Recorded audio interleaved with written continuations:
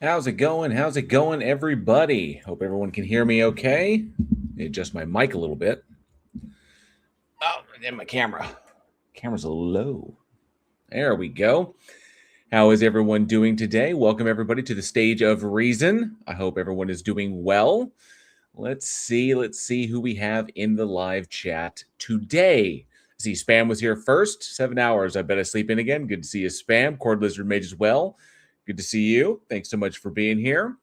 Thank you so much. The Real Pie Kid has become a new member of the Godless Army. Thank you so much, Real Pie Kid. I do appreciate that support. Point Relative, thank you for the obligatory alternative energy. I do appreciate that. Darth Gently is here. Good to see you, Darth. Appreciate you hanging out. Cindy Johnson, good evening to you. I hope you are well. Juggernaut Jared Reed, good to see you. Thanks so much for being here. I see Plot Holes hanging out. Good to see you, Plot Hole. So send me your script again. I can't find it. Give me just 2 seconds. And Calagonchik, good to see you as well. Good evening. And let's see. That looks like it so far. So that's awesome. Excellent start. See some good friends of the channel in there. Welcome everybody to the Stage of Reason. I am JL here at Bridge the Divide. Let me crack open my cold one. It's just a Diet Coke. That's all it is. And if this is your first time here, this is the stage where we talk to believers and individuals about what they believe and why across a variety of different topics, and we have some prompts up on the screen as well if people are interested in that as soon as I remove that so that people can see the stuff that we talk about.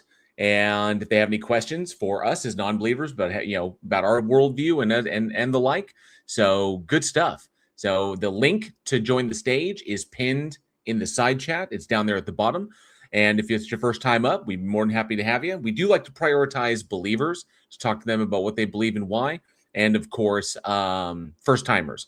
Like to prioritize people who have not been up first. But the stage is open and we welcome anybody who'd like to come up. So I hope everyone's doing well. Really quick to kind of sort this out. See Andrew's hanging out there in the back.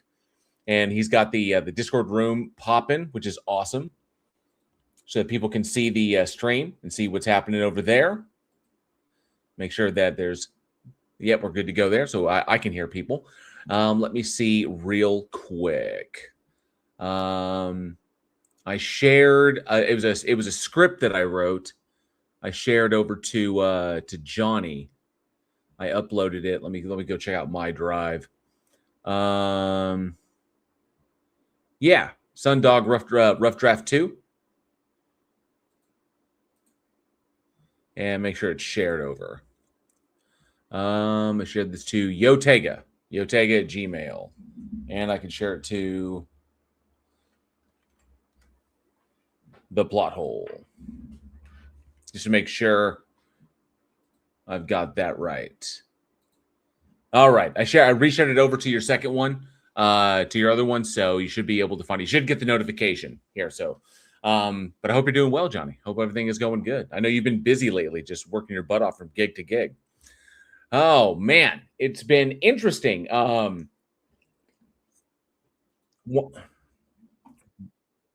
One thing I am happy to say is that I am closing in on 15K.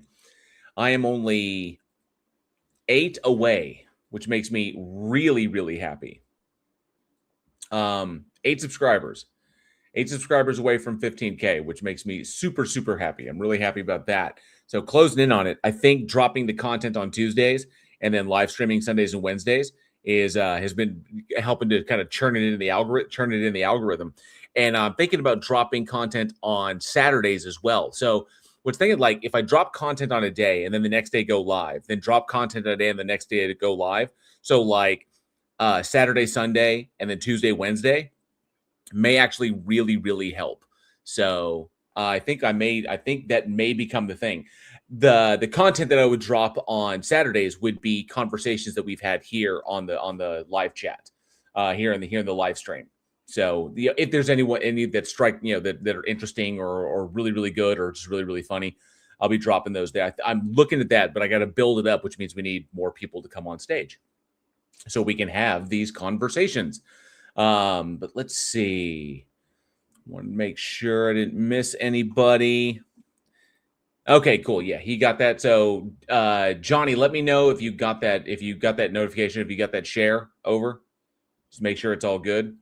And I believe I shared it in PDF format, so it should be readable. Adding the text on screen was a welcome addition to your dropped content. Jail. Oh, awesome, fantastic.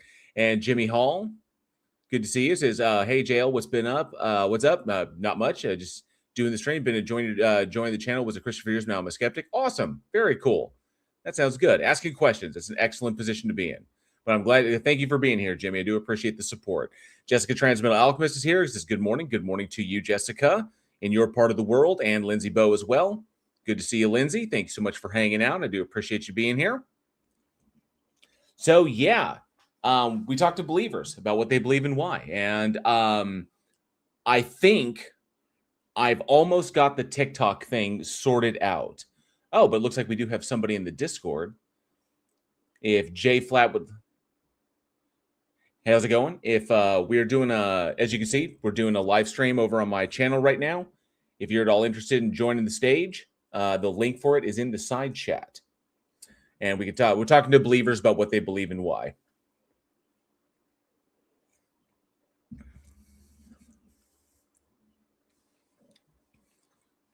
We'd like to hear it, but we'd like to hear it over on the live stream, because right now here in the Discord, nobody can hear you but me.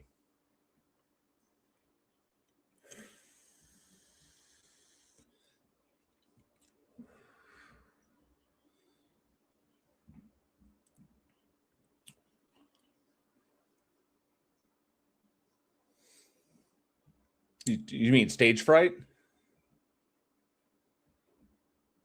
Well, it's no different than Discord. It's just that it's on my channel. That's the only difference. And in fact, we're showing the stream like in the Discord room, so you can see what we're actually doing, like what's going on.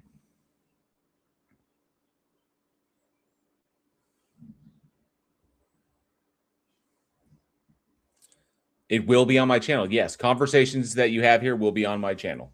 So. Yes, Juggernaut Jared Reed. The dude in Discord just said that. The Discord is like space. Nobody can hear you scream. That is very true. Spam Goes here, says, I'm ready to be converted today. I feel it's a good time to become a Martian whirling dervish. Nice. Sedona, good to see you. Thanks so much for being here. Oh, I see Ann Calagonchik has popped in. Well, until we're able to get Believer up on stage, let's see what's going on. Hello. How's it going? It's okay. It's okay. It's a little bit hot over here in Russia, but happens. I have a quick argument to run by you if you don't have any believers yet. So if it's okay. Sure. What you got? I'm working on an argument. It's a little bit late for this month to do it, but I guess it's going to be helpful next year as well. So why not? I'm working on an argument why Jesus was gay. Have you thought about it much? I haven't. I mean, we're talking about a cult leader who ran around with a bunch of dudes, but yeah, that's the one for sure. There's also some silly small ones that little boy running away, this stuff. You probably know your Bible, right? Yeah. So what leads you to think that, or what's the argument for Jesus being gay? It's just like a critique of certain verses in the Bible? Yeah, I'm working it with my priest, my ex-priest as well. So he's helping me a lot with some sources. I need to put it in some formal way for sure. But one really interesting thing that I'm doing what apologists usually do. They interpret Bible through Bible. and they can say to me that you can't use Bible as a source to interpret Bible because then like all their arguments are kind of falling apart.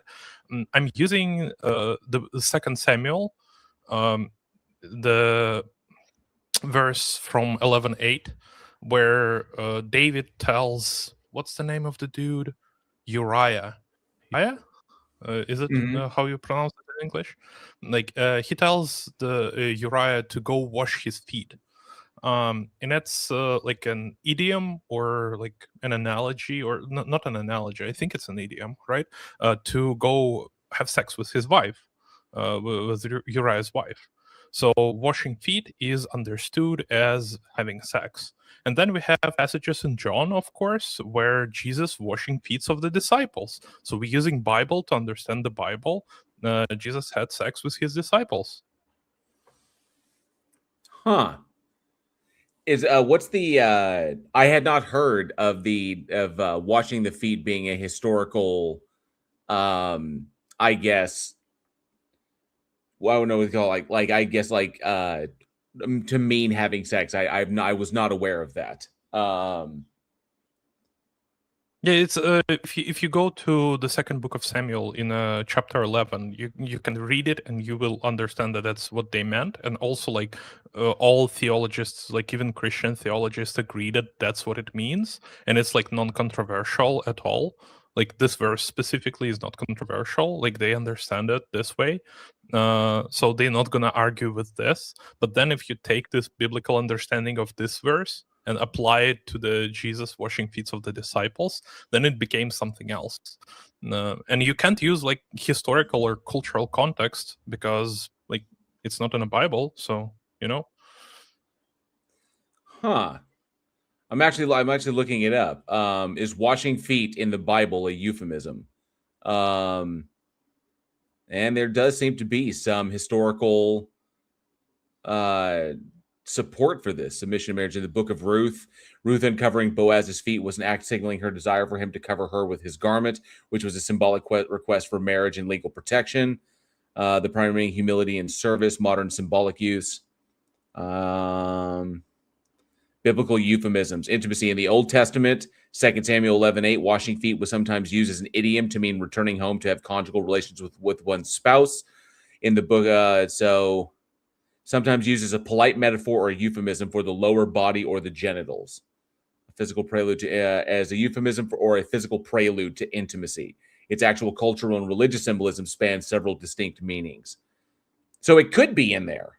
yeah, That could. So there's some historical there's historical evidence that supports the possibility of that interpretation. yeah. In this specific Huh. verse from like Samuel 11:8, it's not controversial at all. Like that's how everyone basically understand it. So like I don't think there is like one Christian who gonna disagree with this particular verse. They would disagree with Jesus washing feet of the disciples mean the same thing, but who cares, right? I'm just imagining like Jesus running it, or like the disciples running a train on Jesus. Yeah, I'm gonna wash all your feet, and they just like it's just a straight gangbang. That's wild. yeah, It's like all the disciples lined up, and Jesus is like a fucking circus seal. yeah. You know? Like this scene Now, from Grasshopper, or how it was like the I don't the series about hackers in like Silicon Valley, when they are talking about how many dicks you can jerk off at the same time and stuff. Ah. And Point Relative brings up and I remember this episode. Mr. Rogers washed his feet with the mailman and televised it. It was a big deal back in the day.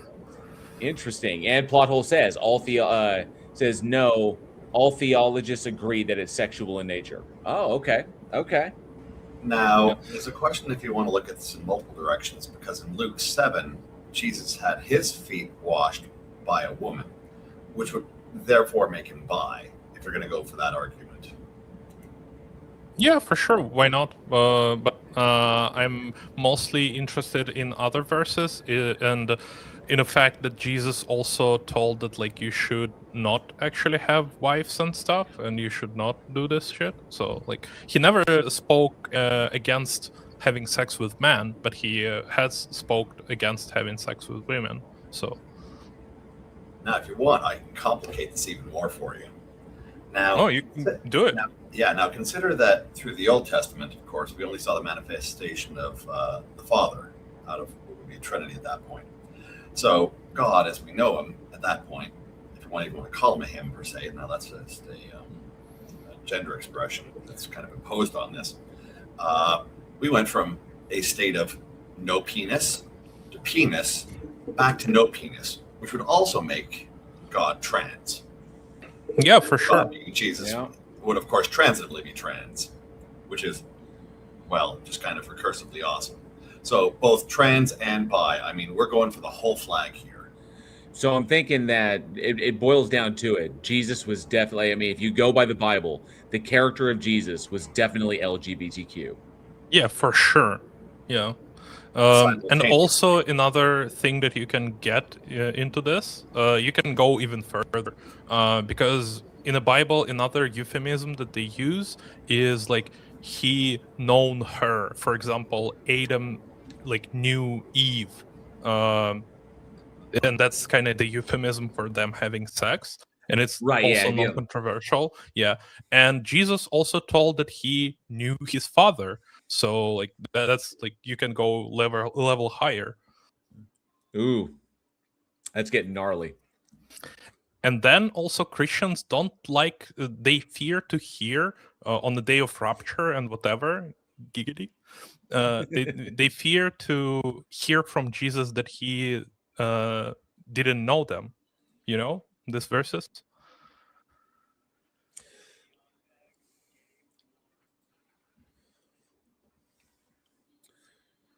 Well, I find that's interesting. It's the first time I'd heard of it, and I may have to run with this if I ever get into a conversation about that. So yeah, it's a funny one, and I'm like working with my priest, and we're gonna add a lot more verses that like help to make like ground a little bit more believable around this stuff. For example, we're gonna talk about how like in Luke and in Matthew, there's like Jesus talking about how you like it's better for you to not get married, and it's better for you to like live your family and stuff. So like it helps a little bit as well. Well, most of those things about being better not to marry are apocalyptic in nature with regards to the idea that the end times were pending, which is at the same time, Jesus made another statement, I believe it was to say to the effect of, it would be better to be as a eunuch. Yeah, for sure. That's 1912, Matthew? 1912? So don't go getting married. You know, even having the parts to operate are not entirely essential. You know. Yeah, that's a funny argument to run with, and you can like add a lot of stuff to it as well. So, and it's probably Christians will hate it because like, it works with like just Bible understanding of the book. Like you don't need any like other sources for to support that. It's kind of ironic because at that point, Jesus wants your balls and the tip, and you get the shaft. Yeah. Good to see you, Gregoro Villupo. It says, hi, all people from Pizza Land, from Italy. First time I can get you starting. Pleasure being here. Thank you so much for being here, Craig. I do appreciate it. Plotto says, to base your position on a singular interpretation of a word or phrase is just as dogmatic as those who base their position on their singular interpretation of words or phrases. Agreed. I'll agree. I will agree with that. I will. And Juggernaut Jared Reed says, I was talking to a priest saying that if we are all brothers and sisters in Christ, marrying someone is committing incest. Fun. Super fun. Plottle did have a question for me that's a little bit off topic, and the answer to it was yes. Let me see here real quick. He said, did you read Curry Barker's response to Sally Choi? Yes, I actually did discuss that on a prior live stream. went into it pretty deep. I understand how the art director. I understand the art director's position. Sally Choi's take on it. I think his.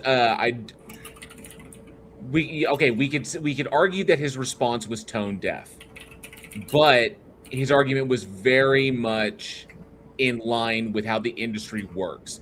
If Obsession had bombed, like if it had completely tanked, she would have happily taken the money that she got and then gone on and moved to another onto another project, and Curry would have taken the bulk of the hit.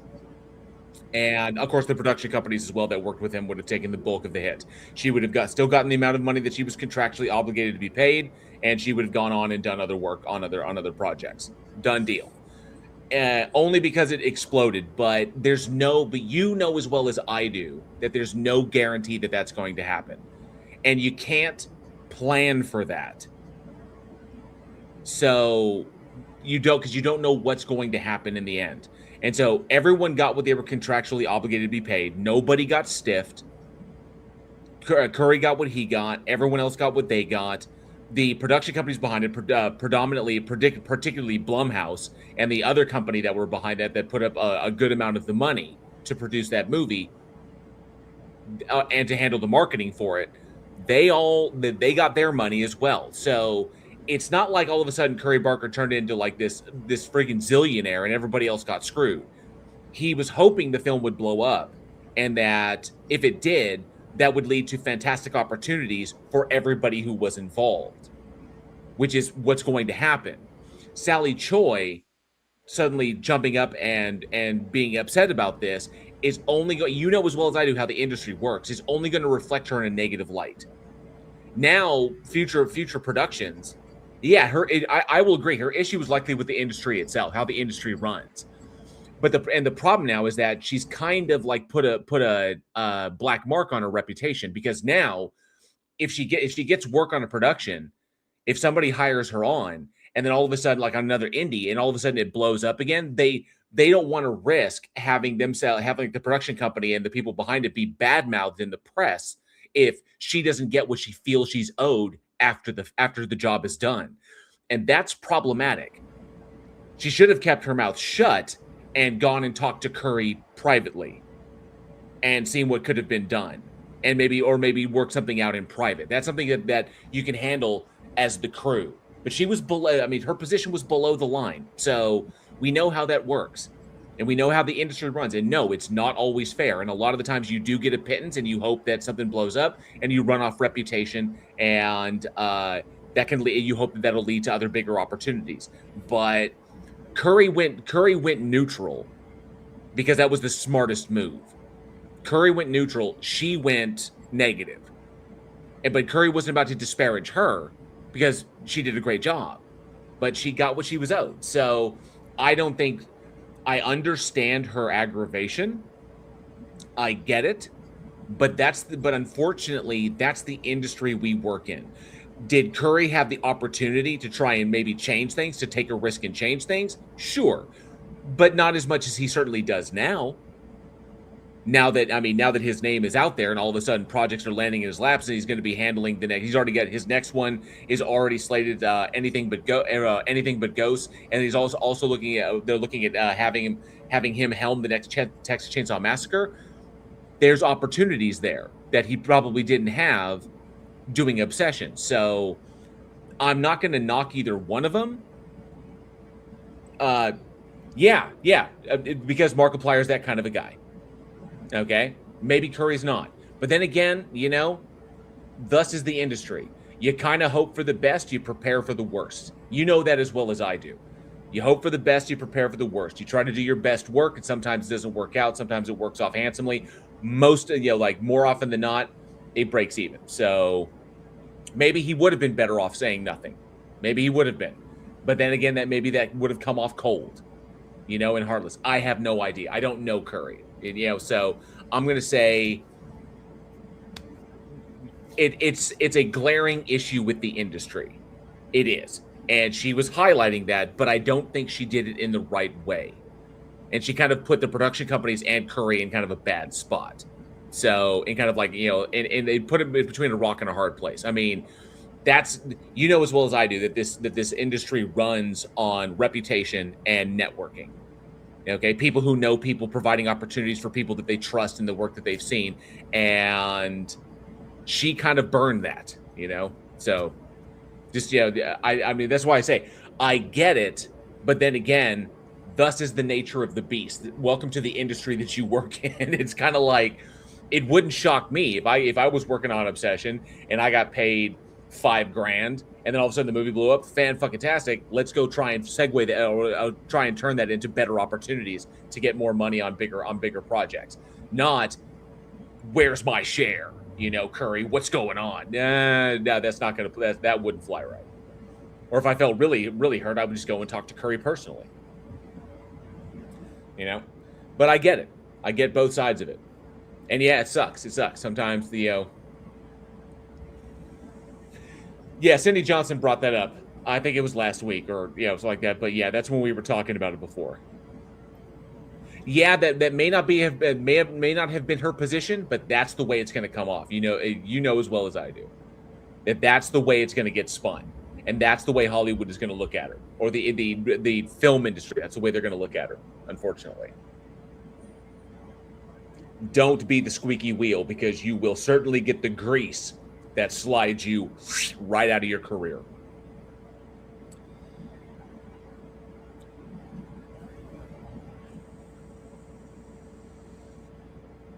So you're saying she got what's this drama about?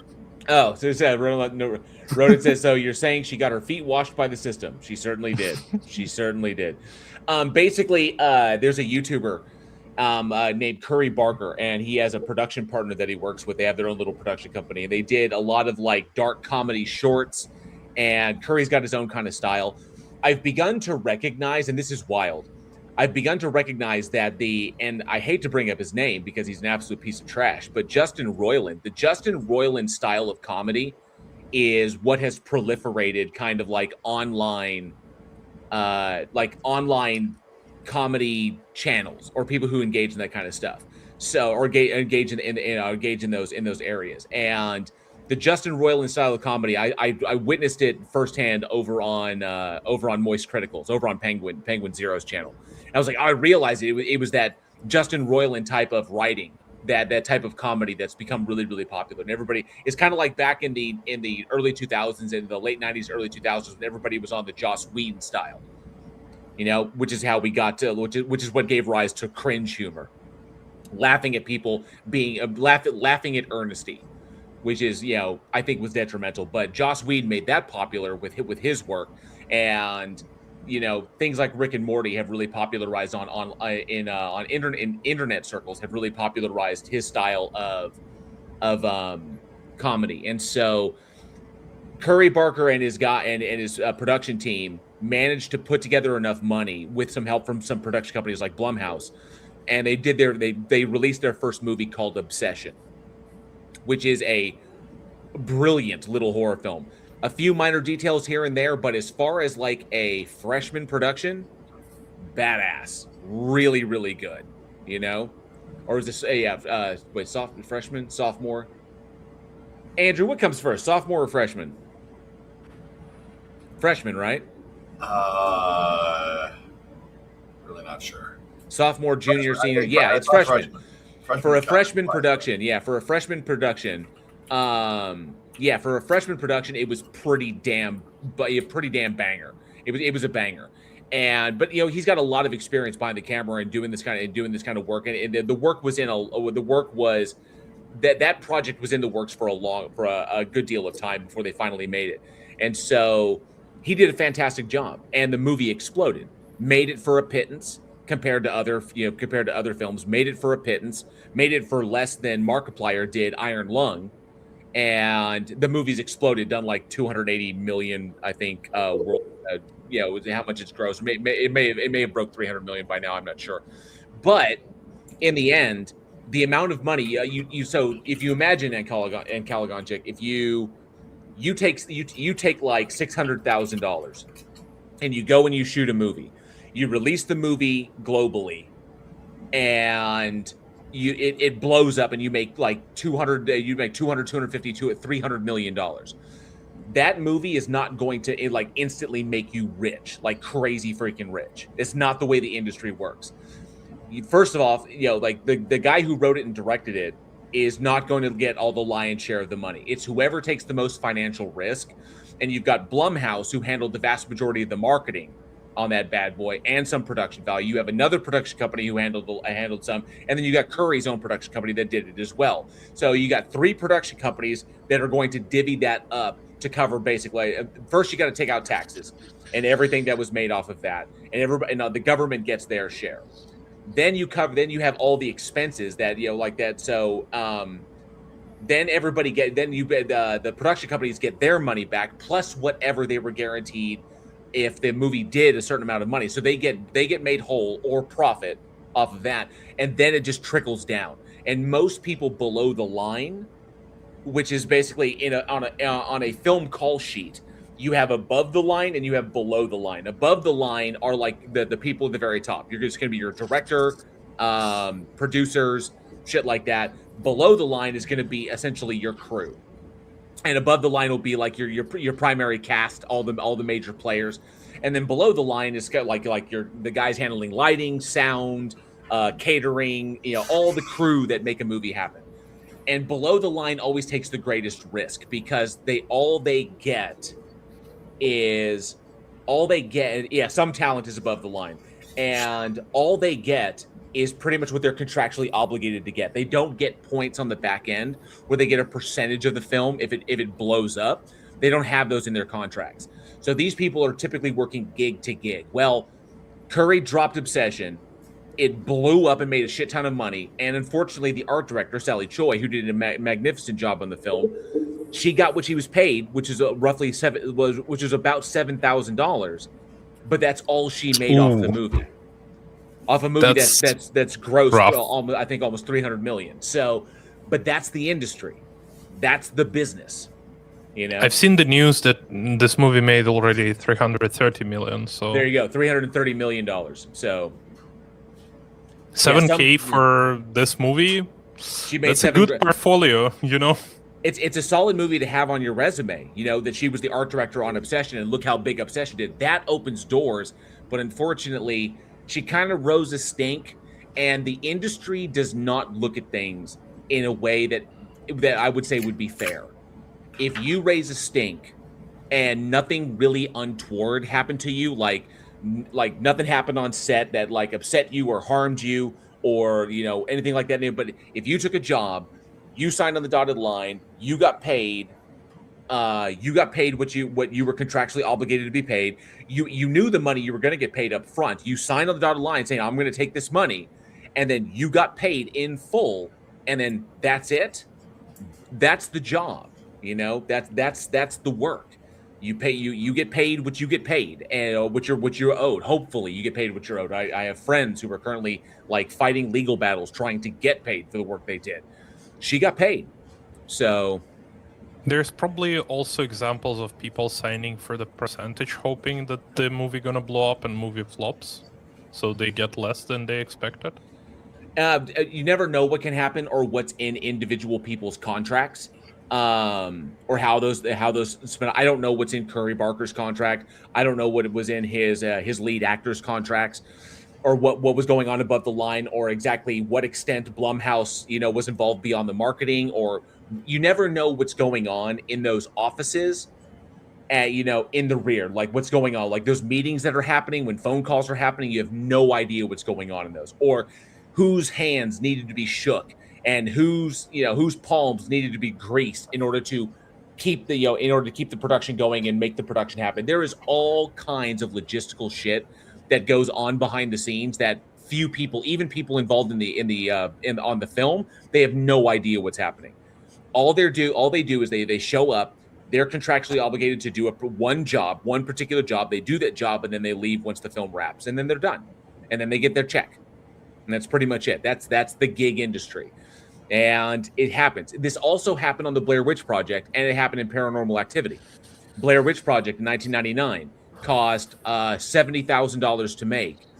with a pretty lean but awesome marketing campaign, which I think drove it up to like 120. But that sucker grossed, like, this is 1999, and it grossed almost $300 million, like 278 million. It's like that was the Blair Witch Project. Those actors involved,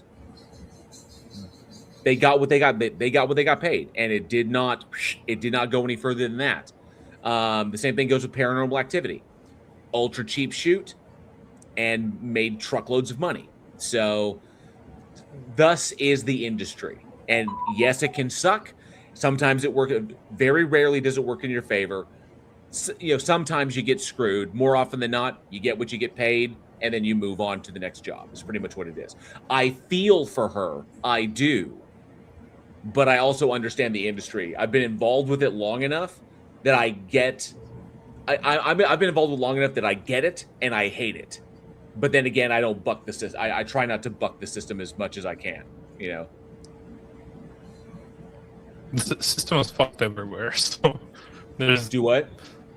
the system is fucked everywhere, so there's nothing bad to like talk a little shit about the system. Yeah, I get it. And I mean, hopefully Sally Choi is able to land some really solid projects as the art director with her name attached. I hope that she didn't kind of burn bridges and give herself a bit of a reputation for causing a stink when she doesn't get paid what she feels she's owed beyond what she's contractually obligated. That could do more harm to her business, because like I said, the industry, I agree with her. A bonus would have been nice off of the dump truck of money that movie made, but her causing a stink about that is the industry is not going to look at it like that. They're going to look at her like someone who causes problems when they don't feel that when they don't feel like they're getting what they're owed. And unfortunately, yeah, probably. Yeah, and because the industry simply won't have time for her, because the industry is very, very high paced, especially at that level when you're getting up. The industry is very high paced. It happens now. It's very much like things take a while to get in motion, but once they get in motion, they've got to go. It's like, we got to get it done now, because that's the business. We have a set amount of time we have to shoot this entire freaking picture in. We have it scheduled down to literally like the minute as to what we are shooting every single day. If you put a hiccup on that, we lose money because we fall behind, and we can't do that. Someone wants to cause a stink. The industry doesn't like that, and the only people who can usually get away with that are like top-notch, next-level talent who have earned their stripes and paid their dues. Those people can get away with it, but they can't get away with it forever. Eventually, their reputation will supersede their talent, and the industry will simply stop calling them. So you just take a look at there's a number of solid actors who have great talent, and the movie industry stopped calling because they're just impossible to work with. Isn't that what happened with Stallone? No? Sylvester Stallone? I don't think so. Stallone's still working. Katherine Heigl, I remember, got into a lot of. Katherine Heigl's one. Yep. Katherine Heigl is a solid example of a younger actor it happened to. Faye Dunaway is another great example. Towards the end of her career, I mean, she was kind of eking it out from performance to performance, but there were a lot of years in between movies because she was notoriously an absolute horror when she was on set. Nobody liked working with Faye Dunaway, despite the fact that she is enormously talented, like phenomenally talented, but nobody liked working with her because she was a pain in the ass. So. And then you have people who are a pain in the ass, but they are phenomenally professional, and everybody wants to work with them. Bette Davis is a legend, and Bette Davis was notoriously old Hollywood. She brooked no shit. She was always early, always knew her stuff, and was always on point. And she let people know when they were fucking up and falling behind. But because she was such a consummate, unfailing professional, everybody wanted to work with Bette Davis. Plottle brings up Ed Norton is a complete pain in the ass for many reasons. Still gets hired because he's a phenomenal talent. He's a really good talent.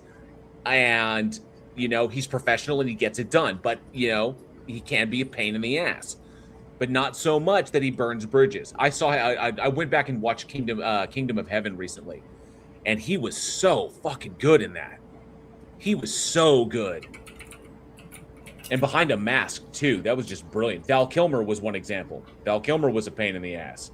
But then again, Val Kilmer had, in his defense, Kilmer had a lot of, at the time of Dr. Moreau, when that was going on, Island Dr. Moreau, he had a lot of really bad personal shit going on in his life.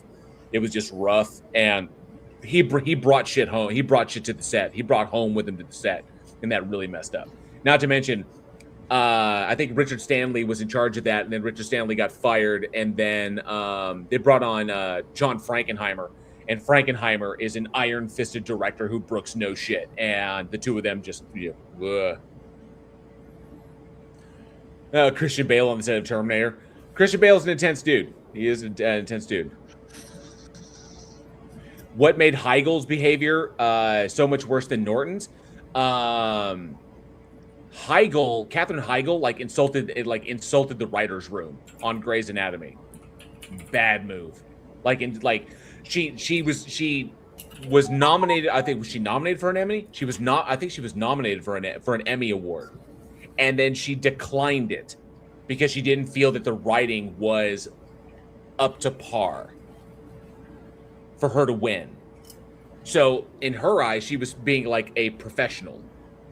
Like a consummate professional, but in reality, she bit the hand that feeds. How's it going, pal? We're currently live on YouTube. You can see the stream in the room. If you're a believer, we'd like to talk to you about what you believe and why. You can click the link in the side chat.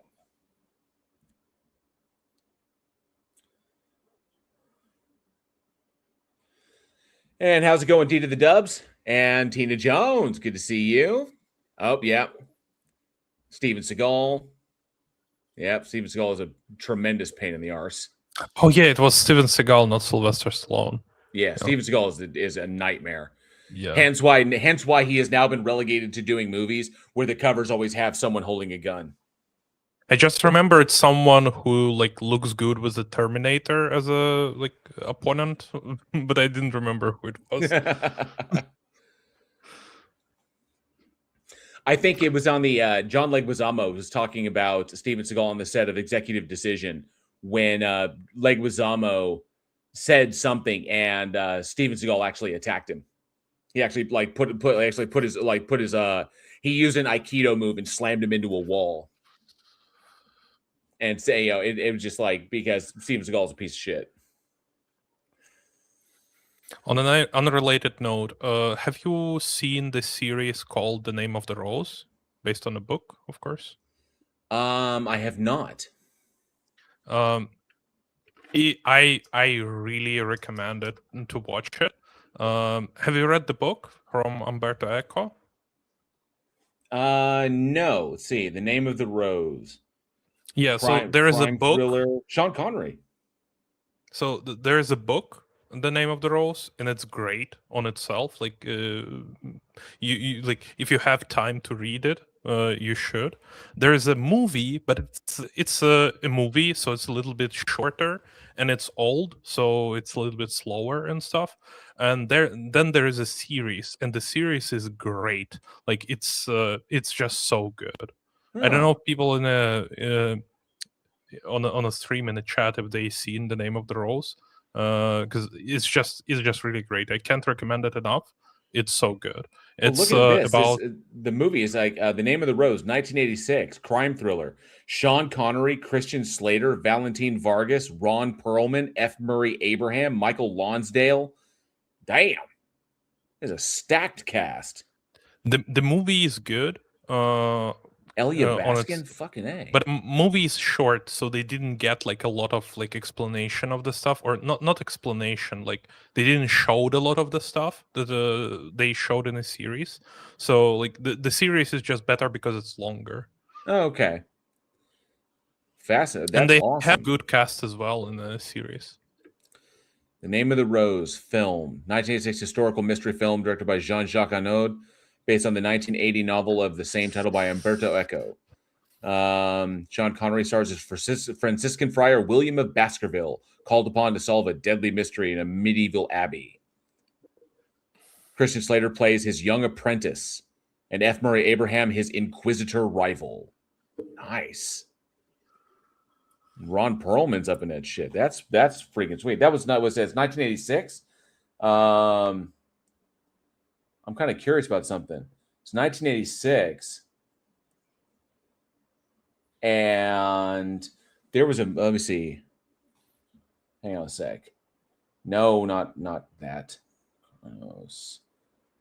Movie.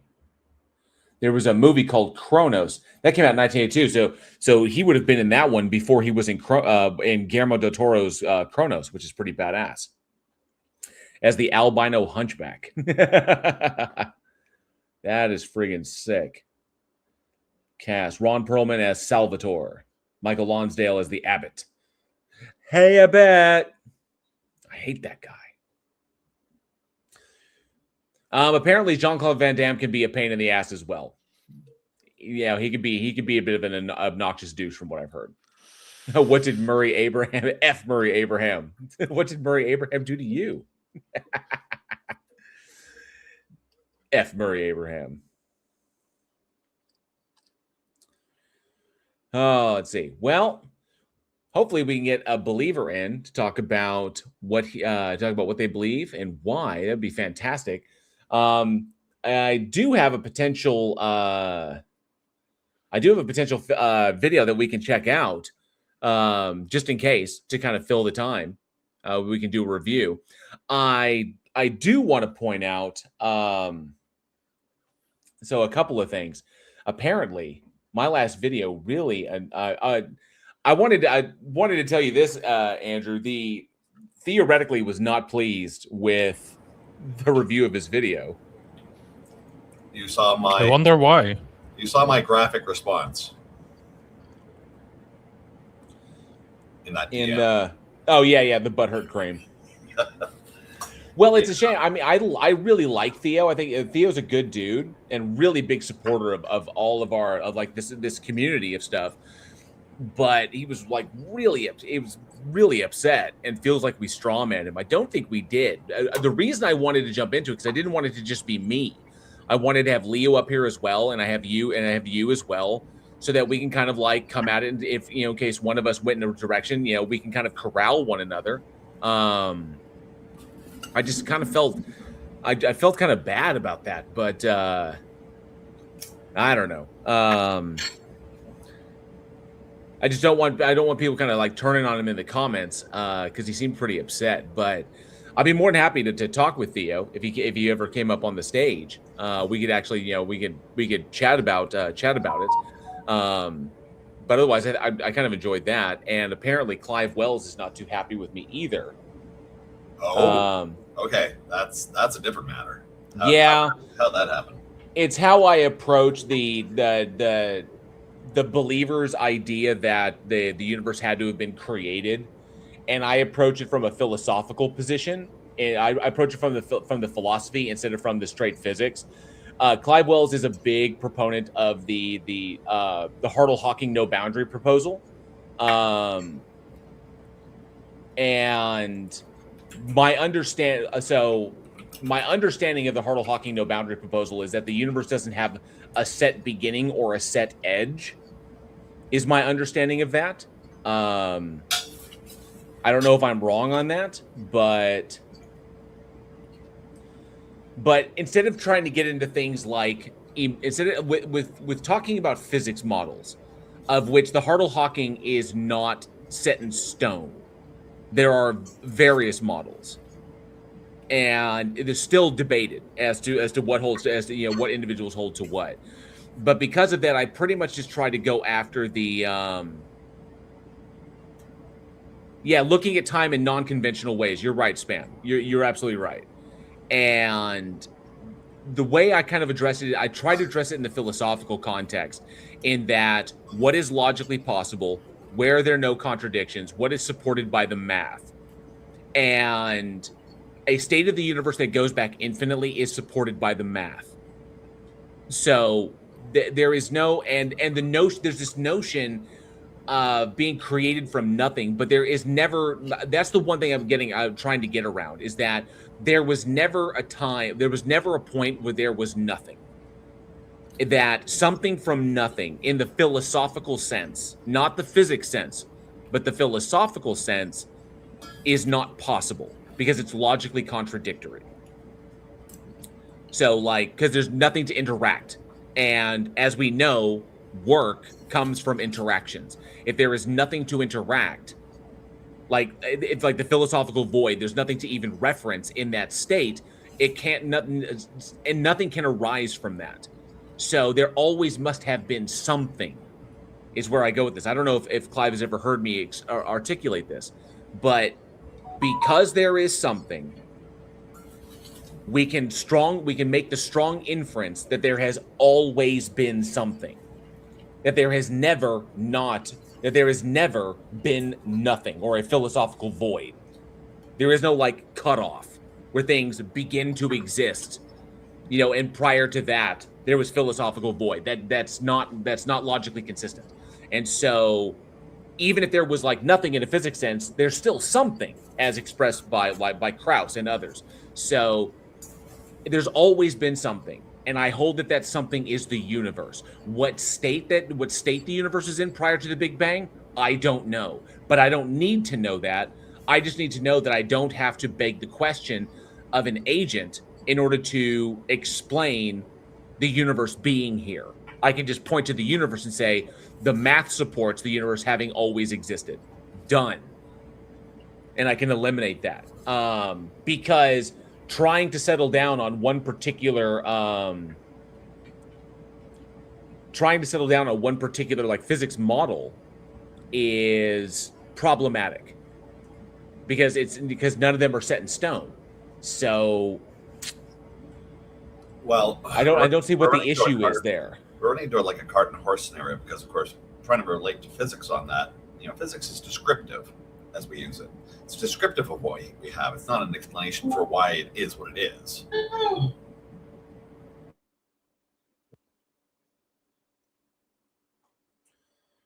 I don't know who that was in the... Yeah, that was Discord for a second. Yeah, okay. Checking on it. Avoid the void. Yeah, exactly. Avoid the void. So that's the kicker. That's kind of the crazy thing about the philosophical void is it's essentially an incoherent state, because anytime you try to quantify it in any way, you wind up reifying it. It's meant to describe a state in which it's kind of like a stateless state or a state of statelessness, but you can't have a state like a stateless state, because if something has a state, it can't be stateless. So, or like a referenceless reference is like, it's weird. And so there's nothing there to hang your hat on is the best way I can describe it. In the pure philosophical sense of nothing, in which there's like how to do it. You can't do it without reifying it. That's the problem. I can't quantify it. I can't say it is the absence of something. It is the absence of something, because absence of something is still something in and of itself. Because the philosophical void can't be quantified like that. It's essentially incoherence. There's no reference there. There's nothing to like say it is the opposite of something else. You could say it's the philosophical void is the opposite of reality, because reality is coherent. Reality is, I would say reality is coherent, but in that respect, the opposite of that would be incoherence, thus the philosophical void. So I think that's where it gets problematic. I don't know. But I'm just saying, I approach this as a way that I don't have to rely. I approach it in a way to show that the believer is being forced by their worldview to commit a logical fallacy to try and explain why the world exists the way it does, or to support the assumption that the universe exists in the way it does for a reason, for like intentionality, to protect their required telos, which is not necessary. So that's the way I approach it. I'm not shitting on the HHP. I don't shit on it, but I mean, there's no point in me bringing up any one of them. What's important is what is most parsimonious, what is the most logically consistent, and what is consistent with the evidence, which is the math, which is what I would say. So I don't know. I don't even know if Clive is here. He's probably mad at me. I don't want him to be mad at me. I don't. Given that these are all just open hypotheses and all of the various experts in the different camps they fall into are all hotly debating amongst themselves. Right. The thing about us being lay people, not being completely sold on one versus the other, sounds to be the absolutely most sensible thing that we could be doing. Yeah. It's like, I'm not even qualified to have this conversation, so you're upset I'm not taking your position knowing that the deal isn't settled? I shouldn't be taking a position. I should expressly not be taking a position, so you getting any kind of flack just doesn't make sense. Right, because any from what I understand, any philosophical model or any cosmological model that I could bring up has various counters to it, and they could just bring up that counter because none of it is set in stone at this point, and so they could just counter it with the rebuttals to that. And I was like, well, we're not going to get anywhere in the for the sake of conversation. We're not going to get anywhere by me bringing up a mathematically backed cosmological model, but one that we haven't demonstrated to in fact be the case, and then there are obvious rebuttals to that. Like, for example, if I were to bring up, there was something that I was looking at.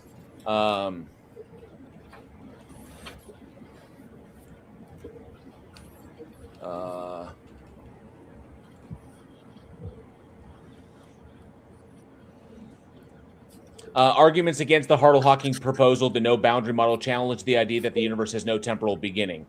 Skeptics focus on its mathematical foundation, its predictions regarding cosmic evolution, and the lack of a complete, universally accepted theory of quantum gravity. Mathematical instabilities and path integral issues, the wrong universe prediction, lack of falsifiability and observational evidence, philosophical and theological limitations, yada, yada, yada, yada, yada. So, I mean, Susskind brought up a challenge to the Hartle-Hawking no boundary. His following argument against this was from Leonard Susskind. I have to actually see if I can bring this up. Given the observed cosmic acceleration, Leonard Susskind has presented the following argument against the HHNP and NBP for the quantum state of the universe. It should most likely lead to a nearly empty, large de Sitter universe rather than to early rapid inflation. Even if one adds the condition of observers, they are most likely to form by quantum fluctuations in de Sitter and therefore not see the structure that we observe. Here I present my own amplified version of this argument and consider possible resolutions, one of which seems to imply that inflation expands the universe to be larger than 10 to the ridiculous number. I'm not even going to try and read that. So 10 Pretty to accurate. Absurdly ridiculous number. It looks to me like 10 to the 10 to the 10 to the 122nd. So it's just ridiculous. But this looks to be behind a paywall. All the good stuff always behind a paywall. I know, right? Freaking obnoxious. 24 pages, later 8 references added in a distinction between Linz and Vilenkin's tunneling proposals, high energy physics theory, general relativity, and quantum cosmology. Journal reference is JCAP 701, related DOI. Let's see if I can pull this up. Suskind's challenge to the Hartle-Hawking no boundary proposal and possible resolutions. Given the observed cosmic acceleration, Susskind has presented the following arguments, blah, blah, blah. It should most likely, blah, blah, blah. Yeah, I got to pay to access it. But I do have a DOI. I do have a DOI that I can cite. So, but that's pretty much it.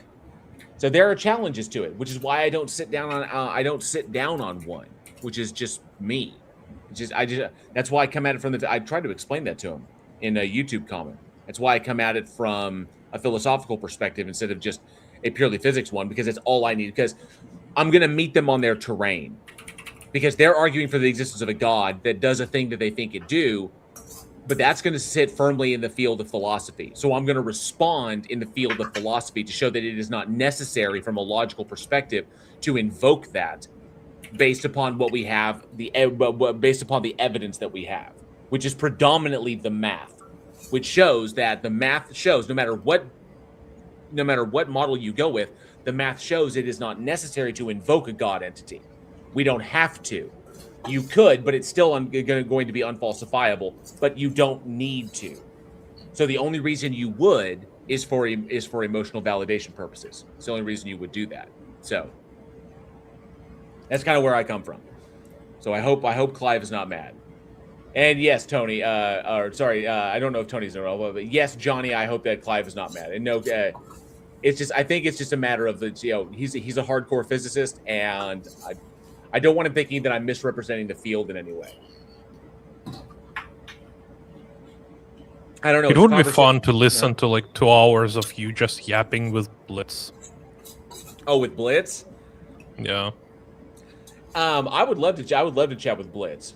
That would be fun. But they're so busy, and they probably have no idea. They don't know who I am. Blitz, Ian, because I'm so much smaller than they are. So they might. I don't know. Yeah, maybe. I think that would be cool. I've learned a great deal from Ian and from allegedly Ian and from Dr. Blitz. It's just that they're really cool. Yeah, in the conversations that we have, the biggest issue that I see, despite the fact that they do phenomenal work, Justin does phenomenal work, Justin DZ does phenomenal work, Dr. Blitz, allegedly Ian, they all do fantastic work. My biggest issue with what they do, and even to an extent, John Cohen does fantastic stuff.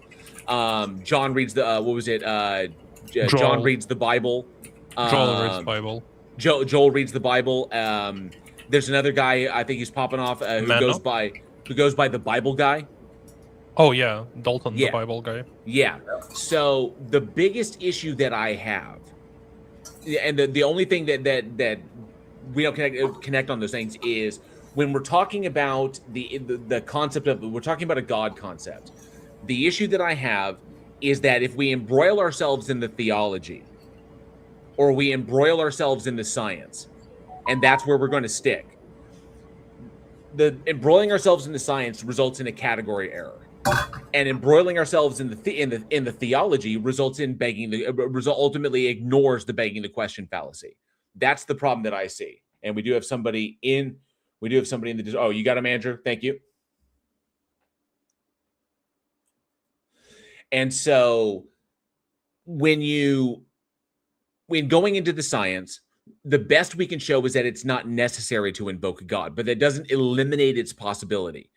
It just reduces it into an unfalsifiable concept, which is good if they accept the science, which is problematic.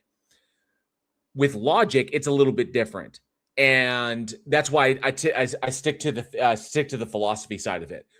With theology, they can banter about how interpretations of the Bible or interpretations of the theology are incorrect, or they lead to issues, but they can just literally ignore those and say that your hermeneutical interpretation is incorrect, which I also find problematic. I'd rather go to the heart of it and address the begging the question fallacy on the theological side. What's the core thing that all of this is propped up upon? Is this one proposition? Does the God exist? We need to handle that before we even start looking at the theology. So I feel, even though they do phenomenal work and I really enjoy their work, I feel they kind of are hitting around the target. If we're aiming at, if we're doing archery, they're hitting all around the bullseye. When I think we could go right for the bullseye. Isn't that kind of the thing? Welcome. What's up? Hi, Josiel.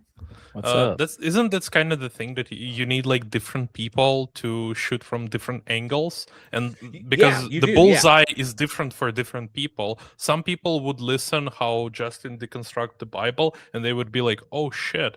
Like all the things that I believed are actually not true." But the other people are gonna be like, "No, I believe Bible is true because of like my logic and soundness and other stuff." And they're gonna go to Ian, and Ian gonna destroy them, and like they're gonna be like, "Oh shit, my stuff actually doesn't work." And some of them gonna go to you, and you're gonna like do the different thing, and then to the Blitz is gonna do the different thing. Like it's all just hitting the same target and getting different bullseyes. Well, if I can say, I agree with a lot of what Ian says. The only one of the big things that I think I disagree with him on is he's a more realist. and I don't know, his reasons for being a more realist, I don't think go through. But yeah. Oh, I do have somebody in the back, MR Cipher. I just want to make sure that the audio is coming through. Fantastic. Yeah, this is the individual we had a conversation with last week. Oh, okay. Yeah, Okay, great. Okay, then So- I'm gonna go sleep. It's 3 at night for me, but have fun. I hope he's it's a believer. 7 p.m. for me. That's crazy. It's because and Kalaganchik over there is He's coming Russian. in, is coming in from Russia from. We met with Josiah. Yeah. Awesome. Well, thank you so I'm much for coming acquainted. up there. Take it easy, Hank. Yeah. Bye. See you, man. Thank you. All right. And MR Cipher, I know we that's right, we had him up last week. Cipher, Hello, how are we doing? doing good. Good to see you guys again. So I heard you guys talking about the Bible. Is that still being discussed? I just heard a brief. I was just joined the Discord, heard a brief part of the stream. Any theological stuff going on? I'm always interested in that type of stuff. It's not actually me. I'm sorry. Oh, I can no problem. Take it easy, Ant. The kicker, what I was kind of like just like rambling on about is kind of like how I approach my content and how I approach these stages, in that I recognize the validity and I recognize the strength of having channels out that engage in like theological discussions or engage really, really hard in the science. Yeah. I'm more of a silver bullet guy, and I think that a channel like non-believers who engage in these conversations and they go really, really hard in the science or they go really hard in the theology, I feel are striking around the bullseye. Really, they're close, but they're not hitting it. And I'm like I said, I'm a silver bullet kind of guy, so I like to like put one between its eyes and be done with it. No, that makes sense. So that's where I kind of approach it from. Well, no. I mean, I have some. If you guys want to hear some like interesting facts, I used to study the Bible decently. I just use concordances to go through like the Aramaic and the Greek and stuff. If you guys want to hear any cool facts about that, I'm more than willing to share a couple. My headphones are about to die, so I have to hop off pretty quick here. But if I have one, if you guys would like to hear it, maybe it could add some context to like what people are saying when they say certain things. Yeah, what you got? So back in the New Testament, there's a portion of the Bible where Jesus essentially says like, my believers are the salt of the earth, and a lot of people don't really know what that means. They just kind of assume, okay, well, salt is a commodity. Maybe it's important. Maybe that's what they're saying is like it's valuable. But what he's actually saying is that salt at that time was worth its weight in gold to the Romans. So some Roman soldiers actually get paid in salt. So he's trying to say is like, my believers are like gold. Like they're so valuable that like you can't even lose them. And I think that's so interesting as an atheist personally, to where a lot of Christians don't know that. They don't know all the kind of like parabolic, I guess, like references in their own text, which I think is like very interesting. Because if you go to an average church service, you're not going to hear stuff like that. You know what I mean? Like the original word for in Greek for church is actually ecclesia, which is just talking about like a group of people standing together. It's not a building. It's not a Sunday service. It's not a coffee thing.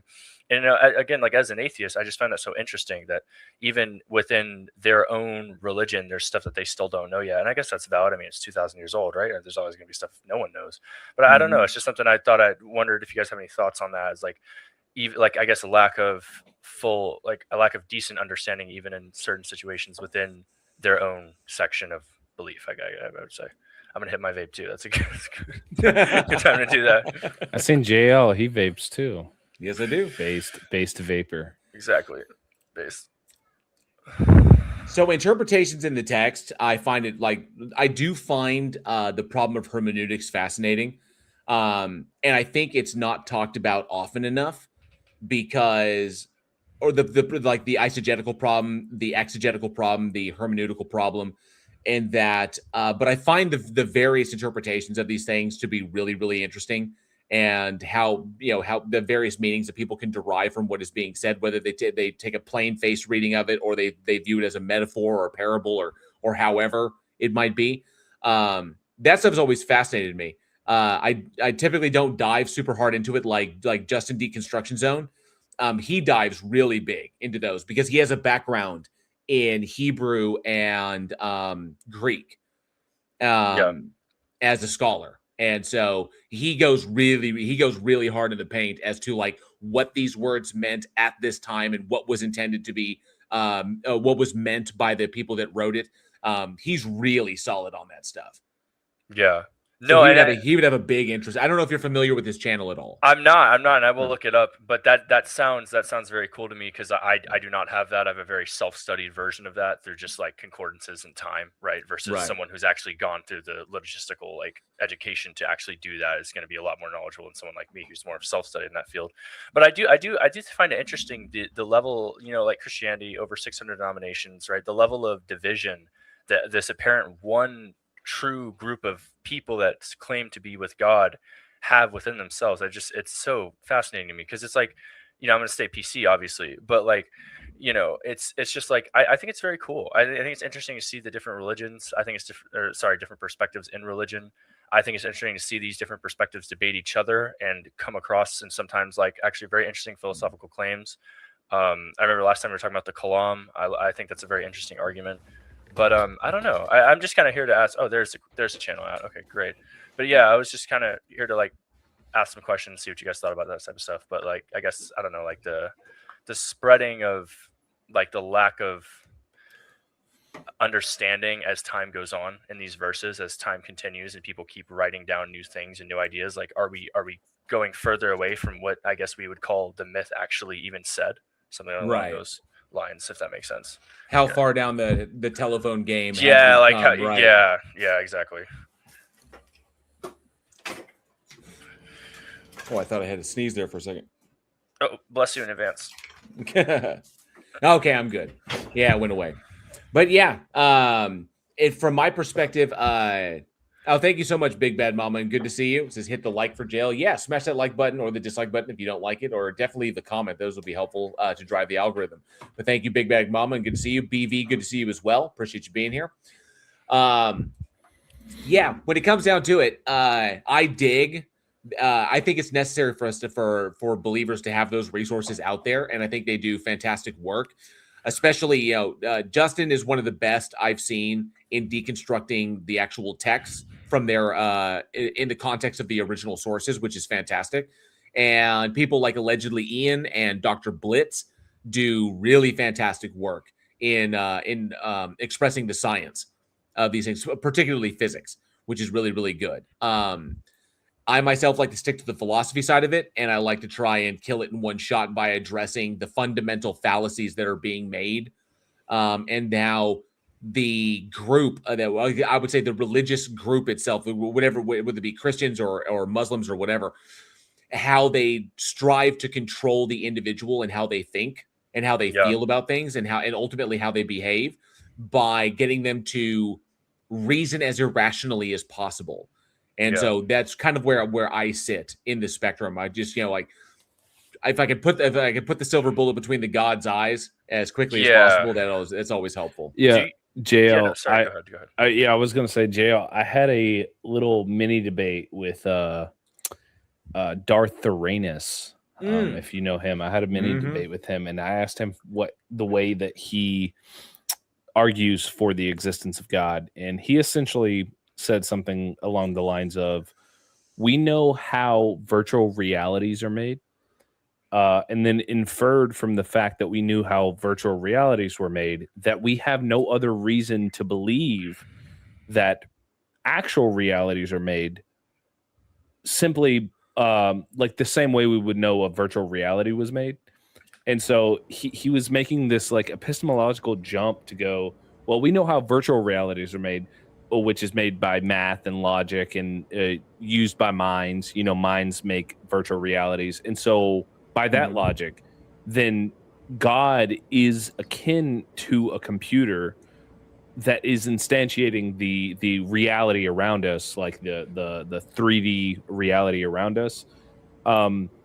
Which I had to, it took me a while to get, nobody on fire jumped in on this as well. But yeah, it took me a while to get him to understand. I don't think he's really understood what we were trying to tell him. But, you know, I was trying to tell him, like, look, you're making this jump between a virtual reality, which is on like a screen, which is just a recreation of the reality that is around us, to like the actual reality, which like it's essentially just like saying,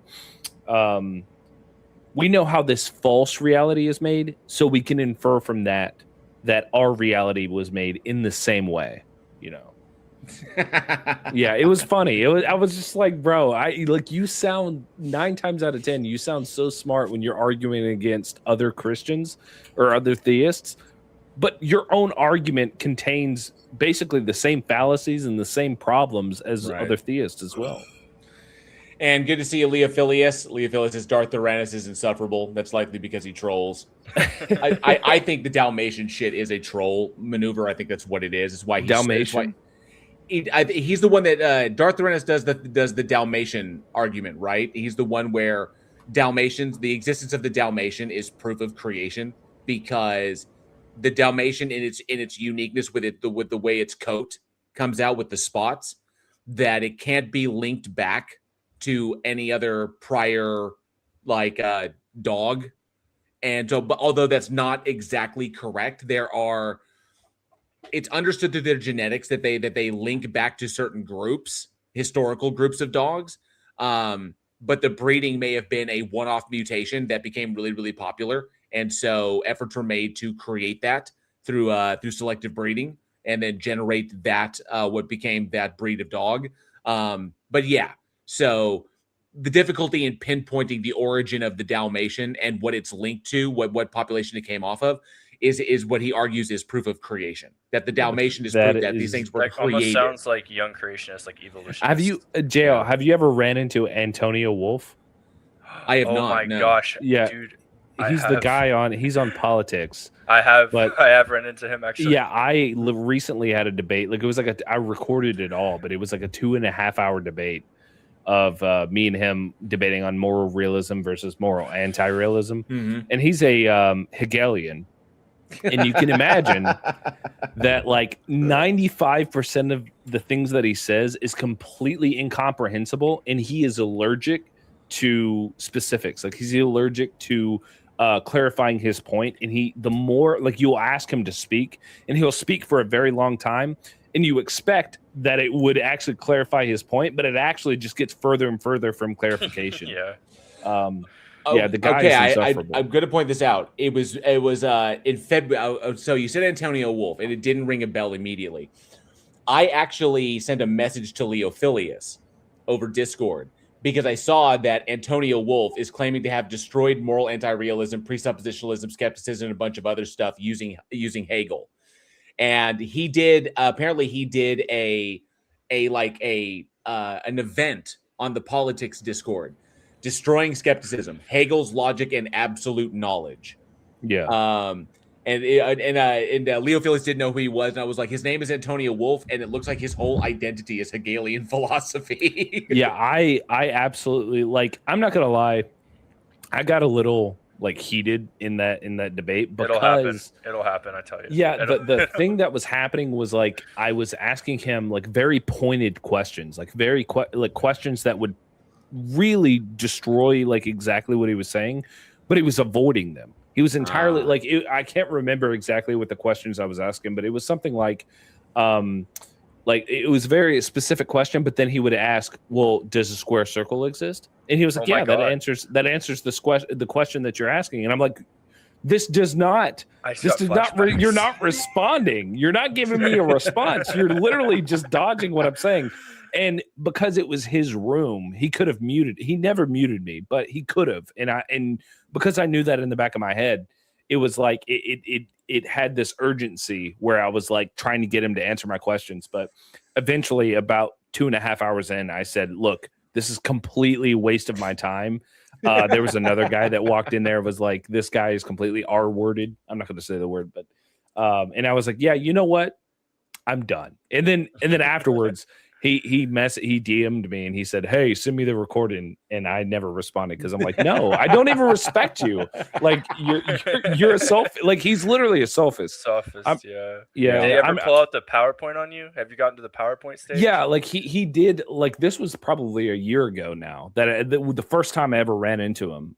He gave me a PowerPoint that was a 12 slide. Yeah. It was a 12 slide PowerPoint on proving the existence of God. Yep. Yeah, I remember that like it was yesterday. Yeah, that was about a year ago for me too. That's crazy. And we were probably in the same call. I'm not gonna lie, but it's possible. I told him why did I'm not familiar with what he had, but I'm guessing it's going to boil down to holding certain metaphysical positions and then arguing as though God is true because he holds those metaphysical positions to be true because the God can sounds about can right. Yeah, yeah. That sounds I've about noticed right. it. That happens a lot. Is like they're obviously begging the question, but it starts from the position of like I'm going to hold this particular metaphysical position to be the case. Like if it's like metaphysical idealism or like some sort of like transcendental universalism or some shit like that.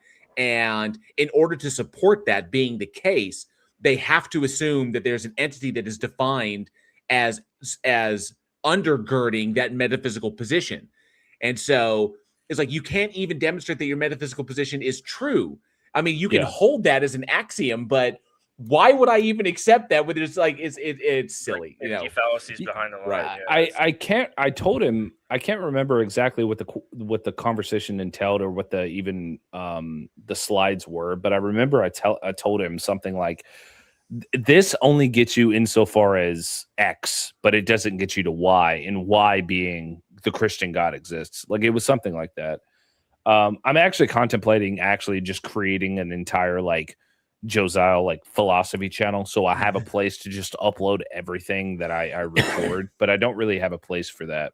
But if I ever do record that, I will send you the link, JL, to the debate I had with him. Yeah, great. Do it. Start from the beginning. Start from pre-Socratic and just work your way all the way to postmodernism.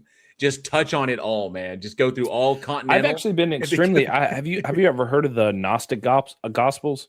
I've jumped down the rabbit hole, and I'm so entertained by it. Like it's demiurge, baby. Yeah, I'm so entertained by that idea of this like evil god, and then the universe is being created by like just as a cosmic accident, or like I don't know how they define it, but like this weird. I don't know. I'm so attracted to like media that has Christian aspects in it, even though I'm an atheist. Like I watched the Passion of the Christ the other day. Me and my girlfriend sat down and watched that, and I loved this like as a story or as a fictional piece of media. I was like, I'm so attracted to this. It had me tearing up. A good show which you might want to check out for like realism in that section of time would be The Chosen. I know it's available now on public. I have heard about that show, and I actually have a friend who is on it. A friend that I went to film school with who actually is acting in that show. Oh, really? I have not watched it myself because it is every trailer I see for it is so cringe. Yeah, it's, like, it's pretty bad. So cringy? It's pretty. It gets into the emotional, like it gets into realism though. Like even Matthew has like a slight hinge of like high functioning autism, and then like it would explain. I swear to God, and it explains why he's so good at taxes. This is real. I'm sitting here like I was like I've seen some clips of it like on YouTube, but sometimes you can't escape it in the work that I do. I get like fucking ads and shit, and the stuff that I've seen, I'm kind of like, why is this almost as melodramatic as fucking like Twin Peaks shit? Yeah. It was like, why is it so melodramatic? It's like, are you a anime fan? Like, do you like anime? Do you watch it? Yeah. I've worked in it. I know you said you did voice. Have you ever seen Neon Genesis Evangelion? Oh yeah. That is, look, dude, when I watched that and I seen the ending of it, and then I watched the ending of it in Neon Genesis Evangelion, like it's so Christian coded. Oh yeah, so it has big time. Come on. Yeah, it has so much Christian themes in it, and that's one of the things that attracted me so much to it. I don't know why. I just like that as a medium for storytelling. I don't know why I find it so compelling, but it's just I don't know. It's just this idea of sacrifice and Jesus and all of this other things. Like I don't find it as like a true. I don't think it's like an actual thing, but like I don't know. I just for some reason I'm just so attracted to that. But yeah, I find Shinji to be an absolute trip. Yeah, you hide behind those smiles and deliberately keep things ambiguous. Just like what a little. yeah. I mean, and it was like I didn't like the ending because I watched the TV show first, and the ending was so confusing to me. And then I watched the movie, and then it gave a better understanding of what the ending of the TV show actually was. And it just clicked. It like all of it clicked in my head. And I was like, oh my God, this is like peak. This is like one of the best anime I've ever watched. I love it. One of the takeaways I can say like that. I mean, because at the end of it, when Shinji has essentially become like the new god character and like is remaking it is like remade reality, and like his first action, I'm like, holy shit, God is an incel. Is that the like the ultimate takeaway from this? Well, it was like he rejected the everybody being one, because the whole thing in there was like they wanted everybody to like the whole problem was everybody was disconnected, and it caused people to be lonely, and it caused people not to have understanding with each other. But the real enemy, or the quote unquote antagonist, which was that group in the anime, which is they wanted everybody to through I forgot the names of the people, but through that person wanted everybody, all of the souls and everybody to be connected into one. And then Shinji, that's what he thought he wanted. He thought he wanted everybody to be one. But then when he realized that even though reality is hard, and even though being not having full understanding of people is difficult, and it causes pain and suffering and stuff, there's actually some sort of value in that. And then once he rejected that, it caused I think it was him and the other person that was part of the Evangelion group that actually got that was inside of the mech suits or whatever, and then everybody basically got to choose. They just got freedom of choice whether they wanted to come back into reality or not. That's actually kind of a beautiful philosophical story about autonomy, right? Exactly. It's like, that sounds gorgeous. Yeah, and it's just cool. people getting to choose whether they want to be. Because imagine we lived in a society or reality where everybody was one being. Yeah. We're like separate beings, but we're also together. It's like everybody uploaded into a computer, and it's like full understanding of everybody's intentions, like what Isn't we that all almost want. like an ancient Hindu type of perspective? I think so. On the world, I don't remember exactly what it's called. I remember watching this really cool. You guys probably know about this podcast. It was called Midnight Gospel. It was very like trippy, very new age type of podcast. It had Duncan Trussell on it.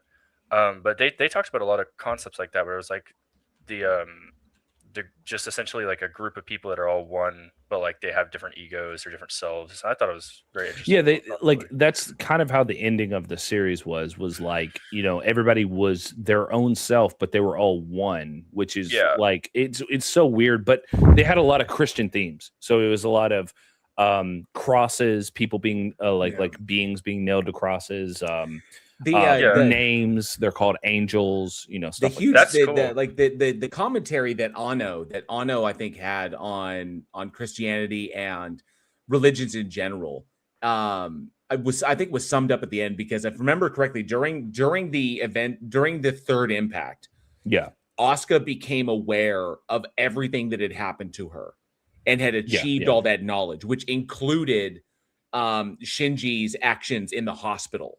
Yeah, dude. And so at the end, when she wakes up, at the end, when Shinji has remade everything and identity is left intact, Shinji, and she wakes up on the beach, is that all of that knowledge there, and seeing Shinji in front of her, and then recognizing that it's kind of like, no matter it was such an I don't want to say nihilistic. It was such a cynical take on humanity, and that essentially that in a way, kind of like we will always be our own worst enemy in that respect, that we will never be able to shed the things that kind of like innately separate us in that respect.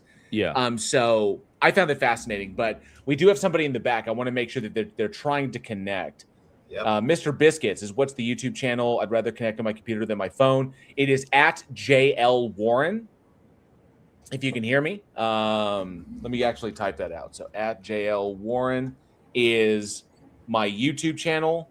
Headphones out. I got to mute or just leave 1 second. Not a problem. So I think Mr. Biscuit wants to come up, and we will see, because his devices aren't connected, so I can't bring him up until his devices are connected.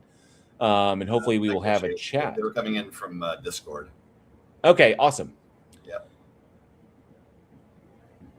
Jessica Transmetal Alchemist says the main influence of Evangelion was the Kabbalah, the Jewish mystical movement during the Middle Ages. The Kabbalah is also a primary influence on one of my favorite Jason Statham movies, Revolver.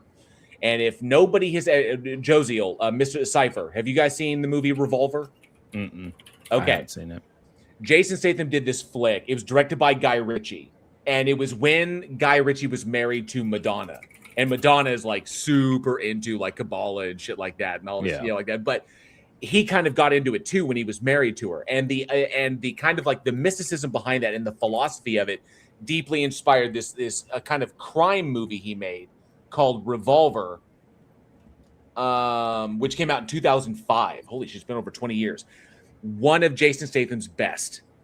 And so I strongly recommend it. If you ever get a chance to watch it. Really interesting philosophical concepts in there about the enemies that we create that in order to justify our own positions and stop from progressing. And how we can overcome these things. There's a lot of things about ego death and all kinds of like wild shit, all done within the landscape of a true crime kind of like it's set in the UK, but very much like UK true crime shit and really, really interesting stuff. I'm in the middle of watching Vinland Saga right now. I'm almost done with it. It's really good. It's got some Christian stuff in there too. What's up, Leo? Awesome. Oh, Cypher, did we lose you for a second? Cypher had an audio issue. I moved him off the stage. His headphones died, and it's kind of like gotcha. Okay. Yeah, he's DMing me on the side, so let me know. How's it going, Jizile? How you doing? Yeah, buddy? I heard of the name Mr. Biscuit, and if I know who that is, I'm hoping they come up on the stage. Really quick, thank you so much, NANA, for gifting 10 memberships to the Godless Army. I do appreciate that. Welcome all the new members. You're not going to name them? You're not going to go through the names of the new members? I have to go over to. I have to mediocre channel. Okay? Thank you. Welcome to the Godless Army, Leo Phileas, who has gotten a channel membership. The Rabbit Hole, Twin Tails, Volta, Live D-Field, Live Deified, Father Grief, Murdoch, Tellerand, and Richard Nathan Holloway. Welcome to the Godless Army. You forgot to freak. I didn't see it. Let's see. 1, 2, 3, 4, 5, 6, 7, 8. You got the freaks in there, right after my name. In the chat, at least. Oh, okay. Why don't I see it? That's weird. He's got him blocked. I guess I do have I thought I unblocked his ass. So you did block him. I did at one point, yeah. I don't blame you. I got so tired of his nonsense. Yeah, I don't blame you. He was part of the group on my channel whenever I was having that debate with Darth Uranus. DeFreak was in there trying to defend his position. It wasn't good. There's just some conversations that are just like a fucking black hole. I swear. Thank you so much. Look, I don't think DeFreak is a bad guy, but some of the stuff he says can be here we go. Like grade A bullshit. Let's see what we got. Mr. Biscuit. Are you able to hear me? Is my audio coming through? Jizile and Mr. Biscuit. Let me know either in the live chat or in the private chat. And good to see you, PhD Tony. Thanks so much for being here. Lindsay, if I just say I killed Earl, good to see you. Thanks so much for being here. So make sure. Oh no, Tony found out I'm a fraud. Whatever shall I do? And audio is great. Fantastic. All right. Mr. Biscuit. Hey, how goes it? Going good. Welcome to the stage. I know it's your first time. What brings you up today? Yeah, I have what I think of as a phenomenological demonstration of God, and I would like you guys to poke holes in it because it's still under development and it it may be a bunch of nonsense. So, just to make sure that I understand that this is this is a personal experience of yours. I think it's a personal experience of everyone, and that's what I hope to demonstrate. Hold on. What is it you're describing as this God thing? Good question. Andrew, Matt Slick is in the chat too. I saw. Yep. Matt Slick is here? Matt Slick is in the Discord. Oh shit! He's currently muted, but I'm hoping that'd be hilarious if we can get him up. So, Mr. Biscuit, you guys want to get him up real quick? I'm interested in hearing you guys talk to Matt. Well, you waited a while and you went through a bunch of hoops to try to make this work. So we got you here now. Yeah, we got you here now, and it's first come, first serve. So Beautiful. So if Matt wants to come up here, if he's watching the stream, if Matt wants to come up here, he can click the link and join. But so give us what you've got as far as this phenomenological experience. Okay, yeah. So before, I think somebody asked a good question. That's the definition first, so I understand what the experience is supposed to be relating to. Yeah, and I think it's important. I'm not. This is not like a neologism or anything like that. I believe in a omniscient, omnipresent, omnibenevolent creator of the universe, and omnipotent. If I didn't say that, Despite the logical contradictions there, I'm willing to go into that if you want. What contradiction? Well, right before we go into this, I am curious to see where you're going to go, because we may never get back to it if we go down a certain road. Right? Yeah, we don't have really, I mean, forward before we move backwards. Yeah, so let's address what you first brought up before we dive into dismantling why that God can't exist. So we'll just go with the phenomena. Yeah. What experience do you think that all of us have had that proves that? Hold on, I do have a question here. For all the properties you've listed, this phenomenological demonstration is supposed to validate the properties you've ascribed to this God thing, correct? I hope so. Okay, so this will actually entail that it holds those properties. I hope so. Yeah. You hope so. Okay, well let's see how that goes. Okay. What do you got? Sure. First, for the demonstration, and this isn't a joke. Is there anyone that I can maybe? I guess it doesn't have to be one-on-one, but one person.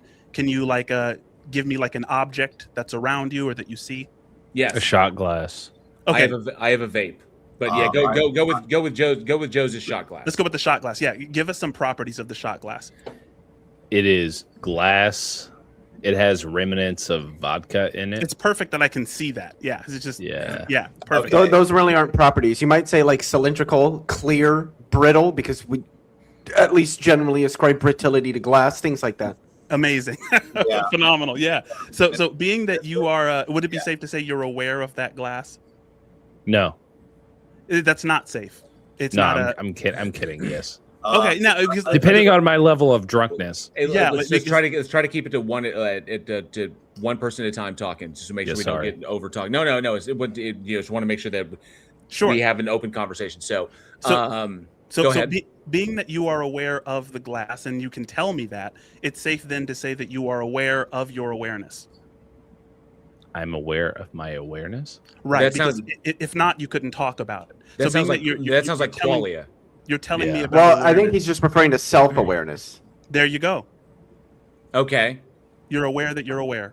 Fair enough? Sure. Okay, so the next step is, which are you more confident in? That there is a shot glass or that you are aware? And why? If you're equally confident in both. I'm equally confident. That's a possible answer. I'm equally confident. I mean, I can speak for myself. I'm equally confident in both. Okay. I'm in complete opposition to everybody so far. Interesting. A variety of answers is great. So, I mean, I'm not even here. If you're equally confident in both, is it possible that the shot glass is an illusion? Yeah, it's possible. Is it possible that awareness is an illusion? Possible under what modality? Like logically possible? Yeah, is it logically possible? I don't find that question coherent. So, if we're talking about going back to the idea that the self, the perception of self itself could be illusory, whereas an experience is being had. We're going all the way back to like Descartes. We could say like there is an experience being had, and it's through the doubting of that experience that we can confirm the experience. But we kind of oftentimes tack on the self because it's the self that is doing the doubting. And so, awareness, but there is still kind of an argument where you could say that even the idea of the self is still something that is presupposed, because it like the self is a thing that you perceive that it is you, and we just kind of identify it as the I, and the I and the cogito. There is an argument that it is still itself presupposed, because that could be an illusion, the illusion of self, that is something that is projected and is not actually real. So it depends upon how far you're willing to go with that as far as skepticism goes. But in order to have there's no logical contradiction. In order to experience an illusion, you must first be aware. awareness is a prerequisite for the illusion experience. So the reason awareness cannot be an illusion is because you must first be aware in order to experience an illusion. Something is aware. We could say that, yeah. We There would you go. presuppose There that is awareness. There is awareness, Yeah, right? That's even there's better. awareness. There is an experience being had, and that there is awareness of the experience, and that allows the experience to be doubted, which confirms the experience, but doesn't confirm what it is that is aware. Yeah. Yeah. Fair. So now going into the demonstration portion, you gave us some portions of you gave us some properties of the glass. What about properties of awareness? The glass is clear. What color is awareness? What shape is it? What color is awareness? Yeah. That's like asking me what the color of ethics is. Ethics doesn't have a color. Neither does awareness. Yeah, I don't think awareness has a color either. I would agree. Biscuit, important question. Okay. On a scale of 1 to 10, what's your favorite color of the alphabet? I would say 12. I think in this respect, I think in this respect, what I would fall down on is that if we're agree talking with about Josiel, by the way. Go ahead. If we're talking about awareness in and of itself, that I attribute awareness to biological function and the capacity of awareness to biological function, because there's enough evidence, and enough experimental confirmation that there is a biological component to that, is insofar as we can tell. That being able to be aware of a thing is hinged upon biological function, and essentially the biological function of your brain, of what we call brains. That things have brains, do have degrees of awareness, and that ours is to an extent fairly complex, or I would say fairly deep as far as awareness goes. But I wouldn't say that there's anything beyond the biology there. It was like, because we can test that, we can actually reduce the amount of awareness a person has by mucking with their biology. And there's experimental confirmation there. So I wouldn't go beyond the biology. Yeah, I think I would disagree with a lot of what you said and agree with a lot as well. But so far right now, we're saying awareness is not the type of thing that has a color. Just like somebody said, what color is ethics, right? It's in the same vein. It's a mental phenomenon is what it is. It falls under the umbrella of consciousness. I would disagree there. I think that mental objects appear within awareness, but that's not where we are. I'm a realist, so I don't know if you're an idealist. I'm a metaphysical realist, so... That's fair. But so far we're at, there is awareness. Awareness has no color. Does awareness have a shape? Of course not. No, okay, it's a mental phenomenon. Well, yeah, I understand that, but we're talking about that. Whether it's a phenomenon or not is... I'm going to start writing this down. Is not important at the moment. So we're dealing so far with an invisible, shapeless being. By being, I just mean isness in philosophy.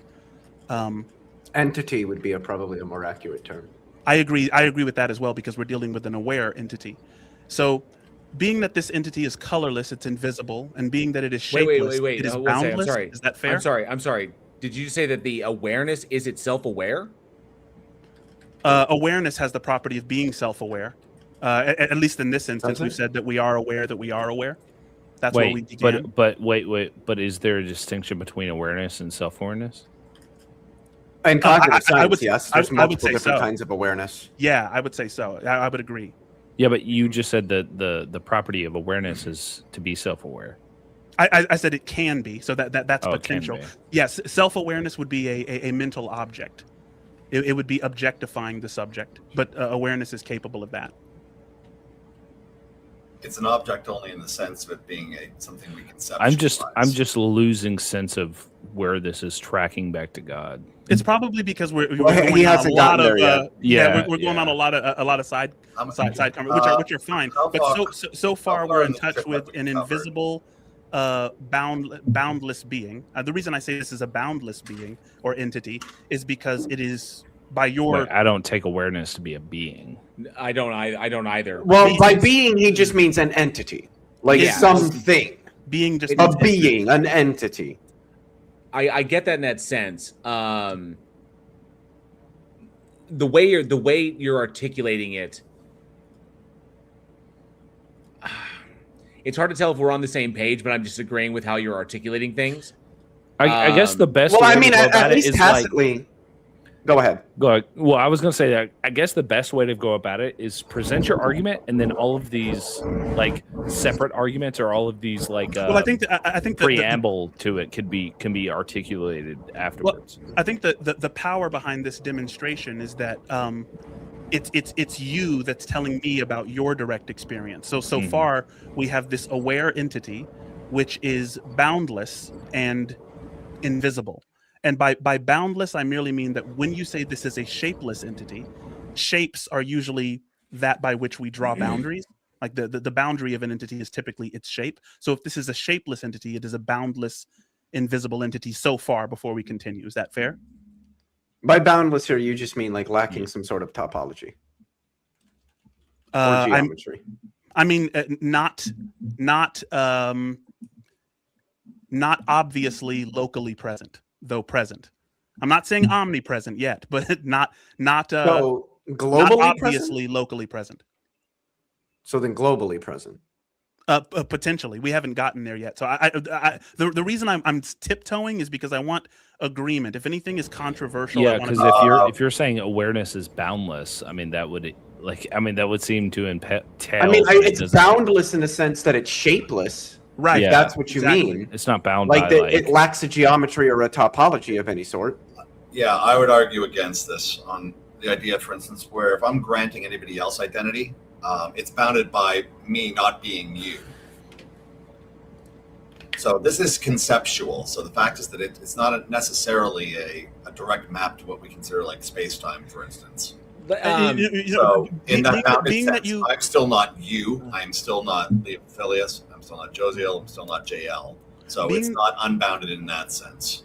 Being that you brought up space-time, when I think of time, I think of causal structure, like differences, like the difference between state A and state B. Does awareness seem to you to take a difference? Like we know that awareness makes a difference. Take a difference in what? Like any object, a sensory object, a mental object, a physical object, they're going to make a difference, meaning they're the cause of some effect, and they're going to take a difference, meaning they're the effect of some cause. But it seems to me that awareness only makes a difference. Makes a difference in what? Meaning that in order for there to be experiences, there must first be awareness. So awareness. Well, I think awareness emerges out of things like experiences. Well, there's a question because awareness has an implicit tie to external reality. That's the difference between like sensory input versus an experience. So, for instance, you could be tripping balls and seeing dragons in your mind, okay, like melting the walls with, and that's not reality. That's an experience, but it's not actually mapping to external reality. So we're really starting to make the lines fuzzy here right now. If I can, for the sake of the conversation, Biscuit, do you have an argument to present on this that we might be able to work with? JL's asking for a formal argument, by the way. Yeah, premise, conclusion. Oh, no. Syllogisms are not very persuasive in my experience. Well, he doesn't want it to persuade him. He wants it so that he can better organize what the claims being made are and how they arrive at the conclusion that you're trying to get at. The claim being made is that there is, in reality, a direct experience that every human being has with the being that I'm demonstrating through Josiel. There is, in reality, direct experience with an omniscient, omnipresent, omnibenevolent, omnipotent being or entity. Calling it an omnibenevolent. Just wait. An easier way to articulate that you're saying that every human being on the planet has an experience of God. Directly, correct. Has a direct experience of God. Okay, great. What is the evidence for that? Actually, what is the evidence? Hold up. What is the evidence for that entity's existence in order so that people can have an experience of it? We're bringing it forward right now. We have a couple of properties so far through Joe. The property, no. Hold up. But just invoking the properties is ultimately going to be begging the question, because the existence of those things, of things that we can't demonstrate to be the case, is going to result in begging the question, because you're going to be making an assumption about the ontology of these things and then invoking a God defined in a specific way to undergird your assumption. And it's ultimately going to be begging the question, how do we know that the entity exists in order to do the thing that you think it's doing without begging the question? Yeah, the reason you know the entity exists is because you're the one telling me through the demonstration. So I'm asking you questions about your direct experience, and you're giving me I don't the have an property. experience of a God.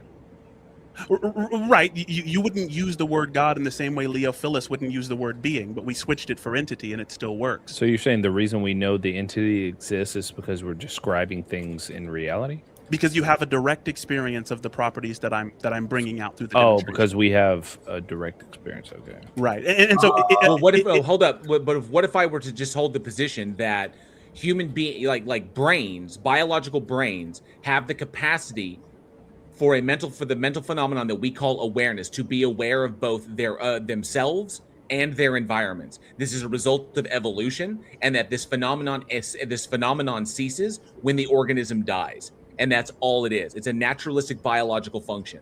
Yeah, and you realize the two claims.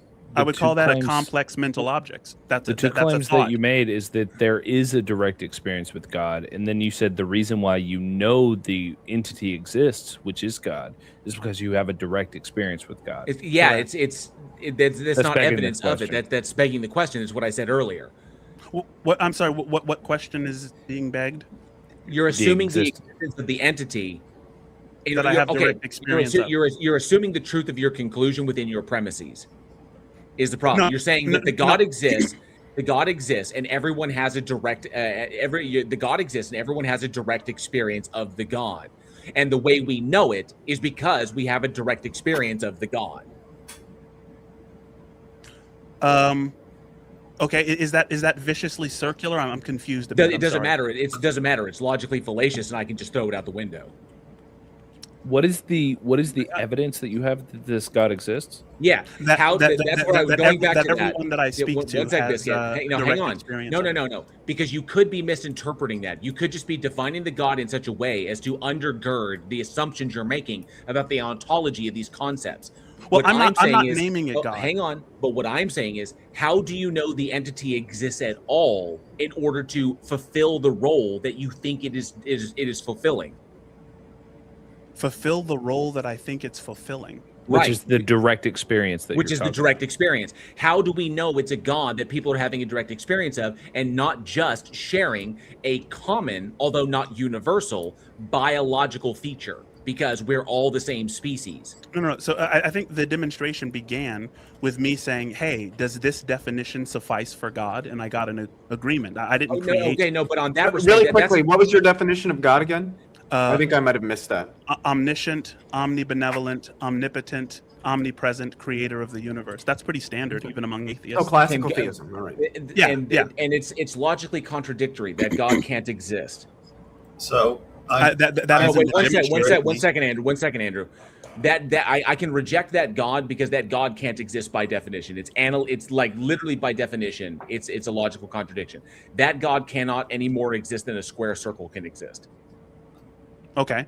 I'm okay. Hold on. So I'm waiting for the confirmation that I asked for at the very start of this, which is why I prefaced it the way I did. It's a little difficult because it seems like I'm only getting to a halfway point with a lot of. Before getting into that, what exact experience are you referring to?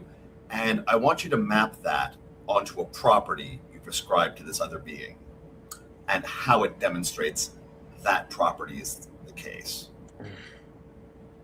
What is the experience, and how does it map to justifying the claims of the properties you ascribed? Yeah. So from a phenomenological standpoint, meaning from direct experience, it doesn't seem to me that awareness takes a difference. No, hold on. I need this predicated on me. Use me as the referent. You're saying we all have this experience? I want you to tell me exactly what experience I must have had, because you declared that I have had it, and how it justifies the properes for the thing that you're describing. Well, I was right in the middle of doing that demonstration with Josiah, so it kind of seems like we're going in a lot of different directions. Use me. Don't use yourself. Well, no, hang on a sec. The issue is that the direction that you were going. Try and keep in mind, Biscuit, it's not to like knock you down or like that. No, you're everyone. fine. Everyone on the stage, we've had these conversations thousands of times, combined between all of us. We know where that's eventually going to wind up. Is eventually you're going to wind up begging the question. So we did kind of like hedge you off at the pass, as I pointed out and Josio pointed out. It's going to wind up with you with circular reasoning. And if it's logically fallacious, I can just throw it out.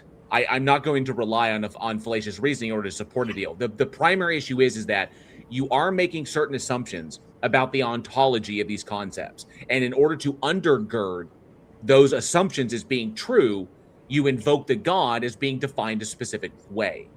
But that doesn't demonstrate that the God exists. It doesn't appear to me that way. Like if whenever I describe an omnipresent, omniscient, everyone just says, "Okay, you're a God believer." So I take that label and I say, "Okay." Right, because the vast majority of people are do not have the philosophical acumen to actually address what's being said. When you bring up that classical theism point, I can straight up tell you that God does not exist because it cannot exist. But omniscience leads to contradictions. Omnipotence leads to contradictions. That's just a declarative statement. That hasn't it's not been declarative. They're contradictory by definition. You can say that they're analytically contradictory. It's like saying it's a square circle. An object cannot be both a square, definitionally a square, and a circle simultaneously. Yeah, if you believe evil exists and it contains all of those omni properties, well, then there's a logical contradiction in the fact that he has all of those omni properties, and then evil also exists. Why? That's the number one thing is the Epicurean trilemma. I would have asked how you reconcile the Epicurean trilemma, because that's been around for thousands of years. But I can just go like piecemeal. We could just go like literally. We could go trait by attribute by attribute, or we could do how there are contradictions entailed by the attributes in conjunction with one another. So that God doesn't exist just by logical. Right, but I mean, but what you've done is just said that I have the ability to nullify these ideas, and therefore I have the ability to nullify the God that's behind it. So anything that is stemming from the existence of that thing is immediately moot. Right, but suggesting to me that you have some ability is not supposed to be is that supposed to be persuasive to me? I mean, telling us that we have a direct experience with God, and then saying that the reason why the entity exists, which is God, is because you have the direct experience of God, is definitionally fallacious.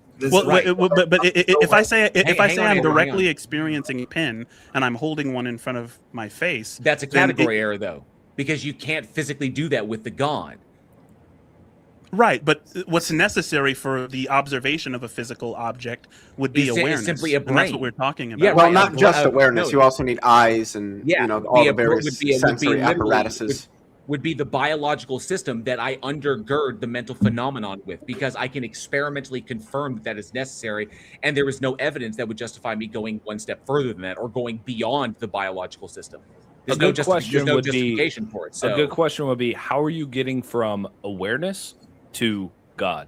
Well, I think that's what I was attempting to demonstrate, but we got sidetracked a lot. I mean, I don't think anybody is any closer to understanding that. Okay. Well, I mean, I think prior to this conversation, you may not have admitted that you believed in an entity which is invisible and boundless. But I mean, we stopped there for some reason. We could keep going. That's what I would like to. Well, I mean, but that's the whole point. We know where it's going to wind up. But that's just poisoning the well to say I know where you're going. It's just not letting me argue. But but we do, because we can go through the whole thing. But all these extra details are superfluous. But you have to admit that it's a bit strange to say, stop your argument. We know where you're going, and I can disprove this. If you can demonstrate in, like, I don't know, a syllogism. That would be okay. Syllogisms are ineffective. No. But again, the syllogism isn't being presented because for any sort of effectiveness. It's being presented as a means of formalizing the argument. We don't care whether you think the syllogism works, whether it's persuasive, whether it's effective. We just want the series of central claims and then the conclusion that is inferred from them. Right. And we want a formal argument so we can look at the structure. If you can't give us a syllogism, we can structure it. Like, we can put it in a structured form for you. Okay, just give us what those overall arching. I'm imagining this is going to be modus ponens. It's going to be if X, therefore Y, Y, therefore X. I would advise you not to imagine or assume that things are coming, because then no, biscuit. It's an inference rule that the form of argument you're likely going to be the syllogism that we're likely going to get is that you're basically saying if X, therefore Y, X, therefore Y. So it's premise 1, premise 2, and then the conclusion. And it's likely going to be if this, therefore there is this thing exists, therefore it confirms this. Yeah, so far you have first premise would be if then, not if therefore. Yeah, if you have something like there is direct experience with God. The reason why I guess it would be there is direct. I don't even know how to put this into a okay, I'm looking for this in the format that I asked from the very start. I'm about to do it for the third time now, which is why I really want to. I want us to resolve this. This is like the third time I've had a conversation back here. So, what exact experience? What is? I think he actually, Andrew. I think he answered that with the experience is aware. The experience is awareness itself. No, awareness is the prerequisite for any experience. Awareness. What is the phenomenon? Because apparently that would make it a unique phenomenon, correct? A phenomenon is an experience. I'm talking about the noumena, the thing that it cannot be doubted, cannot be an illusion. No, well, you said there was a demonstration. An experience can be doubted. An experience can also be an illusion, which was demonstrated with Josiah's shot glass. You said that's what I had of the God thing, though. And it would justify the properties of that. Wait, how about this? I would contend that awareness is what you are. It's not what you have. How about this? Something like that. You're saying that people have an experience of a God entity. How do I know that experience is of a God entity? You would know that because you have direct experience with God. Oh, hang on a second. We're trying to. So, like, how do I know that I have? Because I can self-report. I can say I've never had a direct experience of a God entity. I have never perceived a God entity. I have never gotten a whiff of a God entity. I've never glimpsed one. I've never had a note. I mean, I've had notions of what the concepts refer. I mean, I know what the concepts refer to, but I've never had a direct experience of a God entity. Right, so, because the God entity is the prerequisite for the experience. Which is what I've been. So there we go. So there we go. There's a distinction between hang on. Can I speak for just a couple seconds? No, hang on a second, Biscuit. This goes back to what I said previously. Okay. Remember how I said I knew where you were going? You just said that God is the prerequisite for this. You're making an ontological assumption about the concept of awareness, and in order for that assumption to be the case, you undergird it with the God, which assumes the God exists to do the thing you think it's doing, which would be circular. My question then goes back to, how do you know the God exists for the ontological assumption you're making about awareness to be the case? Okay, awareness being the prerequisite for experience is non-controversial. Is that correct? Well, I mean, I think it's controversial. I think a lot of cognitive scientists would probably disagree with that. Can you name one? I don't need to name them. I've read the literature. Awareness, number one, has multiple different definitions, and there's a lot of nuance as to what constitutes awareness and how awareness plays back on what constitutes it. So the fact that I can't list a person, and even if I could, it doesn't mean anything, isn't any sort of argument against what I'm saying. I didn't say there was an argument against. You're confusing the informative for the argumentative. Let's be cooperative. If we could follow the cooperative principle instead of the combative, I'm really trying to test this thing, and it seems like, when I say, is it controversial that you have to be aware in order to have an experience? It's like, no, colloquially and according to cognitive sciences, and the cognitive sciences envelop all of the theories of mind, whether that's neuroscience. Mr. Biscuit, is this a good syllogism for you? P1, awareness is the prerequisite for all of experience. P2, awareness cannot be illusory because illusion itself presupposes awareness. P3, God defined as the omnis is the necessary ground of awareness. P4, if something is the necessary ground of undeniable awareness, then it exists. C, conclusion, therefore God exists. No, I think that 3 wouldn't follow from 2. That sounds like it would be, if awareness, therefore God, awareness, therefore, if awareness, then God, awareness, therefore Yeah. God is That's what what it sounds is like. what that comes out to. Yeah, I mean, Josiah made that, and I don't agree with it. I boiled it down. I boiled it down a little bit more. It sounds very much to me like it'd be premise 1, if awareness, therefore God. Premise No. 2, awareness, conclusion, therefore God. No, That's what it sounds like he's saying. Or if awareness, then God. If awareness, then God. no. Premise 2, awareness. To put it more formally, if awareness exists, then God exists. Premise 2, awareness exists. Conclusion, therefore God exists. Yeah, Would be that's what he's saying. would be modus ponens.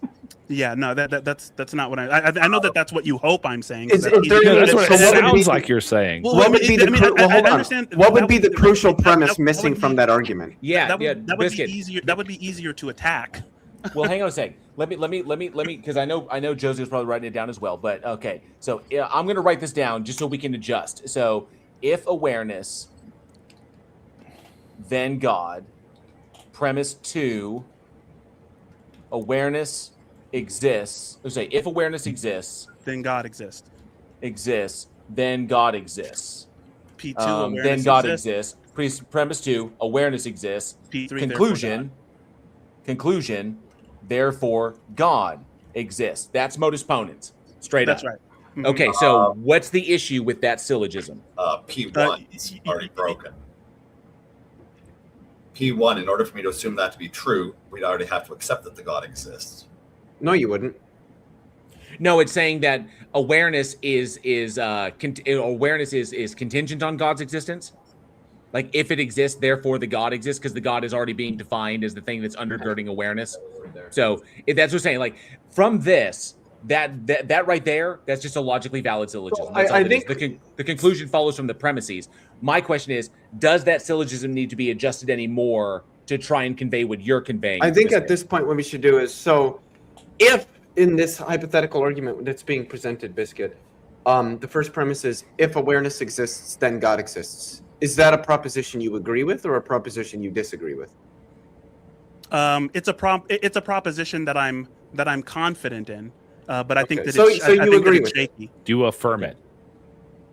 I believe it's likely true. But So once you again, believe I it to don't- be. You believe you affirm that it's true. And then the next question would be, do you think awareness exists? No, Okay. because it exist means to stand out. Well, but I don't not- think that's what exist means, but Well, X means out, sist meaning to stand. It's what you foregrounded. Well, if you but study, that's wait, just- wait. If you study cognitive science, that's relevance theory, 1986. well, I don't care about that because this isn't cognitive science. When we're talking about what existence means, we're Relevance talking theory is not metaphysics. cognitive We're science. No, we're talking, hang we're on a talking second. about ontology. But No, anyway, you were talking about to what resort exists to the means. etymology. Word exists No, I means would to stand out. No, but that's not what but I hang asked. on, If hang on. If I could just have a moment to clarify here. Yeah. So resorting to what the like etymological structure of a word is just textbook commission of the etymological fallacy. I asked you if you think awareness exists as a proposition you agree with. You said no. So why don't you agree with that proposition? Because for something to exist, I think awareness exists mind independently. I'll say that.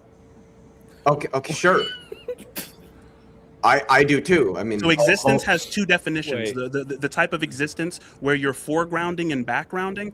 I don't know Awareness what does that not means. exist as a foregrounded object, but awareness does exist mind independently. I don't even think existence really Well, has no, a Leo, definition. Leo. I it's a think he's conceptual Hold on. no. argument. Hang, hold You up, say- hold up, Leo. I think he's talking about how that awareness is not dependent upon a mind or a brain. That awareness is itself is a thing that is external. Sure, of but that's human. irrelevant to whether or not it exists. So it's like mind-body dualism in that respect. Is he saying it exists as a fact?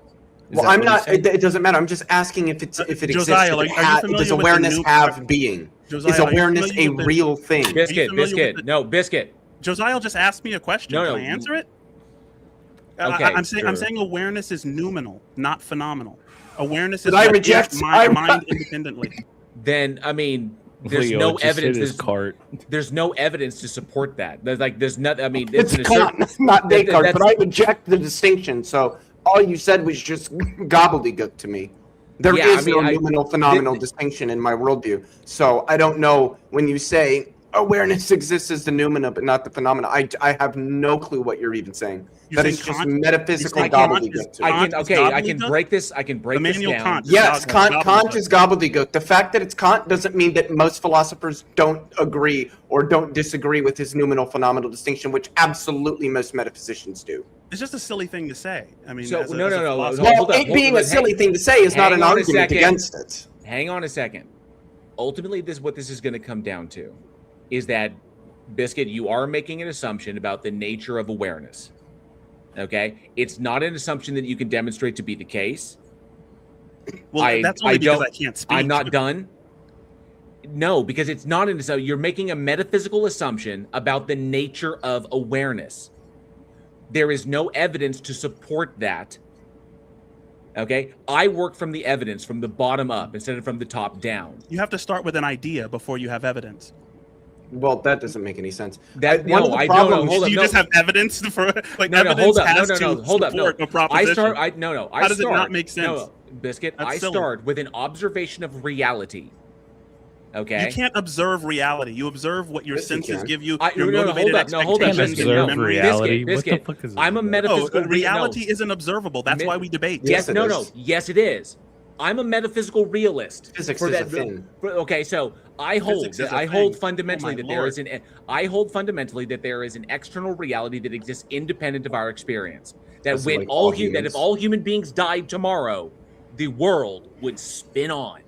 Yeah, the moon would still exist even if no humans were there to. We're there. to You could experience. wipe life off the planet. Okay? Down to the bacteria, and guess what? The moon would still stick in its place in orbit of the Earth, and the Earth would spin around the sun, completely indifferent to our non-existence. So Einstein was hoping you were right. He was one of the last okay, local but guess realists what? who believed that. But guess what? My position is backed by the evidence from a bottom-up perspective. You have I have- evidence that there the is- moon exists without any humans or without any observers. Yeah, I have evidence. we do, yeah, actually. we have evidence. Yes, that We have evidence of tides on Earth before there were ever humans. So I didn't say in- humans. I said hang on a awareness, sec. observers. So in that, yeah, it's not required. Before do you light, think that we means? know that there were I'm an tides idealist. I before believe that light. awareness is Okay, fundamental. but Awareness doesn't Biscuit, require here's the life. Life problem. requires awareness. Biscuit, here's the You haven't problem. been listening. No. Here's the problem. We're going to come down to a fundamental disagreement on the position of metaphysics. That's not going to get you to a god. Well, it's not They- going to get me anywhere because I haven't been able to talk. But I'd No, appreciate not the conversation so not far. even the amount of talking you're going to do, because it's not going to get there, because we're starting from literally fundamentally diametrically opposed metaphysical positions. The difference being is how we're getting there. I It get seems there. to me that you've torn down a series of straw mans so far. I haven't torn down a series of straw mans.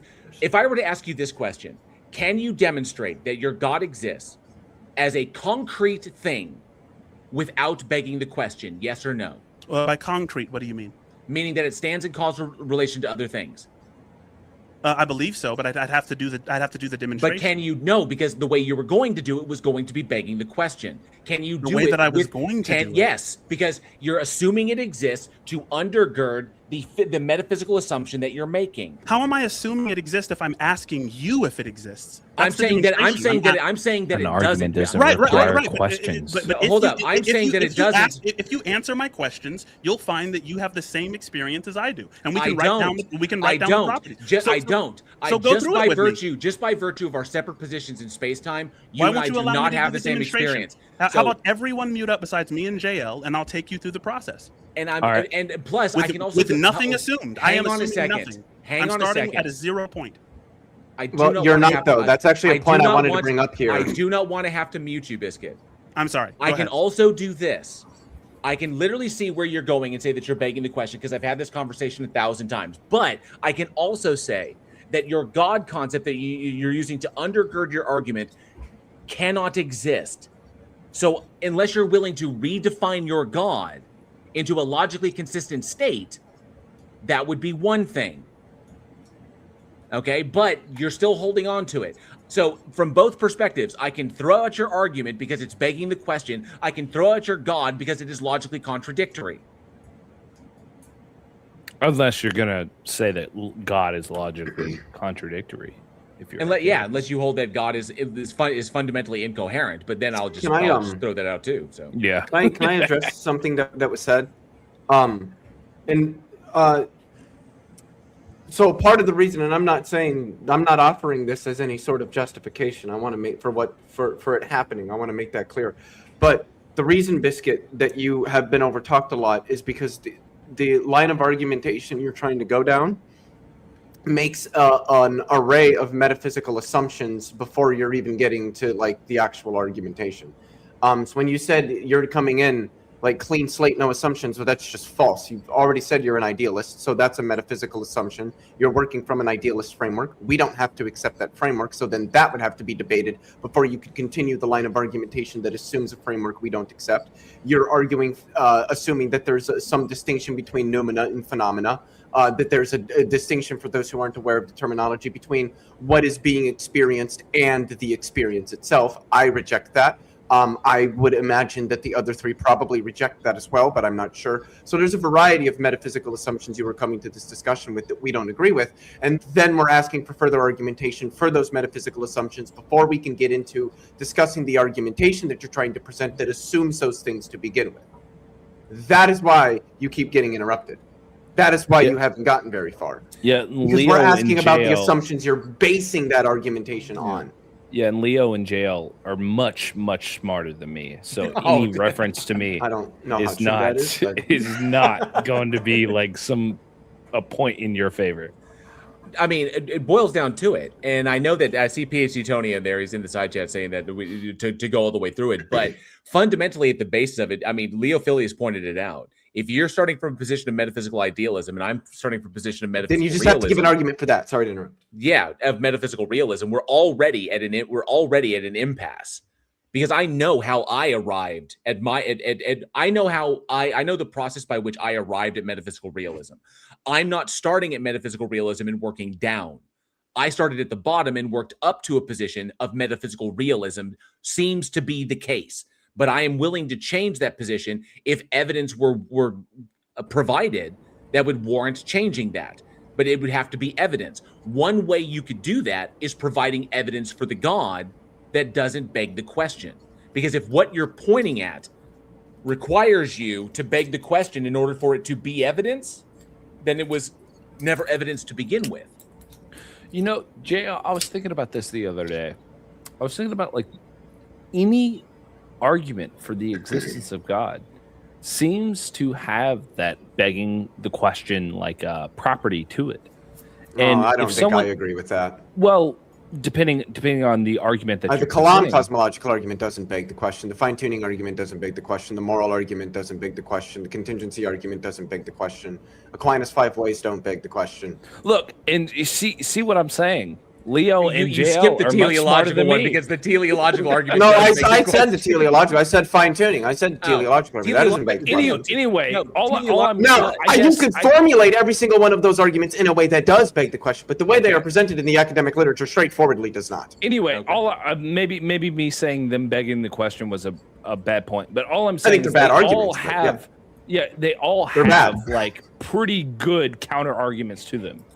And I was having this conversation with my girlfriend after we watched The Passion of the Christ. And I'm saying, if someone came to an intellectual conversation and said, hey, I don't have much good arguments, but I believe entirely on faith that God exists, go ahead. You know, I don't think it's a good measurement of what truth is, or I don't think it's a good way of getting to truth. But if someone like legitimately thinks maybe God exists, but I don't have like a good argument for the existence of God, go ahead. You know, go ahead and believe that. But the argument that you're presenting here is like just to be fair to Biscuit, he hasn't really been able to like get all the way through the argument. That being said, and I knew, that's why I came on stage. If you remember me saying, I know who Mr. Biscuit is. I don't know if he remembers me, but I know who he is. I knew he was an idealist. And I think he's a good guy. I think he's worth having a discussion with. But like I said, I just think that the line of argumentation you're going down is making some assumptions that, like, I want to hear an argument, unless the argument you're presenting for the existence of God is also an argument for idealism, and maybe in some way it is, then before we start talking about God, if your argument for the existence of God assumes an idealistic perspective, then I want an argument for why I should be an idealist first. So we should talk about that first. Again, barring your argument being itself not just an argument for God, but an argument for idealism. And I don't know if it is. Maybe it is. I'm not sure. Also, if I've not, been drinking, I want- so this is not my best showing. But that being said, I love being here. This is amazing. I think you've done fine. Being that Leo has said twice, I think in the last 3 or 4 minutes, that I haven't gotten an opportunity to speak, regardless of whether that's my fault or not. Question begging assumes that I've presented an argument. And what I've done is ask about your experience and have written down your answers. And I'm asking you to unpack your answers to show that I'm seeing the same thing that you're seeing. So question begging requires turning what I believe into a syllogism, none of which I agreed with. I thought they were all faulty. I'm still talking. Just give me the floor for just a second. I let it go back and forth from Leo to JL to you, and all I'm doing is asking in sincerity, right? It's like, this is not a joke. This is not a trick. I'm saying, hey guys, like, I have this feeling, and I want to see if you and I come to the same conclusion based on our direct experience. And we've gone into, I think you guys sometimes, unfortunately, because you guys are bright, you talk yourselves into knots. And it's like, I haven't said anything which is deserving of being called, circular or question begging. I haven't even made an argument. I've just asked. I'm saying, hey, let me question you about your direct experience so that I can show you that what you come to and what I've come to are identical. And then once we talk about that identical thing, let's examine the properties and see if I'm right about them being the same as the omni properties or not. Just a point of clarification. I personally have not accused you of committing any sort of fallacies in this discussion thus far. I'm still waiting for the answer to the question I asked at the very start of this. I also do think, yes, Andrew asked a good question. I want to know what the answer is as well. So, can you go back? Would you mind going back to it? I'm sorry. Perhaps fourth time's the charm. There's 5 people, and it's going back and forth. So if I can answer right after you. It's mostly 4. I've been kind of sitting on the back burner. Fair enough. Cool. Yeah. So, what is the exact experience that justifies one of those properties? What experience do you believe that I have that I should lead to that conclusion of a property you've described? Would you mind if I asked you about your direct experience and had you give me the answers? Well, I'm expecting you to, since you're aware, since you think you know what it points to, you should be able to identify, because if we all shared it, then that means you already know exactly what it was that I Sure. I'll run it on myself. Yours. This is where I told you that you're not going to be talking about me.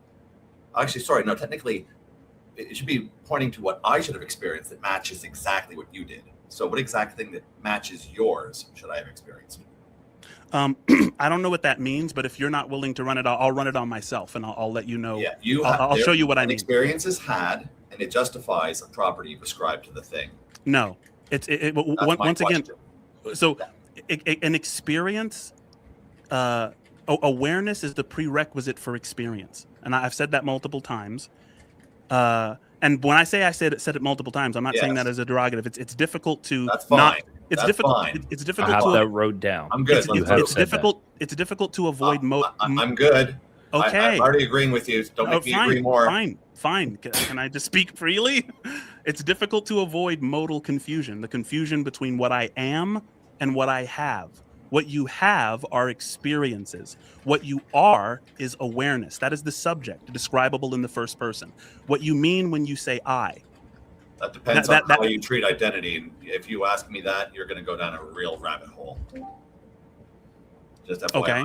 Yeah. Okay. I'm a logical nihilist, and not the kind you want to run into in a dark alley. I don't know what any of that means, but a mereological nihilist is somebody who believes that objects do not have proper parts. Okay, that's mystifying. But what I'm talking about is a lot more colloquial and simple. So yes, I agree. I've got experience. That's nice. So what's the experience?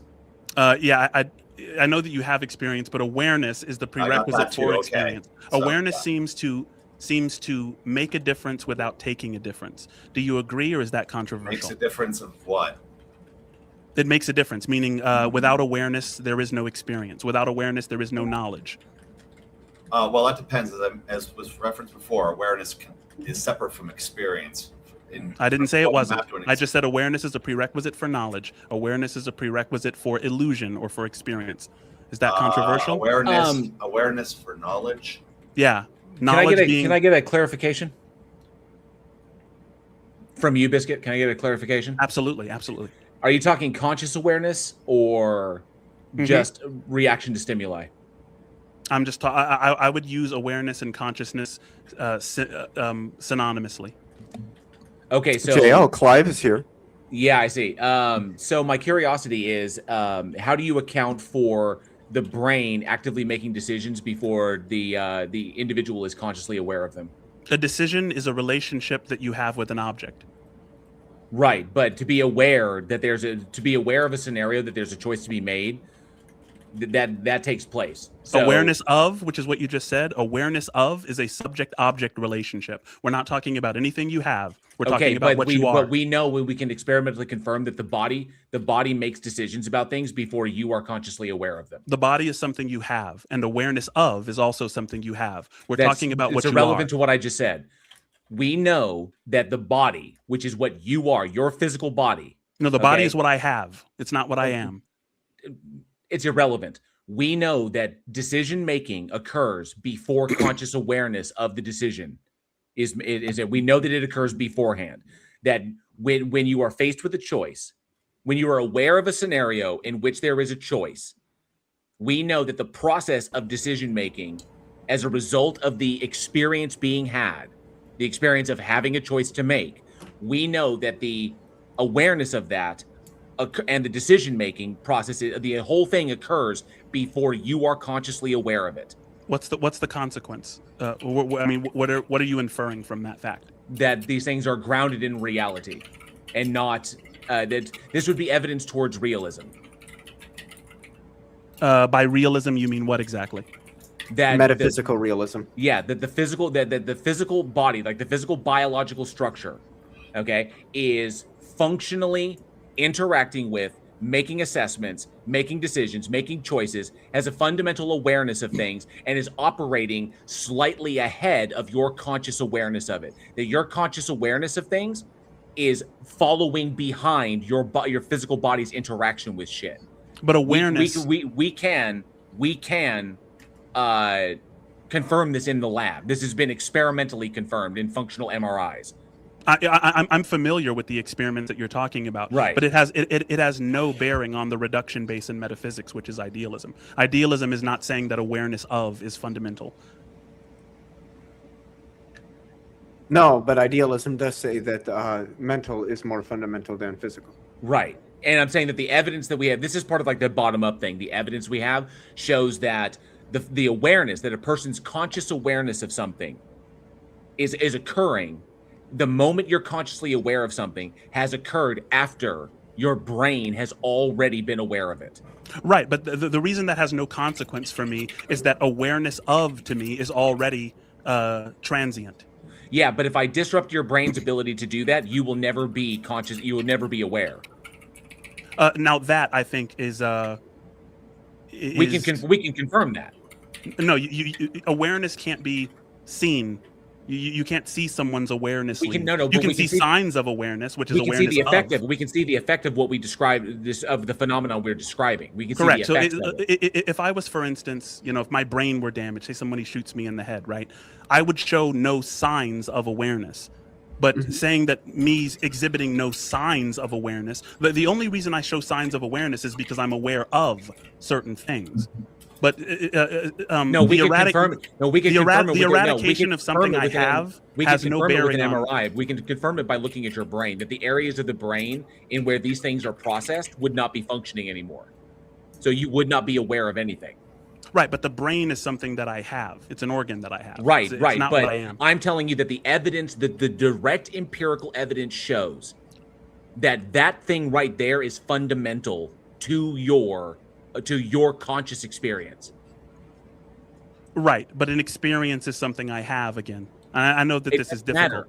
We know we have direct empirical evidence that your conscious experience. I'm already familiar with the neural correlates. You're right. But so what justification do I have to go any step further? Did you just say the experience is something you have? Because correlation isn't causation. Neural correlates. There's a causative effect. No, there's a correlative effect, and there's by the experiments we can do in neuroscience, there is a 1-to-1 correlation and a 1-to-1 causative factor. I mean, listen, if you can demonstrate that consciousness emerges from brains without an appeal to strong emergence, there's a Nobel Prize waiting for you, let alone convincing me. No, well, just take any functionalist view of consciousness, which are weakly emergent. Because I hold that consciousness is an emergent property of the brain, and consciousness is an umbrella term that all mental phenomena essentially sits underneath. Did you say experience is something that you have? Experiences are something you have, correct. Is that the same as the body? Because you also said the body is something you have as well. Yeah, the body is something I have also. Because I'm writing down everything that you're saying, so I'm just making sure. That's fair. What you are is awareness. What you have are experiences. Without awareness, there is no knowledge. Awareness a decision is a relationship you have with an object. Right. And I want to get a little bit more, just because, I mean, listen, you guys have given me a lot of your time. Can you, and this is going to get to the crux of the God stuff, right? Which is where we've been trying to go to. Please. Can you show that awareness is token divisible? And let me know if you don't know what I mean by that. Token divisible? If there are token distinctions within awareness, meaning that there is a your awareness and there is a my awareness. There is a your awareness. And my awareness is what token divisible is? If something is token divisible, like I have a 2022 Toyota Corolla Red. If you had a red 2022 Toyota Corolla that was made right after mine was made, and you pulled it up behind me, there would be one type of car, but two tokens of the one type. You know what I mean? So it's referring to the type token distinction. That's right. Yeah. But if I say, hey, I'm looking at the star closest to the Earth, and you say, oh, that's interesting, I'm looking at the sun, right? That's the same token, right? The star closest to the Earth is the sun. So we're talking about one and the same thing, just in two different ways. So what I'm saying about awareness is there is one awareness out of which emerge the illusion of separate minds. And I think I'm only justified in saying that it's rational to say that because I cannot find a token distinction within awareness itself. There is only a distinction between that which I am aware of. So my mind seems to be private, but I don't see that awareness is. You cannot find a token what? Distinction within awareness. Distinction. Mm-hmm. And that kind of goes with you saying that awareness has no shape. That each individual has its own awareness. I mean, right, and that's an assumption that we make, but I don't think that we have a logic to write. It's not. We can confirm that because I can confirm that two individuals who have a vantage point on the same the same phenomenon can come away with two different conclusions about what happened. But the phenomena and the conclusion are relationships. Those are something we have. I'm talking about what we are. We got a lot of people on stage, Tony. Try not to overpack it a little bit. So give me just a sec. But look, if we can put a button on this, maybe, because I have time, but if you guys don't, if you guys have other people to get to, I'm fine putting a pin in it and hopefully maybe returning. But if you guys have some time, I want to be considerate of you guys. The primary question I have here is, what justification do you have? Yeah, I mean, if you're just holding it as an axiomatic position, this is going to come down to a disagreement of axioms, which maybe. That's fine. And the thing is, I just want to know that I'm rational, right? Like, first of all, there's like, okay, I believe in God. I believe that unless I can find a token distinction within awareness, it would be safe to say there is one aware being out of which emerge the illusion of separate, minds or separate people. Yeah. But do you believe in the God? But do you believe in the God entity because of the assumption you're making about the nature of awareness?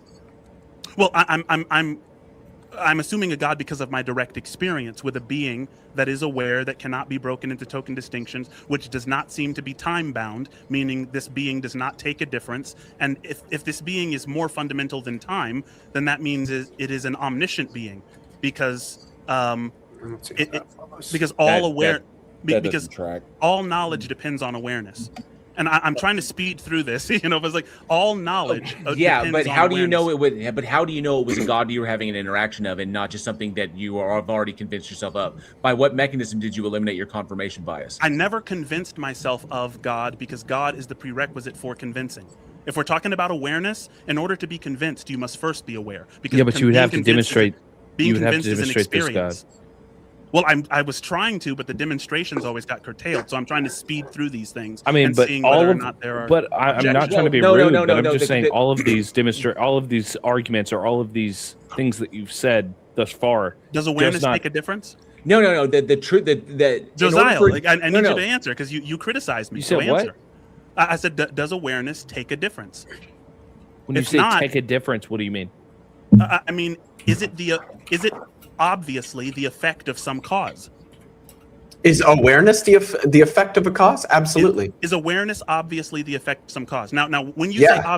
say Obviously. when you say obviously, you're going to appeal to some theory, right, about how awareness is strongly Not emergent necessarily, from some no. process?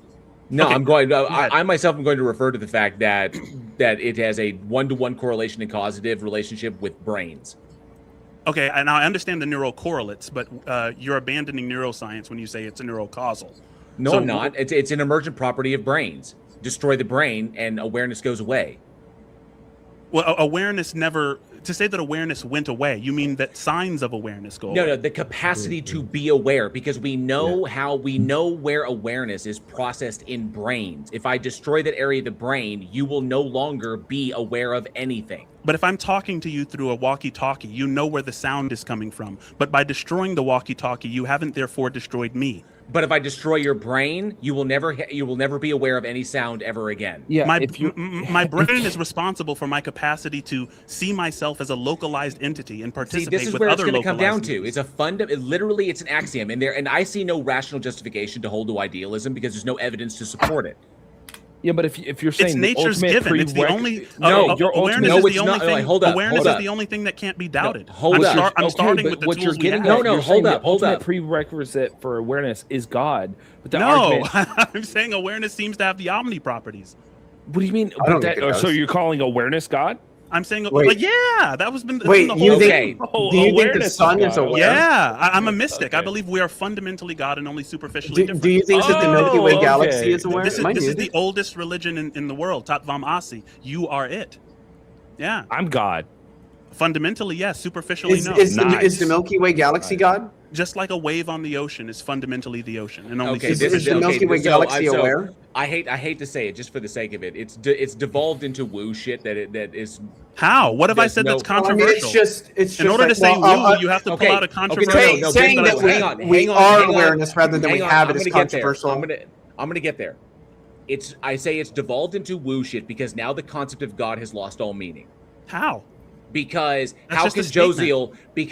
Josiel be God and I be God simultaneously when we have fundamentally different identities? Yeah, am I omnipotent, omnipresent, and also omnibenevolent? Well, but there's multiple people asking questions. JL, to answer your question, in the same we way just that asked you the can same be question. in the same way that you can be multiple avatars within the same dream. What? Huh? Yeah, if you've ever studied, patients with dissociative identity disorder, they can dream in 5 or 6 different avatars. So Yeah, but that's mind, not everybody, and Dissoci- there's going to be physical differences in the brain that are the result of Dissociate- why There are. people I can love do that this at all. guy. yeah, dissociation within mind is something that's been studied for a long time. Yes, I'm aware of that. My background is in forensic psychology and Beautiful. aberrant So psychology. it's all of us are dissociated but the thing entities that within the same mind. but the thing that you're jumping to has no evidence to support it whatsoever. There You is keep no evidence within the fields, whether in psychiatry, psychology, or neuroscience, to support that. We understand that these phenomenon occur because of literal physical changes within the brain. No, the physical changes within the brain are correlated with these. No, with these no. Yeah, but hold There on, is hold on. JL, here's what you do here. Why are they correlated? Well, to the idealist, they're correlated because the mind is what the brain is what the internal states look like from a third-person perspective. Why do you need a brain to sort of like pick up this mind stuff? Why isn't it like the testicles doing it or something? In as much as we've also drastically gone away from my question again, never getting there, but now that we've ended in a different terminus. Yikes! I apologize for that. You just described a third person while talking about us as if we're all one person. Wait, but I want an answer to my question. Hang on a second. We got off. Leo, go. What do you? Why is it that the brain sort of picks up consciousness or awareness and not like my testicles or something? I don't believe that the brain picks up consciousness. So why is the brain so correlated to consciousness? It's not. It's correlated to yes, experience. It is. If I shoot you in the head, you die. You cease to be conscious. I disagree. I cease to be aware. Well, of. you can disagree, but that's like the basic observation that we can make. No, I can put you on alcohol, and that will fundamentally change your awareness and what you are aware of and how you are aware of. Hang on a sec, y'all. What you're saying. Hang on a sec, Biscuit. Hold up. You're saying we have observed. Biscuit. I'm trying to ask you a question. You made a positive claim. I want to know what your evidence is for that. I'm sorry. How do you know that consciousness subsists after a brain is dead? How do you know that? I'm going to answer Leo because Leo addressed me specifically. Then I'm going to get back I'm to you, jumping in to get that clarification. Right, but that's a positive. Take it easy. Yeah, I've got to go as well. If you're going to be selective about who I can respond to. No, hold up, Biscuit.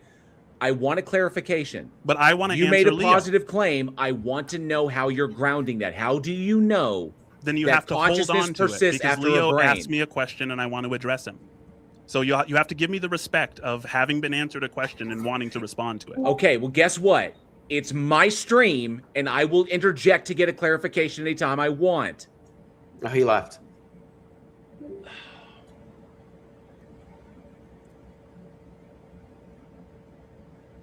I absolutely love but those are just correlations. Correlation doesn't equal causation. Yeah, but why are they correlated? Why are they correlated in every possible way we've measured? There is no feature of consciousness that is understood by humans that isn't immediately causatively related to features of the brain.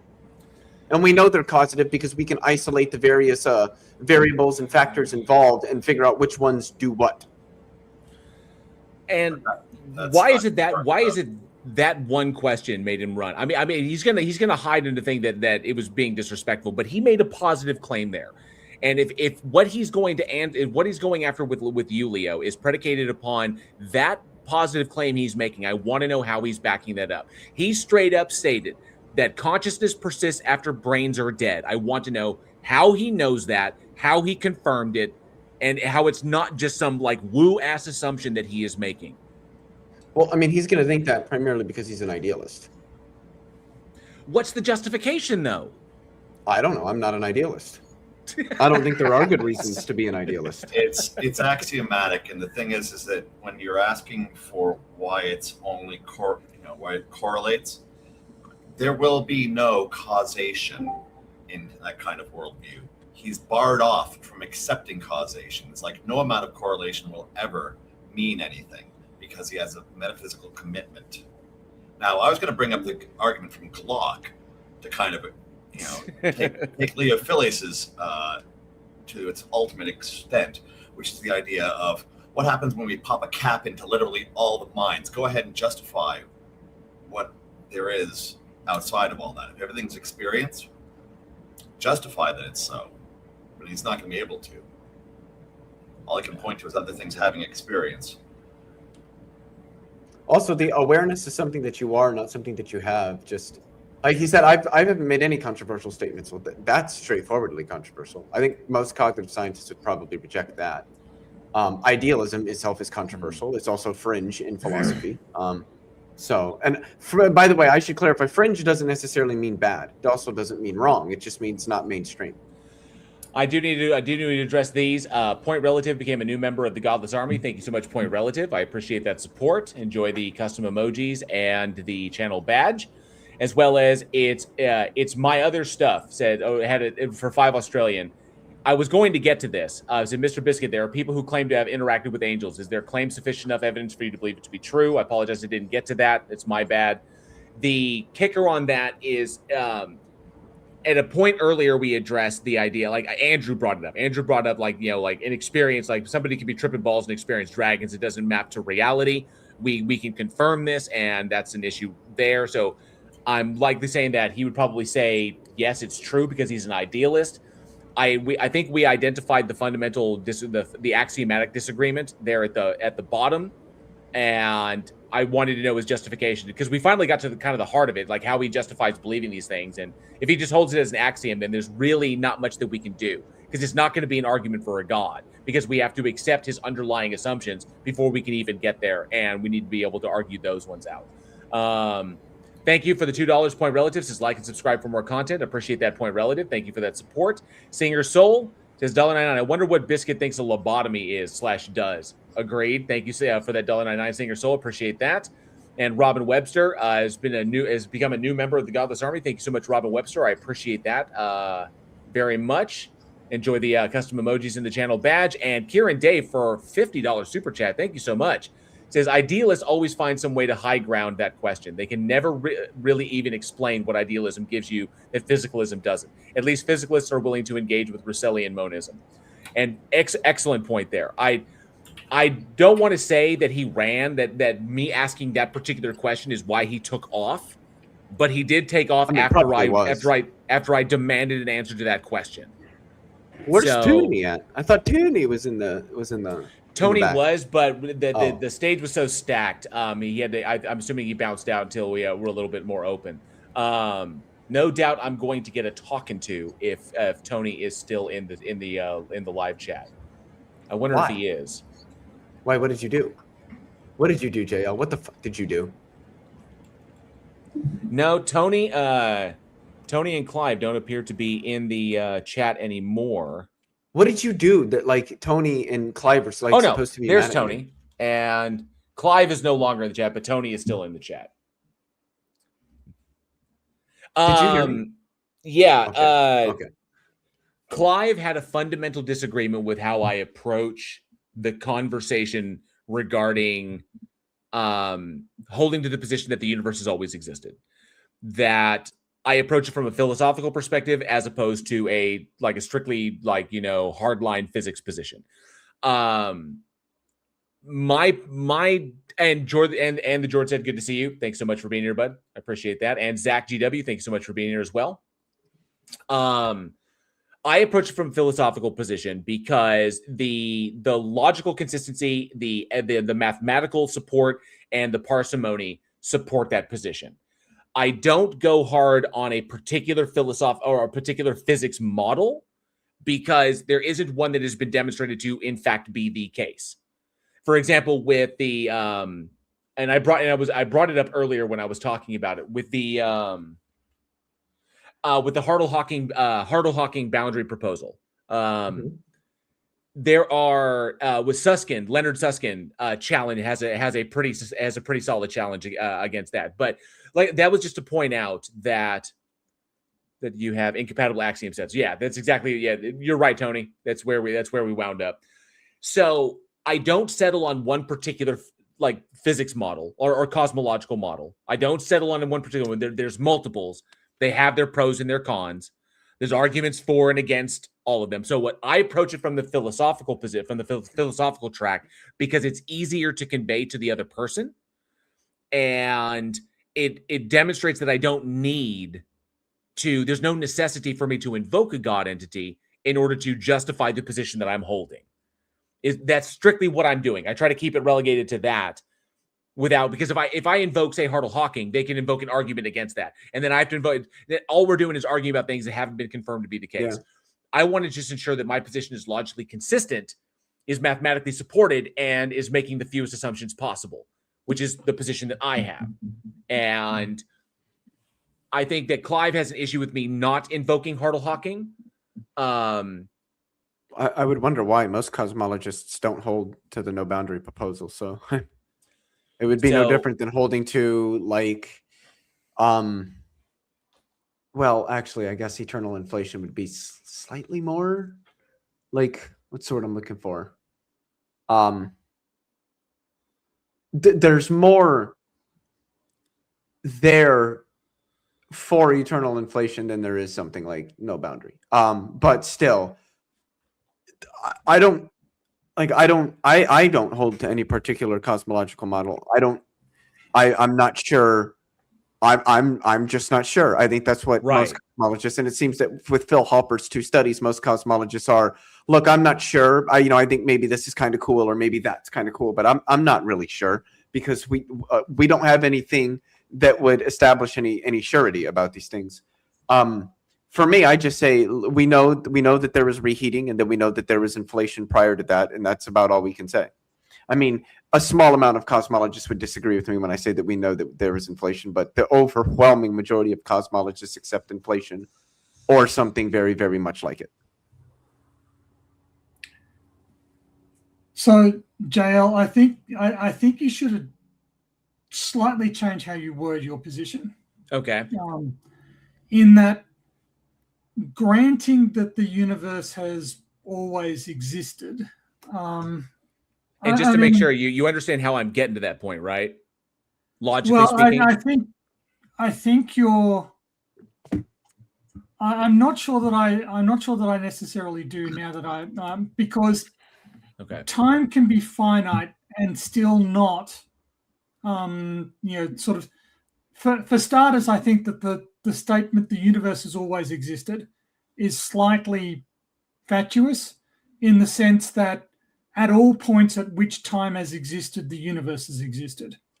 And if we take that definition of always, then by definition it's true. It doesn't really say anything meaningful. If you're saying that the time extends infinitely backwards from the present, then you're making a claim that is not substantiated, that we don't know.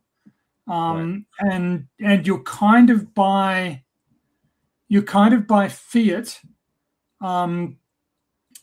just ruling out the argument that the theist will claim is their strongest.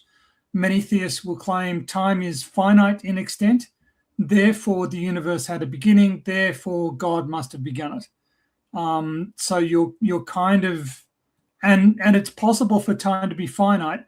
That doesn't mean that time has a beginning or an end.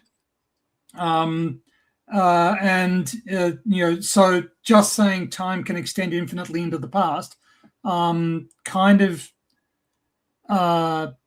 doesn't engage with what they regard as their main argument. So to me, it feels like you and the theist would end up talking past one another, just making assertions, and you have no more logical or evidentiary basis for asserting that time extends infinitely into the past than the theist says for saying that time has a beginning. Yeah, that's why. Okay, so when getting into the time concept and understanding that time is fundamentally interwoven with space, and so where I approach it is from this like this. If I were to put this into syllogism, premise 1, something exists. Premise 2, something cannot come from the philosophical void. Conclusion, something has always existed. Okay, well, would you agree? Would you agree with that assessment? Well, I'm very skeptical of philosophical arguments, so I don't. So well, it's just a syllogism in that respect. I'm saying that right, okay, but there is something that exists. There's something that currently exists. Yes. And so from that observation that there is something that currently exists, we can make the strong inference that something has always existed. And that inference is supported by it being a logical contradiction for something to come from what would ostensibly be the philosophical void. Yeah, so you just mean literal nothingness. Yeah, in that sense. In the kind of like the state of incoherence is what it is, where there's nothing to hang your hat on. We could say nothing in a physics sense, but it's not actually nothing, like nothingness. There is people still who like use nothing in the physics sense piss me off. That's not nothing. Right. So I would say in the philosophical concept of nothing, and like the philosophical void, in the philosophical sense of nothing, in which there is nothing to hang your hat on, it is a stateless state. It is literally incoherence. But we have something. And so premise 1, something exists. I think we can agree with that premise. Premise 2, something cannot come from the philosophical void, which I think we can agree out of with. nothing, nothing comes. Like out of nothing, nothing comes. Conclusion, something has always existed. So I mean, the theist could just say, I agree with that, and I think it's God. Right, exactly. Existed. Okay, so that's we're going to go there. So if they're going to say that it's God, that God is, this gets you to a necessary thing. What is the thing that is necessary, that has always existed? And they're going to say it's the God. I'm going to say it's the universe. And of the two options, the universe or God is being the underlying fundamental necessity. Okay. So I hold it to be the universe because I can demonstrate that the universe exists. I can confirm it does to a sufficient extent. And I don't have to beg the question of the universe's existence in order to talk about the universe. Yeah, but I do have to do that with the God entity because I cannot confirm that the God entity exists. And it's not necessary for the God entity to exist because the universe can have always existed. Can we get some control on the spamming in the chat, please? So that's all I'm coming from. Is all I'm coming from. What is it? What is the thing? The question that comes down to, if something has always existed, what is it that has always existed? And I hold it to be the universe because then I don't have to beg the question of things or beg the question of the existence of things that I can't demonstrate to actually exist. But that's where I'm coming at. But the universe as we currently understand it has demonstrably not always existed, right? Well, not in this state, right? Yeah, but you're saying that something that is not like the universe, so you need to properly define. I think saying the universe, the sum total of all that exists. The sum total of all that exists has always existed. Yeah. But the amount of things by definition that's true, but it's tautological. So most people and most physicists, when you say things like the universe, are going to come to the conclusion that you're talking about something that's post Big Bang. To say that the universe has always existed, I can follow with you that something in some sense must always have existed. Okay. That came to be or produced a universe, the universe that we see, fine. But to describe the pre-Big Bang state as the universe, as though it's identical, as though there's an identity there, I'm not sure that that's these things are linguistically and philosophically fraught, I think.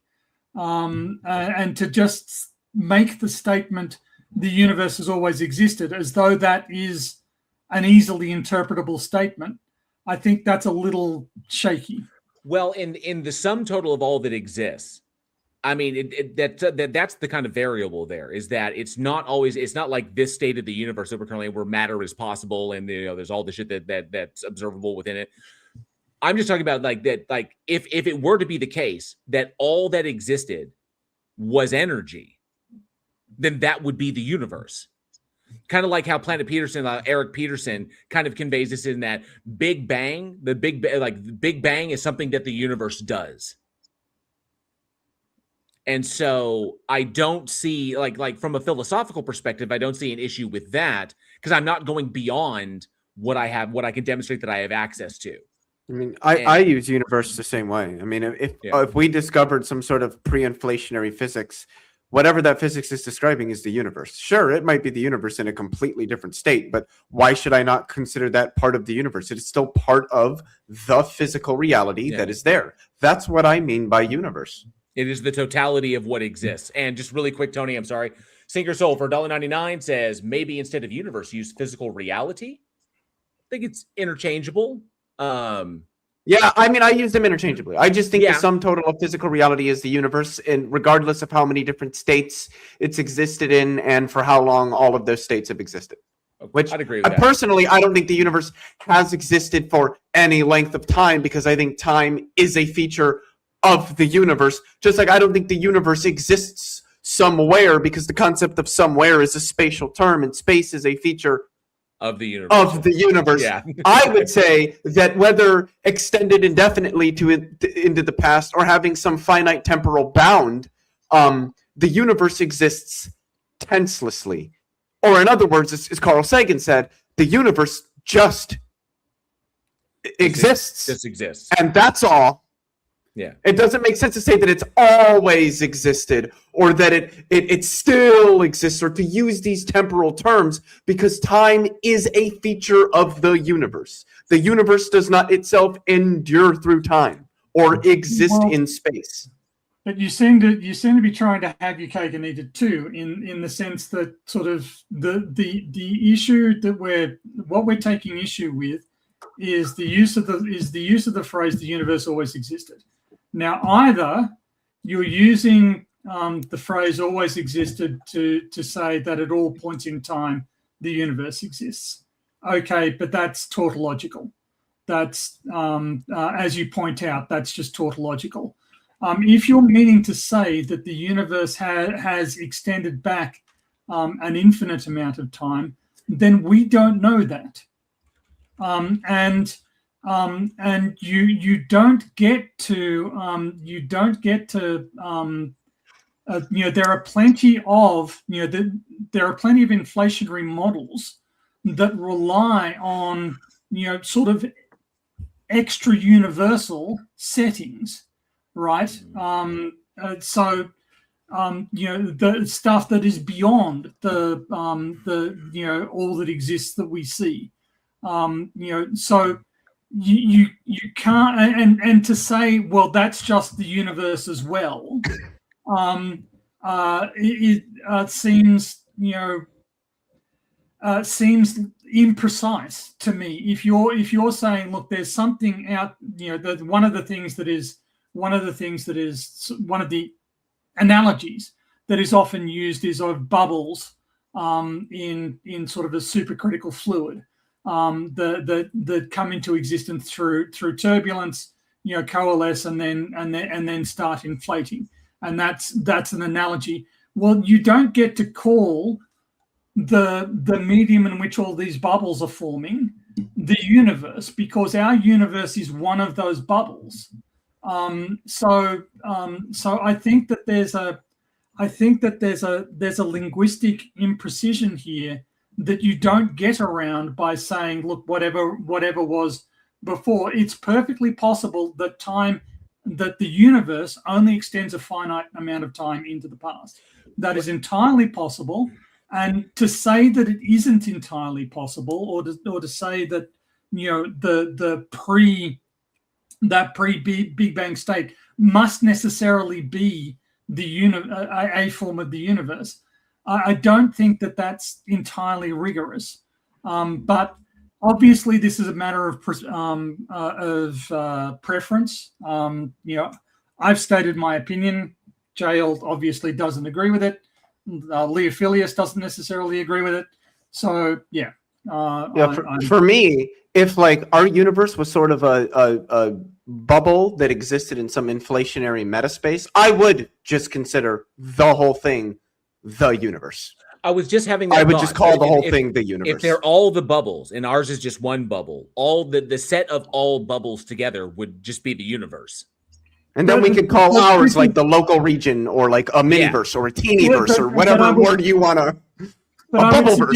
It's the universe that I draw energy on to charge the battery in my car. For anybody. So have you heard the term multiverse? Yes. And I just metaphysically. Now, I just want to clarify here. My issues with these terms they have nothing to do with the physics. They're strictly metaphysical. Right. I just want to clarify that. All right. So the very use in the literature of the multiverse, and I'm not saying that multiverses are real. I'm not saying that we have any evidence regarding this at all. But the Come on, very Tony, bite the bullet. Bite the bullet. There's infinite versions of you across the entire curve, man. Infinite Tonys. That is certainly inconsistent with a benevolent God, if that's true. Well, I could not stay away. How did that conversation end? With him leaving. He ran. He dipped out because he made a positive claim that consciousness persists after the death of the brain. That once the brain is destroyed, consciousness persists, and he was moving on from that. Like he just kind of like, well, consciousness persists after the brain is dead. And I'm like, whoa. And he was like, no. I'm addressing Leah. I was like, no. My stream, I want an answer to this question. How do you know that? It's like, how did you determine that to be the case? And I pressed him on it, and then he left. So he just deuced out. I'm kind of bummed. Damn. All right. The finer point to that departure was that he wanted to specifically respond to Leophilius. Jail put the foot down, going, "No, this is my room," and that's the real note it left on. Now, whether or not that was an excuse for not answering the question. Okay, I have to say this. I can't. I fucking can't with this anymore. It's nothing you said, Andrew. To Angelo K8Y9D in the chat, atheism offers no answers. Yeah, it's not fucking trying to. Atheism isn't an answer for anything. It's not. Atheism does not try to tell you what your morality should be, or how the universe got started, or if it even did, or where the fuck life came from. Life could have been farted out by magical unicorns that came from 3 galaxies away. We don't fucking know. You can still be an atheist and believe that. Atheism doesn't tell you can't believe in ghosts. It doesn't tell you anything.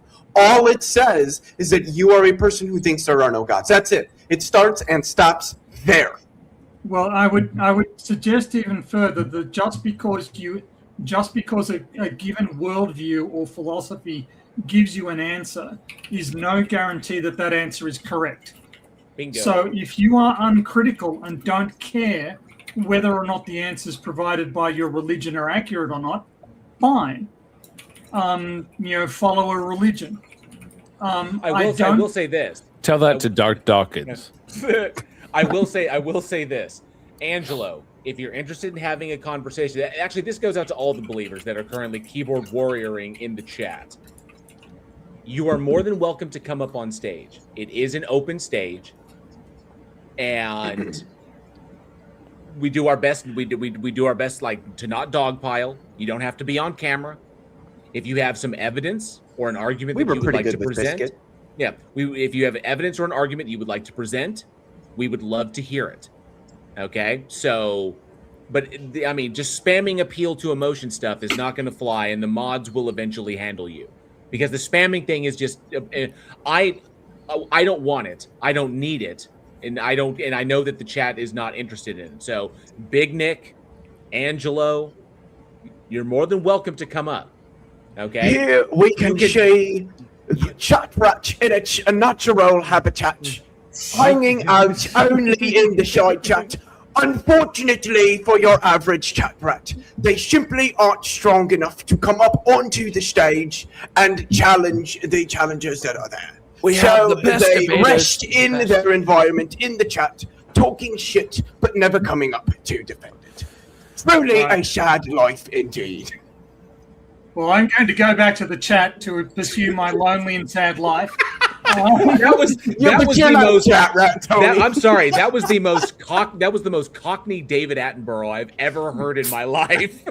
Yeah, no, it wasn't good. It wasn't good. But then again, they all sound the same. So, like, what's it matter? Those people, like they all sound the Christopher same. Hitchens, Alex O'Connor. They all here's my best Christopher Hitchens. Hello, my name is Christopher Hitchens. My name is Christopher Hitchens, and your God doesn't exist. If there is life after death, Christopher Hitchens would be raised from the grave to avenge that slur on his character. Apparently, the part of Christopher Hitchens is now being played by Jason Statham. Apparently. I imagine. Anyway, I'm going to drop, guys. Always a pleasure to talk with you all. Thank you, Tony. I appreciate it. It's before you go. I mean, I know you got to eat. Your blood sugar's low. The kangaroos are at the door. I get it. But I just want to make sure you understand where I'm coming from a philosophical, from a logical perspective, how I'm getting there. I think I agree with you that it may be a limitation of language. That may be where the problem is here.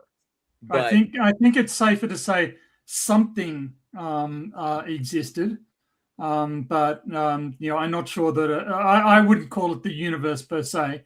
But Leophilius's argument, I also have sympathy for Leophilius's argument that if we find something beyond the spatial or temporal bounds of what we now consider to be the universe, it is it not part of the universe? Is it? I think these terms are just inexact in how they're used, and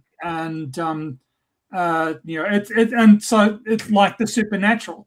If the supernatural can be demonstrated, doesn't just not become a natural phenomenon of some sort. I literally had this same conversation last week where I was saying, if something can be demonstrated, like if we can actually observe it and it's supernatural, it no longer becomes supernatural. It's actually natural. Right. The concept of the supernatural is incoherent. So Tony, if I were to say, if someone were to press me on it, and I were to say that I hold that, if someone were to say, J.O., Tony's trying to leave. Yeah, I know. I just want to make sure. I want to clarify this with him. If I were to say, if someone were to press me on it, and I were to say, I do not know what is beyond what physical things, or if any physical things exist like prior to the Big Bang. Like that's an I don't know. But I would hold that if anything does, like anything did, those things would be a part of the universe. That I hold that the universe has always existed, but I do not know what state it was in prior to the Big Bang. I do not know what those laws of physics look like. I do not know what that math looks like. But I do hold that the thing that has always existed, I would identify as being the universe. Would that be coherent? Yeah. I think so, with some massaging, like the, sort of. I'm down for a massage, so I like it. Yeah. Yeah. So, I mean, I wouldn't necessarily, I'd change. I'd say, look, there has to have been, some state, right. And even the concept before, if we say that time only extends a finite distance backwards, the concept of before becomes problematic in and of itself. Sort of the idea of a spatial dimension, sort of becoming a time dimension. These are concepts. I'm not a cosmologist, and I doubt I'm as widely read on the cosmological literature as Leophilius is. But these concepts, I would personally prefer the argument that even if time only extends a finite distance into the past, that by no means means that either time had a beginning. That's what the Hartle-Hawking hypothesis is about. It's boundaryless, so it doesn't have a beginning. It doesn't have an initial point, and nor does it require that there is any sort of creator or God. So even if you take a theist on their preferred axiom that that time only extends a finite amount into the past, you don't have to accept either of the conclusions that they want to foist on you. It's not logically entailed in that time had a beginning or that there was a creator, both of which is what they want to piggyback on. And so I think you're actually, by pointing that out, you're actually taking the theist on their ground, on their point, and saying, look, that what you're suggesting doesn't in fact follow just because there's a finite amount of time in the past. The universe can have a finite age. That doesn't mean it had a beginning. That doesn't mean that it had that it required a creator. None of that follows from just saying the time only extends a finite distance into the past. Okay. Anyway, bingo. Awesome. I'll talk to you all later. Bye. All right. Thank you, Tony. Take it easy, Tony. Have a good one. Watch out for the ruse. I had a conversation with somebody that was like, what if God, like Christopher Hitchens or all of these atheists were the ones that actually went to heaven, and God was like, look, you guys actually figured it out. You guys figured out the puzzle that I was trying to, like, all of the Christians, the believers, those are the ones that actually get punished because they believed on faith, whereas God was actually putting together this little puzzle that we were all having to figure it out, and we figured it out. Yes. Well, like he says, why would God want to be surrounded with a bunch of uncritical thinkers? Yeah, it's like you guys were the ones that actually get rewarded. Could I take a moment, perhaps, to expand on just for the sake of good to see you, hermeneutics. Thanks so much for being here. Just for the sake of doing so, I think Tony might still be in the chat, but I just want to sort of just motivate why I think that regardless of scale, so to speak, regardless of how far out we go or what we learn, it's always going to be the universe. At one point, the universe was just the Earth and the dome that we thought was over it. And then we said, oh, wait, there's planets and a sun. And then that became the universe. And then we discovered that there's other stars and then a whole other galaxy, and that became the universe. And then we found other galaxies, and then that became the universe. And then we found galaxy clusters, and then we found super clusters, clusters of clusters, and then that became the universe. And then we found the whole cosmic web, and now that's the universe. So if we found other quote-unquote universes that look like ours that were themselves nested in some, like, say, inflationary metaspace, why would that not just continue to be the universe? And it just keeps getting bigger than we thought that it was. Also about that's sort of what motivates why I look at it that way. Is that every other time in the past, like other galaxies are different universes, even though they're both nested within, this intergalactic medium and everything. So if our bubble was just nested in some other more abstract meta space or something like that, that whole thing would then just be the universe. Yeah, and about what I think his name was Tony, the PhD Tony was. Yep. What he was talking about, where if you could investigate these things and observe them, that would be like imagine, like Jesus existed in this day and age, and we can actually investigate him walking on water, and we figured out the mechanism for the reason why he was able to walk on water, figuring out that it was some sort of law of physics that was happening.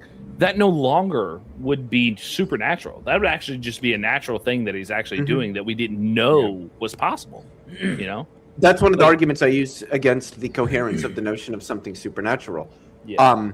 But I've had people say, and I think I remember once, I don't know if it was an Inspiring Philosophy or a Capturing Christianity video, where one of them said something about, well, imagine that we could understand it, but it was just so far removed from our general understanding of how we thought the world worked and all that stuff. That would just be worked into the laws of physics that we know. The example that I give is we've already had that.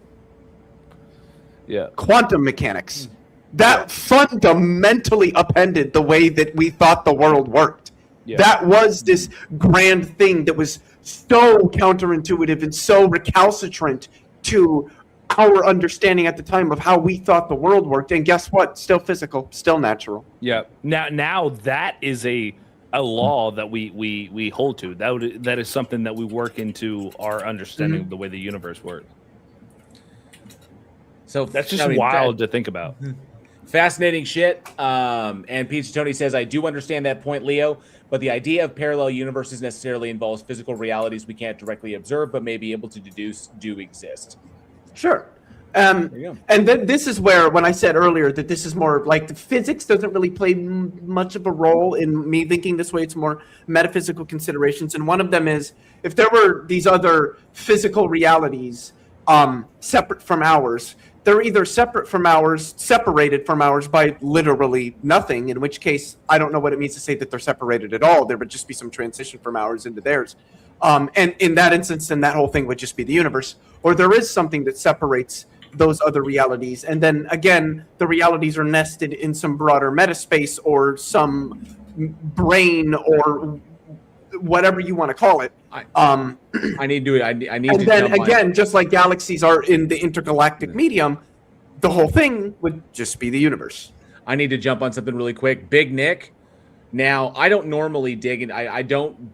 The digging into theology is not like the first thing I like to do because I see it. It's like I said, it's aiming around the bullseye. But I can jump you on this one. You said God is not hateful or wrathful or punishing. You should read the gospel sometime. You should read the gospel sometime because John 3:36 is literally whoever believes in the Son has eternal life, but whoever rejects the Son will not see life, for God's wrath remains on them. Yeah, have you ever read the Old Testament? The Gospels themselves literally talk about God's wrath. Not to mention it's mentioned multiple times in the book of Romans, which was written by Paul, and it's mentioned in Revelation. So like Romans 1:18, the wrath of God is being revealed from heaven against all godlessness and wickedness of people who suppress the truth by their wickedness. Romans 12:19, do not take revenge, my dear friends, but leave room for God's wrath, for it is written, it is mine to avenge, I will repay, says the Lord. Read your friggin' book, dude, before you make silly claims. I'm convinced that it's not that they think that God isn't those things. It's just they have to narrativize, if you know what I mean. Yeah. It's the same thing you get with Trump supporters. Look at this whole fucking algae pool fiasco. There's it was vandalized. None of these fucking people believes that. It's all just a part of the narrative.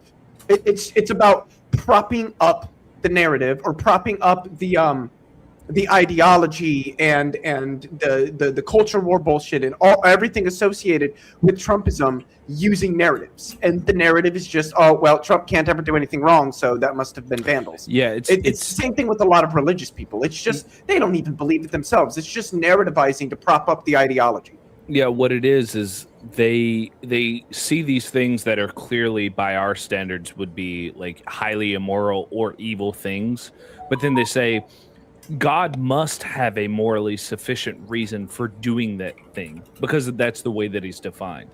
But even if you press them on what that morally sufficient reason is, they would just go, well, I may not have access, like I may not have epistemological access to what those morally sufficient reasons are. Do you know where you go with that, Josiah? It's literally the still like I cringe at the term morally sufficient.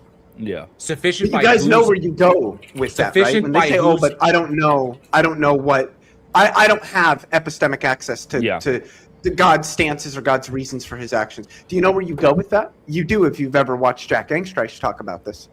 Yeah.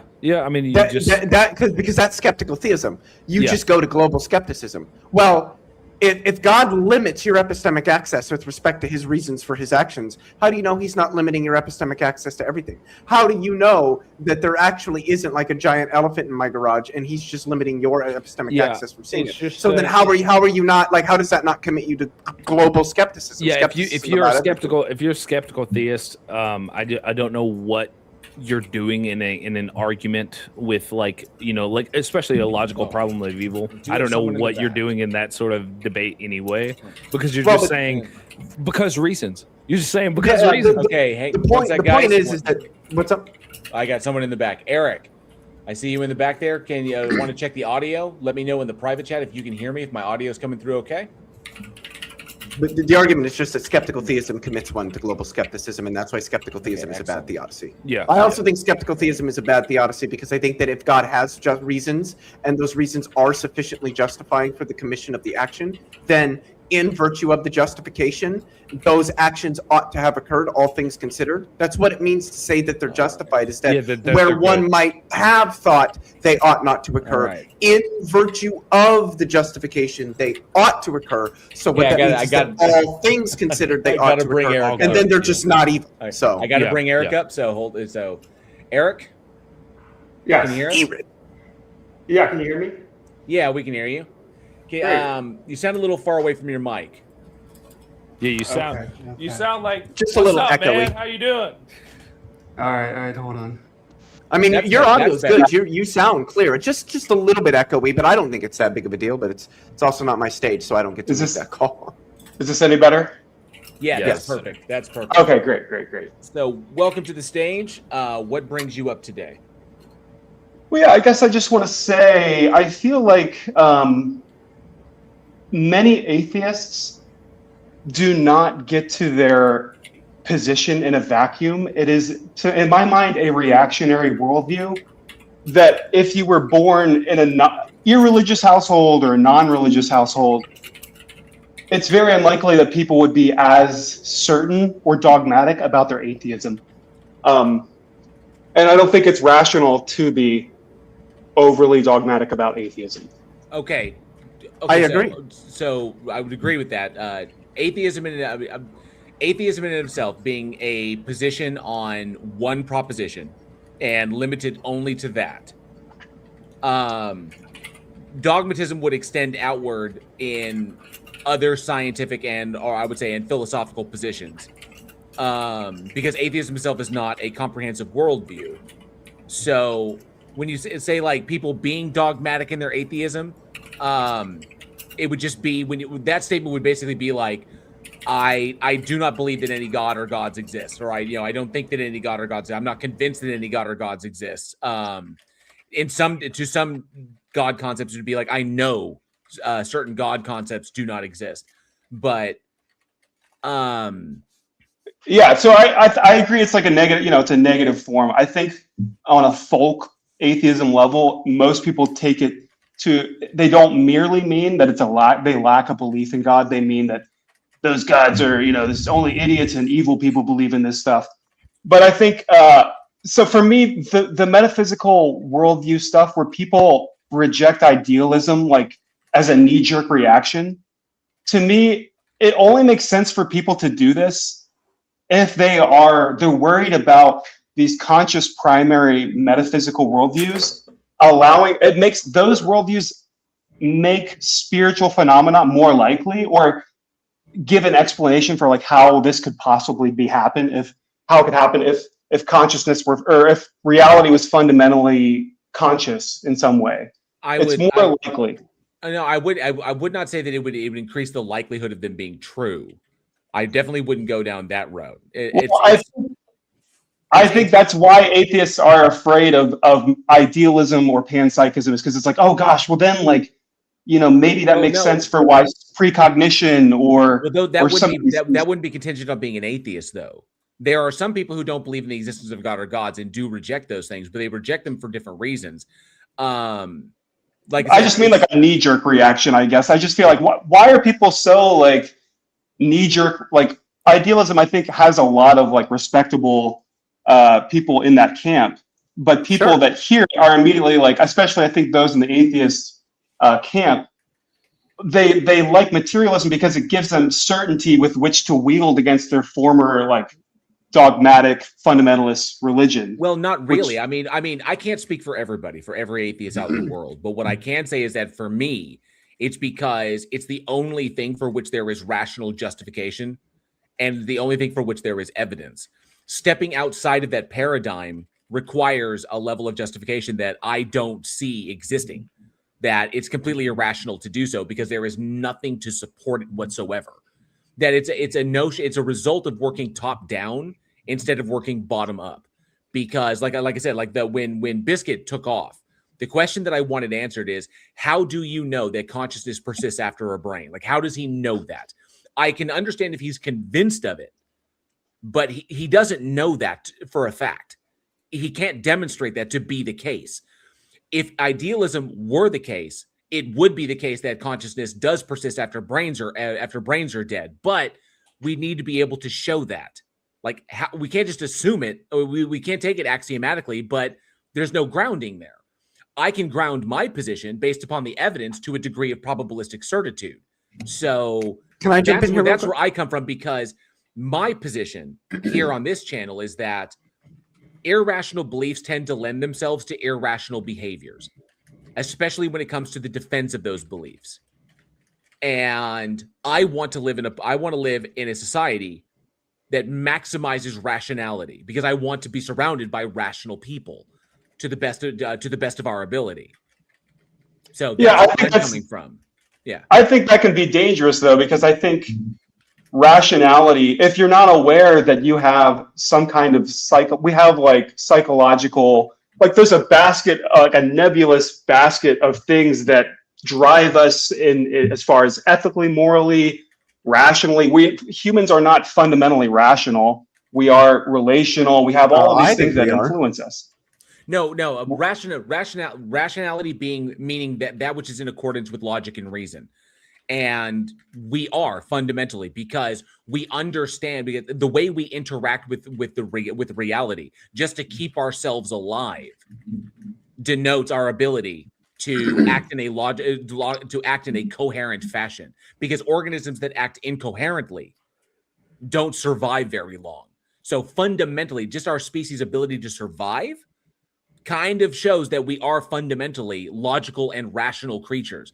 It doesn't extend all the way outward. And yeah, we do have imaginations and we try to like suss out or try to like, posit explanations for stuff that we don't readily understand.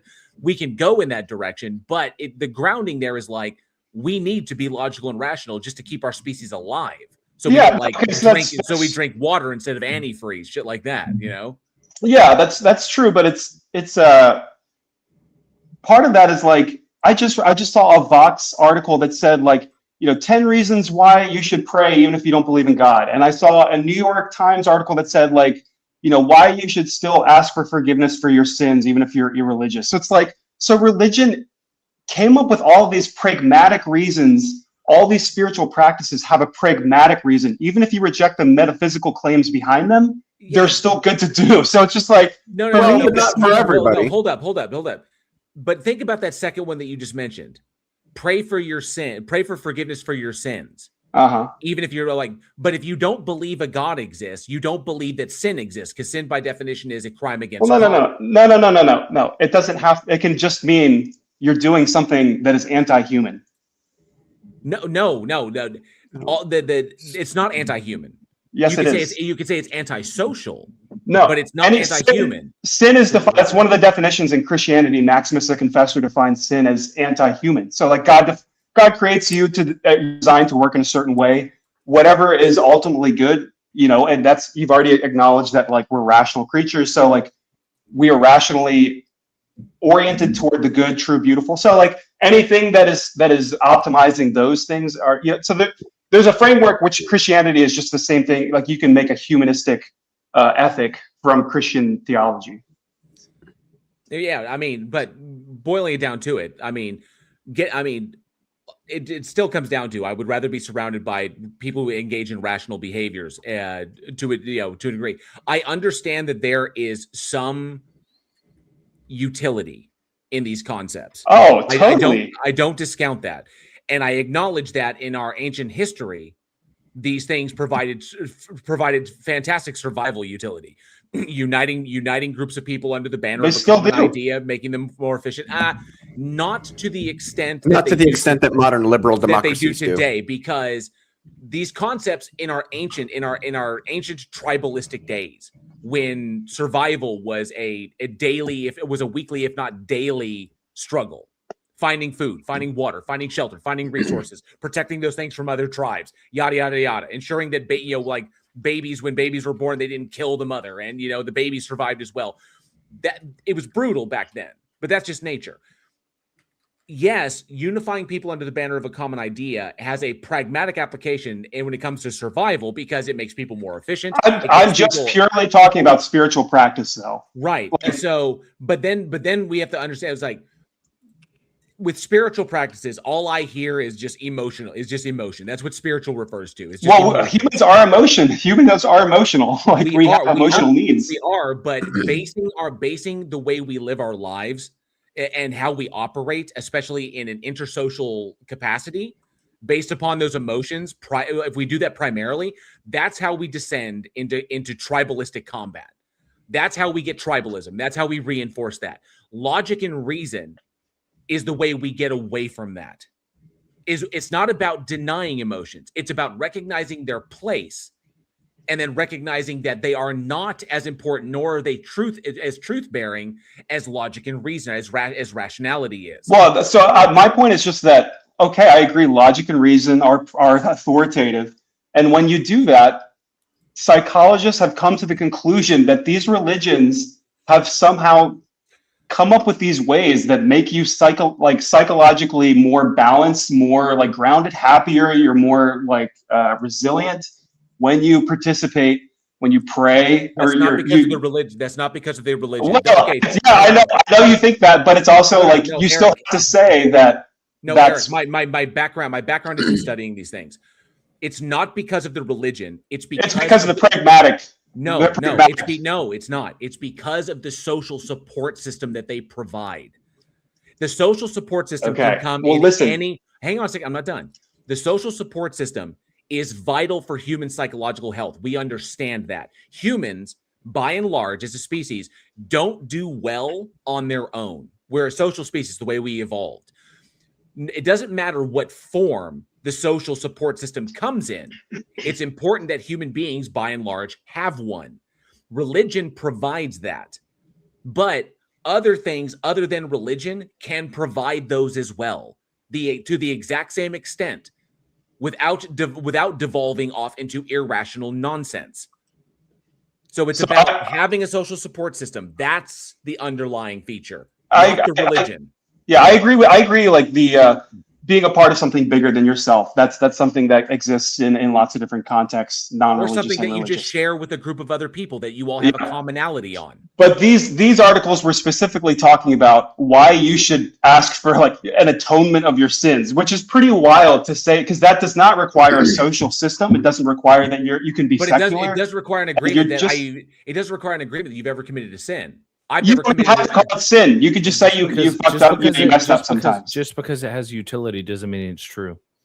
Right. But he's granted that already.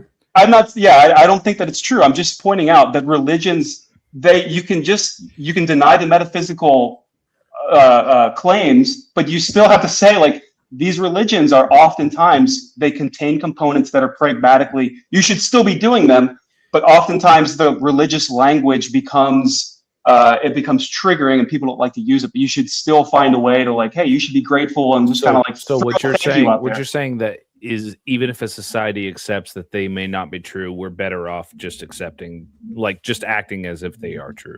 Well, for me, it's like, it's a piece of the puzzle that if you're trying to like defend religion, it's just like, you have to just admit, like, you can't take religion is evil and people, this is pure nonsense. You have to take a subtle, nuanced take that like a lot of these religious practices you should still be doing in your own version. Well, when you say nonsense, are you saying that like you can't just wave it off as nonsense as if like it doesn't have any pragmatic a pragmatic use, or are you saying it's nonsense as if it's not true?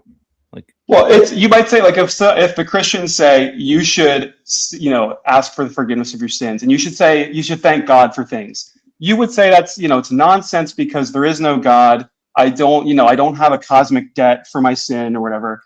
But pragmatically, as a secular person, if you're interested in becoming a happier, more fulfilled person, you should still do some version of these spiritual practices. Or how about I just engage with my empathy and I just don't do these things? You should still, according to these articles, you should still say like, I'm sorry, I'm just throw it out there into the cosmos. I'm sorry for the ways I apologize to people.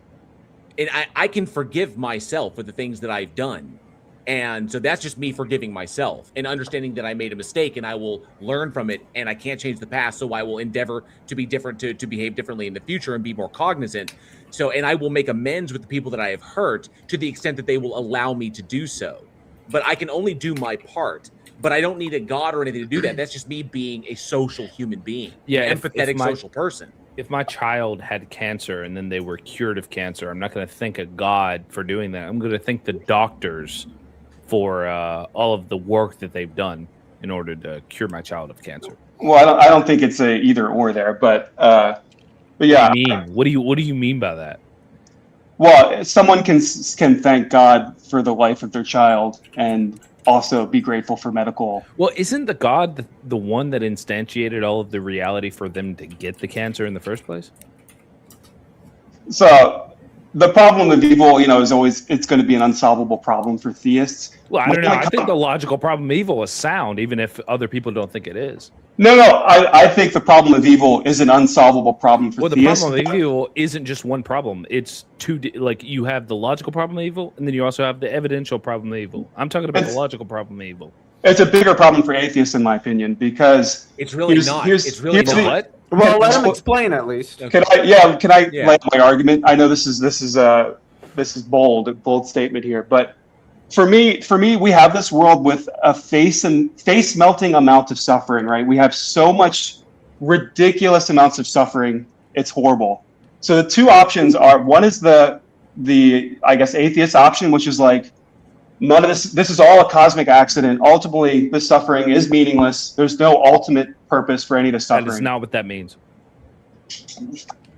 You don't when you say meaningless, when you say it's ultimately meaningless? ultimately meaningless. What do Like, you mean What do ultimately? you mean by ultimately? because in the end of time, in cosmic heat death, Are you saying there's going to be no justice?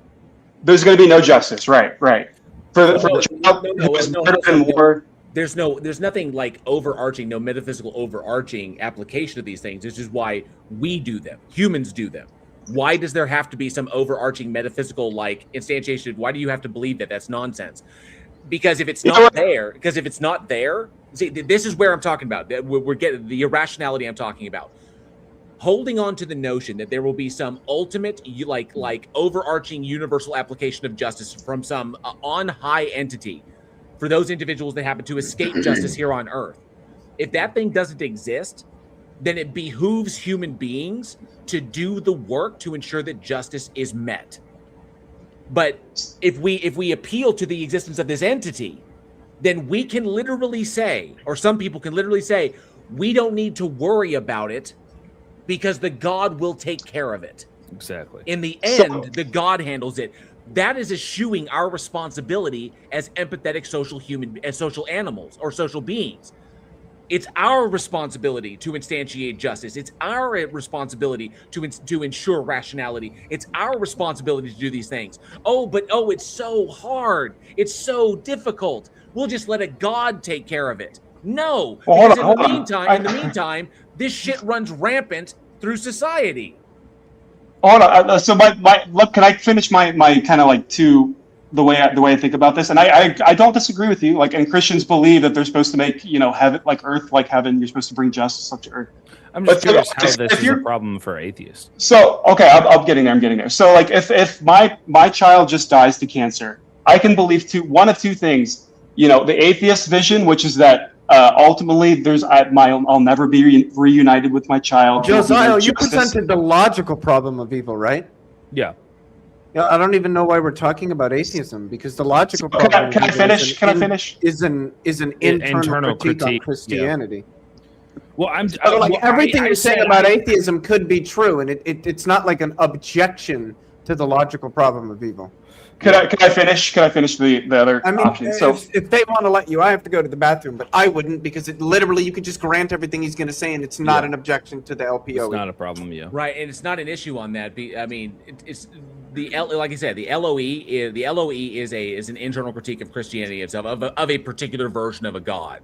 Yeah. And it doesn't exist in Christianity, so it doesn't really apply. The LOE doesn't really apply to atheism. Yeah, if you affirm that God is omniscient, which means he knows all evil, if he's omnipotent, which means he has the power to stop all evil, and he's omnibenevolent, which means he would be the type of being who would be opposed to evil, and evil exists, then the LPOE is a problem for you.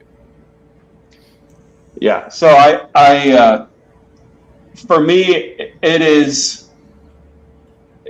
you should at least wish that if your child dies of cancer, you should wish that the religious vision that you will be reunited in the afterlife, you should it's natural, and you should wish that were true, right? And that would be a better reality than never seeing your child again, right? I could wish that were true, and it's not.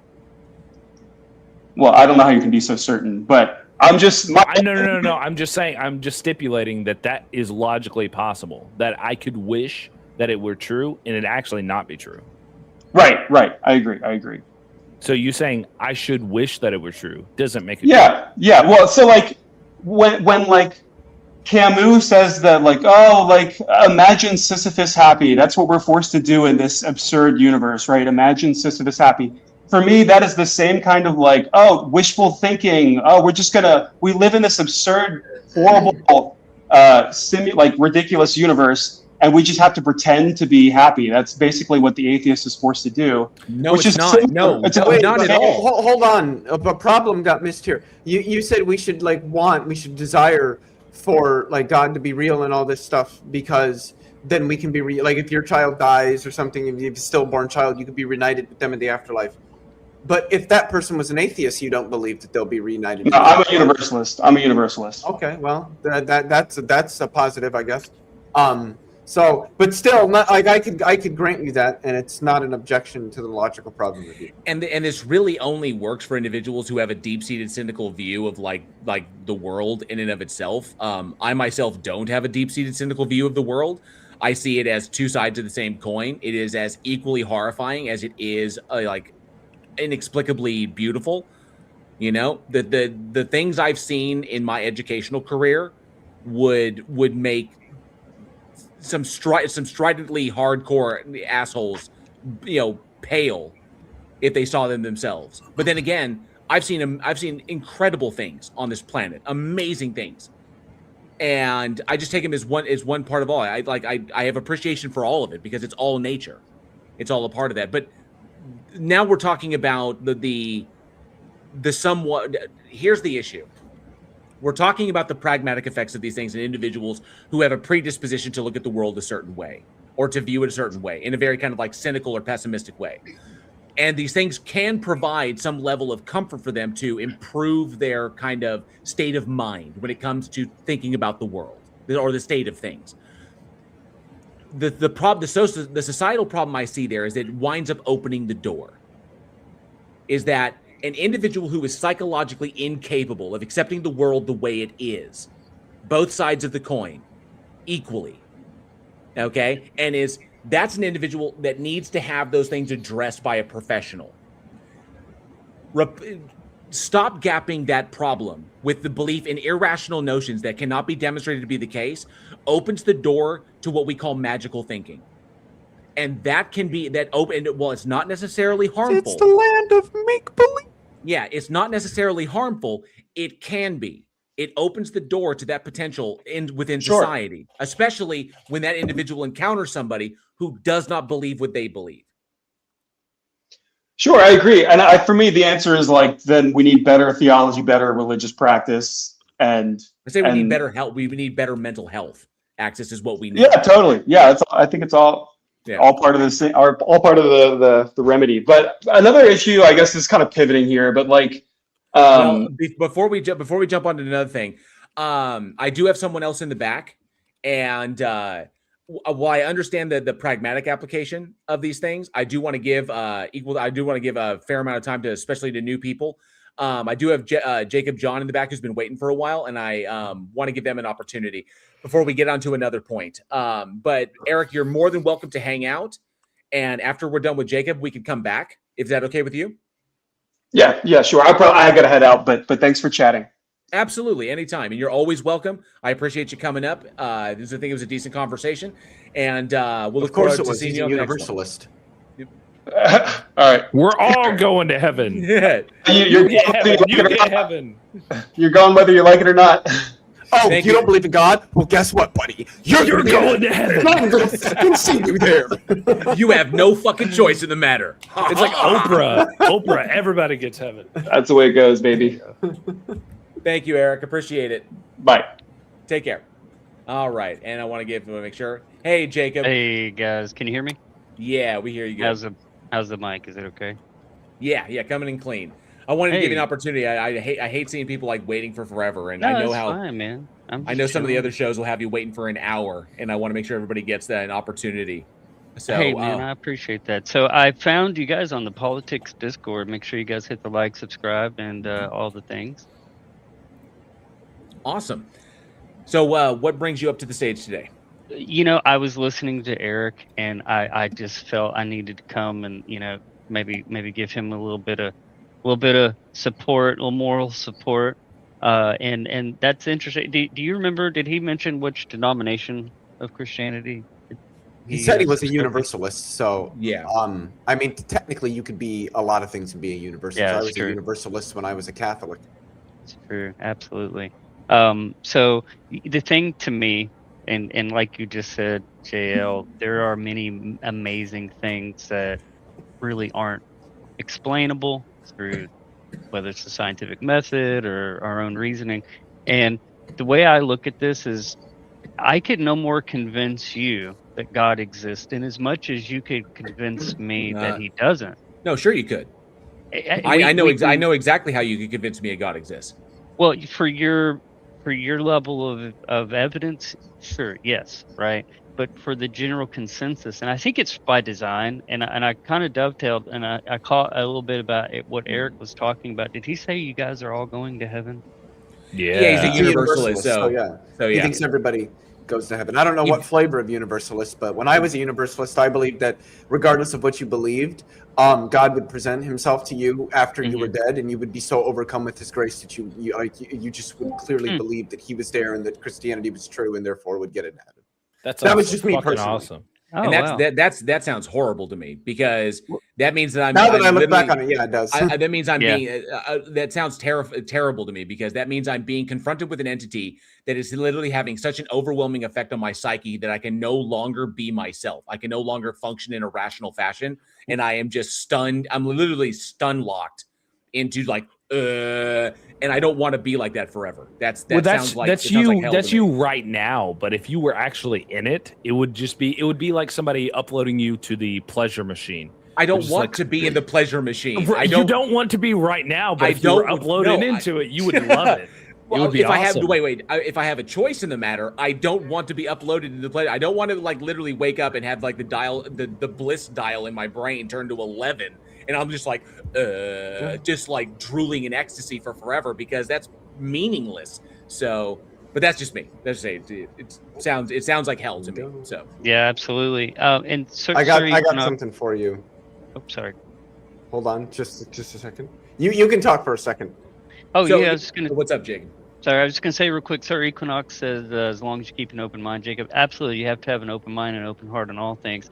I've always found that the nature of God, and we all go through our personal journey trying, is there God? Is there not a God? Right? We go through our phases. It's fine. I think it's imperative that, and my question to the panel is, if you died and all of a sudden you're standing in the gates of heaven and you have a choice whether you go in or you go out. You can go into the ether, you can go roam the astral plane, whatever, but you're standing outside these great pearly gates. Would you maybe then at least acknowledge at that time? Would that be enough evidence? If I died and I suddenly woke up standing outside the like in this conceptualization of heaven that I recognize, then I'd be like, oh, looks like there is like this place, that looks like heaven, and there's probably an entity that's calling itself God. Where is the non-existence button? Because I'm going to be pushing that. JL. You're just ready to vamp out. You're like, I'm done, man. I'm gonna go to sleep. Because an eternal existence provides no value to the life that I have experienced.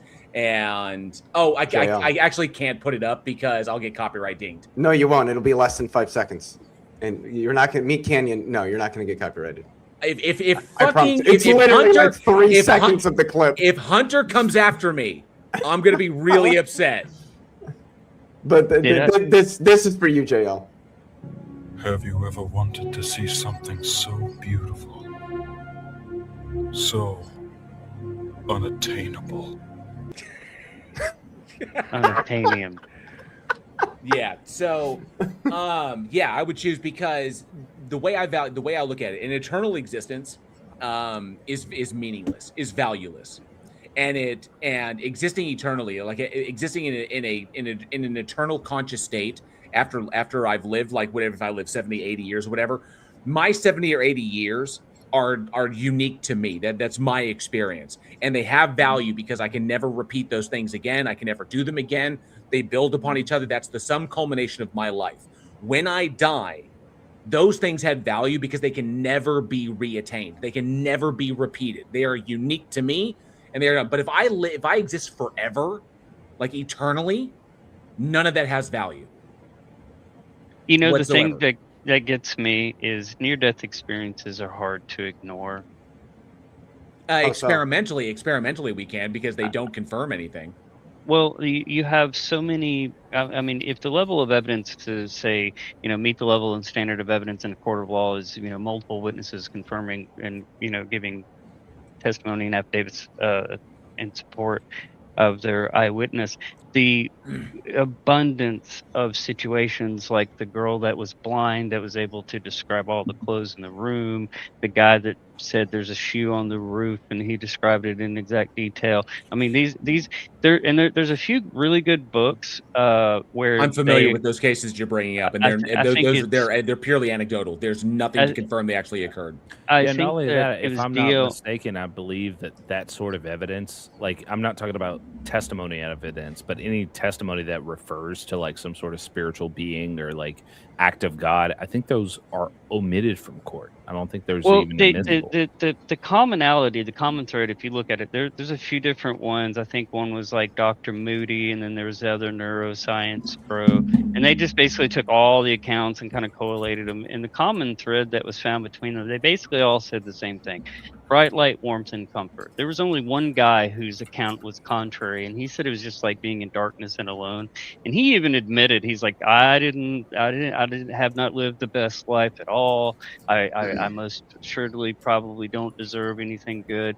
But you know, the beautiful thing is, and I have to kind of agree with that Eric guy, because I was talking with a Mormon about this, and they were talking to some atheists, and the atheists were just in a voice chat, and they were just getting beat up.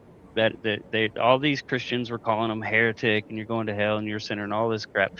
And the Mormon says to the atheist, he goes, "Hey man, congratulations, you're going to heaven."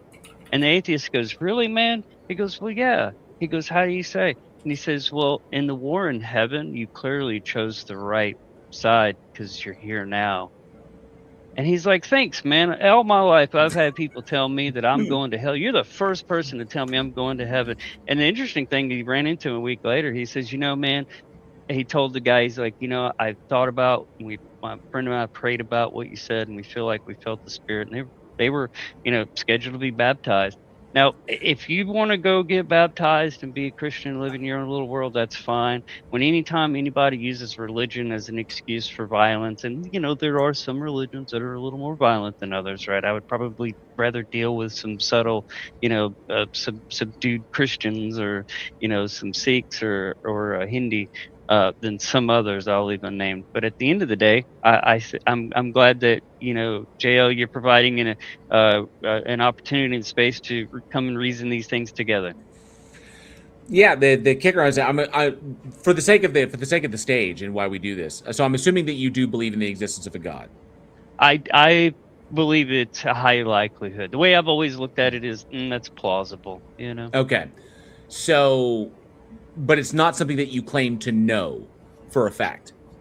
To be honest with you, it's subjective. All of my experiences and the nuance and the, you know, the things that are unexplainable to me, absolutely, I do believe there is an intelligent creator. And if you look at all the major mathematicians, they all believe in some form of an intelligent creator or intelligent design at a minimum. Not all of no. When you do the math, it's just too complex. No, it's well, actually but math is complex because we made it complex. Yeah. Yep. So this seems to be an argument from personal incredulity, and to a degree an argument from ignorance. And what I go for is like the rationality behind it to understand why people do it. Now, if an individual believes that a God exists, and you know, beliefs are what you're convinced of, you don't actively choose them. They are propositions that you're convinced are true via either whatever's presented to you or arguments you've heard, you know, like that. But it doesn't meet the threshold of what knowledge is. I like to examine, if a person believes a God exists, then I want to understand, like, why do they believe that? Like, what is it that convinced them of that? And are they convinced that it's good, that it's solid for rational reasons? And I hope for, and I don't try to, I'm not, the whole purpose of this is not to dissuade people of their beliefs, but to get them to understand that I would much prefer, like, believers be intellectually honest about their beliefs and recognize that they believe for irrational reasons. There's no rational justification to hold the position that they do, and that acknowledging that puts them in a better position to reconcile the things that they see in the world, that they're to be able to understand these things and kind of like operate in a more social fashion and accept more responsibility for their role within society, just as an empathetic social human being. I want that intellectual honesty is what I go for. And because I think everyone can stand to be more intellectually honest about things. Yeah, if they just called it faith, it would just be way more like we would all be like, oh, okay, I get it. You're just believing on faith. You don't have any rational justification for the reason why you believe in God. You just believe off faith. It's 10 o'clock, fellas. I'm gonna go ahead and take off. This has been all fun. right. See you, bro. This has been All real right, fun. Leo. See you, Leo. It's good seeing you guys. Hey, good talking with you, brother. I think that just simply defining atheism as merely a lack of belief is kind of intellectually passive at best, you know. Well, I mean, you can break it down between like strong atheism and weak atheism. I mean, you can have that distinction. There are some people that say that atheism pretty much just goes for lack of belief. I hold it that I am not convinced that a god or gods exist, because there has been no evidence or argumentation that is sufficient to warrant that's been sufficiently presented that would warrant belief. A god can't be demonstrated to exist. Every way that people try to defend it winds up logically fallacious. All of the arguments for it are terrible. And a big question that I wanted to bring up, I didn't get a chance. And I hope, and I was going to bring it up to Eric because of something that he said, but I'm going to bring it up to you to see how you reconcile it. Okay. In the world that let's do an internal critique of your worldview. You believe that a god exists. The god created everything, right? I think that okay, it's a complex question. Let me try to distill it down. Okay. Would I be surprised to find out that an intelligent creator created it? No. Would I be surprised to find out that there was never an intelligent creator in the first place? Well, I probably wouldn't exist after I die anyway, so it really doesn't matter. I'm really not losing anything, right? But I do think that the world as we can perceive it, the universe as we can perceive it, it's just too complex for there to just be life here. I believe in life in the cosmos, believe in life on other planets, maybe even other realms or dimensions of reality. I certainly believe there are multiple entities. And when you say that, is there a God or there isn't a God, is there gods, right? I believe that there are a lot of unseen forces to contend with, and I've contended with them. I've been in situations where I've been kind of like right next to some true evil. So that's but do you hold that there is an ultimate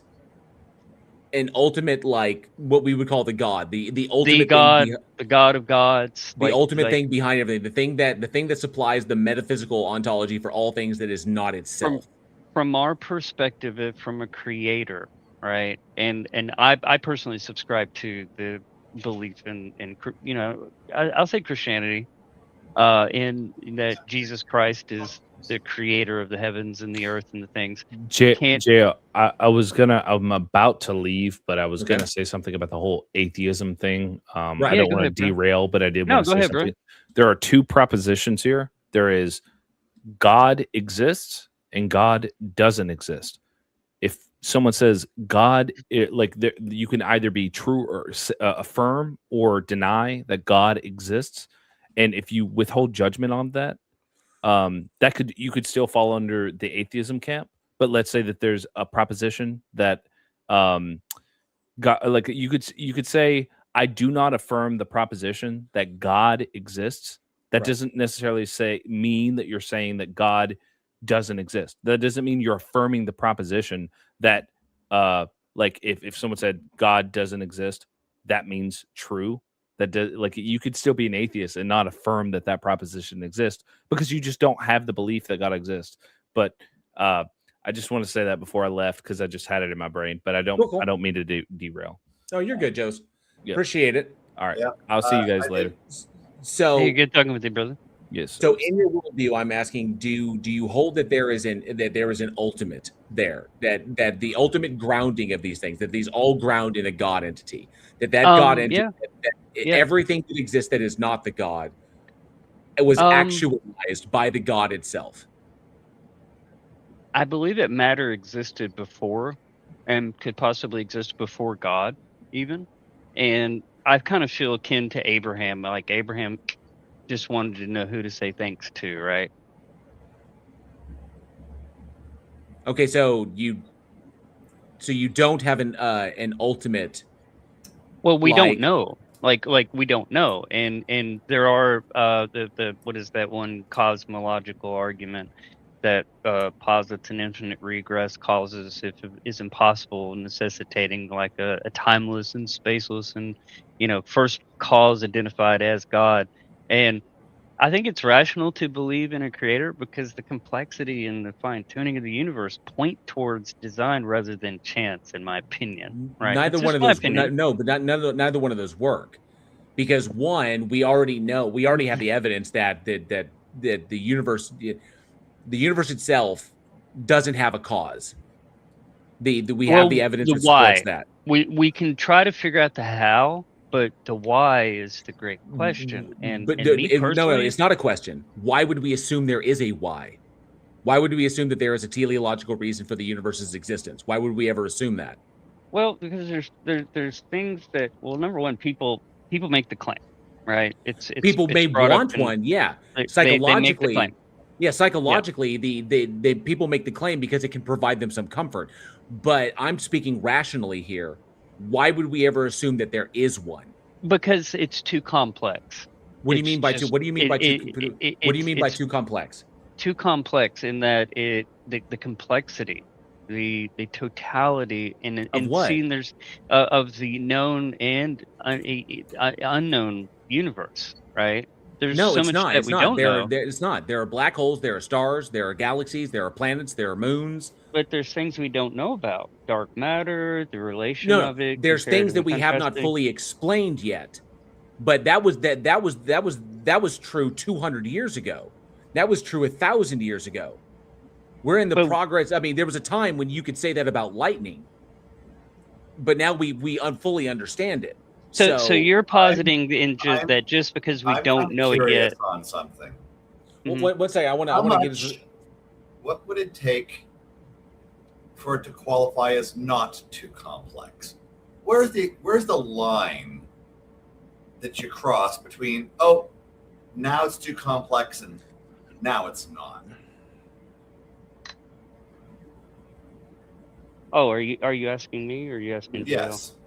Okay, I'm sorry. Can you repeat that one more time? At what point, what level of evidence would be sufficient for me to believe that there is not an intelligent creator? No, there was not. I don't think there's hardly. Sorry, a word let me that was turn in you my up. sentence at all. I'll try. There you go. I got you turned up now. Sorry about that. Okay. You keep saying too complex. So, what level of complexity would not be too complex? Where at what point did we cross that line?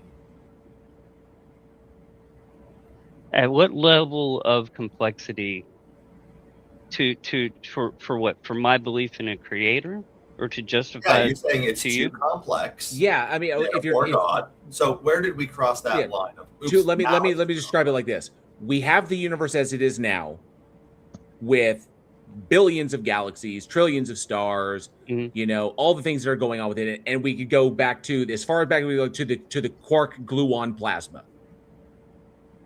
Okay, so at what point from the quark gluon plasma all the way up to now, where's the line where it becomes too complex?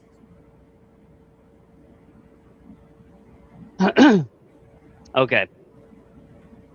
I'm giving this honest thought. So I think that when you're looking at something in its subjective complexity, like how complicated something looks, to specific information and causality, I mean, yes, you are correct. You can't set an arbitrary number. Like you can't, anything with 100 parts needs a creator, but you can.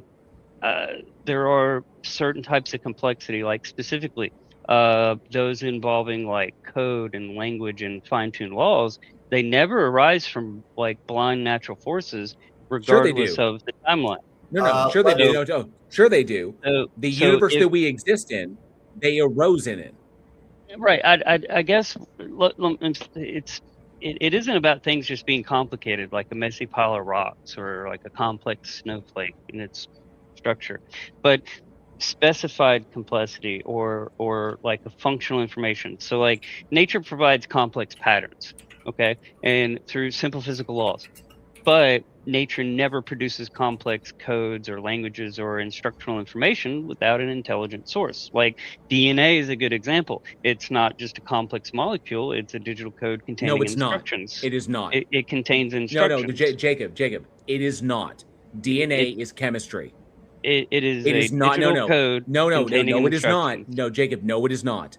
That is an analogy that was used a long time ago that apologists have consistently tried to grab onto, as though the individual who made that analogy was saying that DNA was written code. It's not. He was using it. The scientist who brought that up was trying to analogize it to make it better understood as to what the chemistry is doing. I think that it's not code that is written like by a mind. It is literally just well, it's just chemistry. a metaphor for chemical reactions obeying physical laws. No, right? no, it's chemical reactions. It's organic chemical reactions, and then along the lines to try, because the organic chemical reactions that take place are exceedingly complex in how they function. In order to in developing an organism. Okay. But in order to convey that in an easy to understand analogy, it was analogized to code, like genetic code. But that term does not mean like a written computer code, where it was intended for where genetics is written out to affect a very intentional outcome. That's the breakdown. By calling genetics or DNA code in that context, you are assuming that there is an intentionality there, that literally genetics, that genes are the way they are and they're written out, and DNA is written out the way it is, specifically to accomplish a goal in mind. Yeah, but that's what we hang on, but that's what we call telos. You need to demonstrate that there is an agent that has that intention first. Otherwise, the analogy you're using doesn't work. Well, I mean, even Richard Dawkins admits it's code. I think he called it quaternary code. He himself also used it as the analogy. Yeah, the analogy works very well, but it is not meant to be understood as though it is written directional and with an intended outcome. Yeah, when I'm aligning with him in that DNA is like digital code that's indistinguishable from like computer software. It's not. It is not. It is patently not. No organic chemist or no geneticist, no one would ever agree with that assessment. Anyone who works in that field would reject that, who understands what, or like in OChem, would reject that and say these chemicals. Let me put it this way, because we're kind of like splitting hairs on, code and complex. So like the ink and paper in a book are just chemistry, right? But the arrangement of the letters conveys a message that's independent. It doesn't convey a message. Chemical. The arrangement of the arrangement of the chemicals and how they interact with one another is a result of evolution. No, I'm giving a different analogy. Okay, and that's why I said like the ink and paper in a book are just chemistry, but the arrangement of letters. Not. Okay, so ink and paper, they're not chemistry. Their composition is not defined by chemistry. It is. Okay. And the arrangement of the letters conveys a message independent of the ink's chemical properties. So if you scramble the letters, the chemistry is identical, but the message is lost. DNA is the why same. The analogy. Okay, no. The sequence matters, not just the chemistry. But Jacob, this is why the analogy was made. But it is not meant to confer. It is not at all meant to confer that DNA is structured with the intent of a specific outcome. The sequence of DNA, it's called DNA sequencing, correct? Correct? It's called DNA sequencing. We sequence DNA so we can understand it. The sequence matters, not just the chemistry. Where else do we see arbitrary sequences of symbols producing functional machinery without a mind? It's not functional machinery. These terms you're using are not appropriate for this context. You are trying to force telos into the conversation. What's telos? Intentionality. See, I explained this just a few moments ago. Like, I know, but are you referring to like telos like in Calvinism? No, telos is a desired outcome, an intentionality. You mean phrasing and putting things in to elicit a specific outcome. Yes. That is not Gotcha, what gotcha. genetics is. Humans, there is no evidence to indicate that humans, as we exist now, are an intended outcome.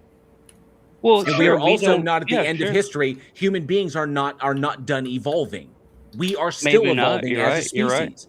So all we're doing is identifying natural chemical interactions that occur within the world and result in different outcomes, or that result in different species that also, as they continue on, new species arise out of prior populations. There is no goal here in mind. Evolution doesn't have an end goal. So I think there's no evolution reason to is think more. that there's no reason to think that there is one. There's no rational reason to think that yeah. there is one. Yeah, I debated Richard Dawkins one time, and when I'm trying to remember how I asked it, if if a tree falls in the woods and no one's there to hear it, does it actually make a sound? Well, you could argue that it's been a philosophical question. If no one's there to perceive it, it doesn't give it meaning or intrinsic meaning. But we have, just like you said, intrinsic truths. We have truths that exists beyond our purview, and just because we don't know it yet doesn't mean it doesn't exist. I don't know what you mean by that. No, it falls in line with what you just said. In we have an intended outcome to try to figure out the answers to the biggest questions in the world. How did we get here? Why are we here? How did were we created, or was it a puddle? That's not intended by anything. Those are questions for people who would like answers to those questions, so they do the work to figure them out. I that's what I'm agreeing with you, JL. I think that you and your audience and everyone here, I think you guys are honest seekers of wisdom and truth, correct? You want to know the answers to the hard questions, correct? I would like to know them, but there's a possibility that we may never know them, and I'm cool with that too. Hey, I'm with you. I'm totally with you. That's why when I view anything religious, for example, I always put the that's plausible. Is that plausible or not? You know what I mean?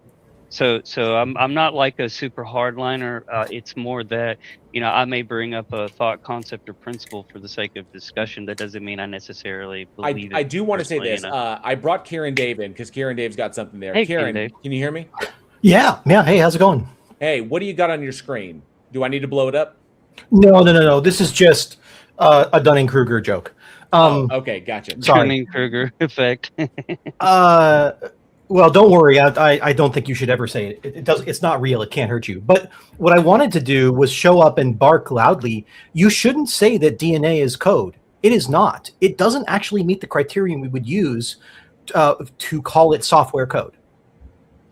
Well, sure. You're not going to have logic gates and if statements and things like that. Hold on a second. It's not logic gates. It's that computer languages conform to a set of properties. RNA and DNA do not conform to those properties. So when you say that they are like each other, they are not like each other.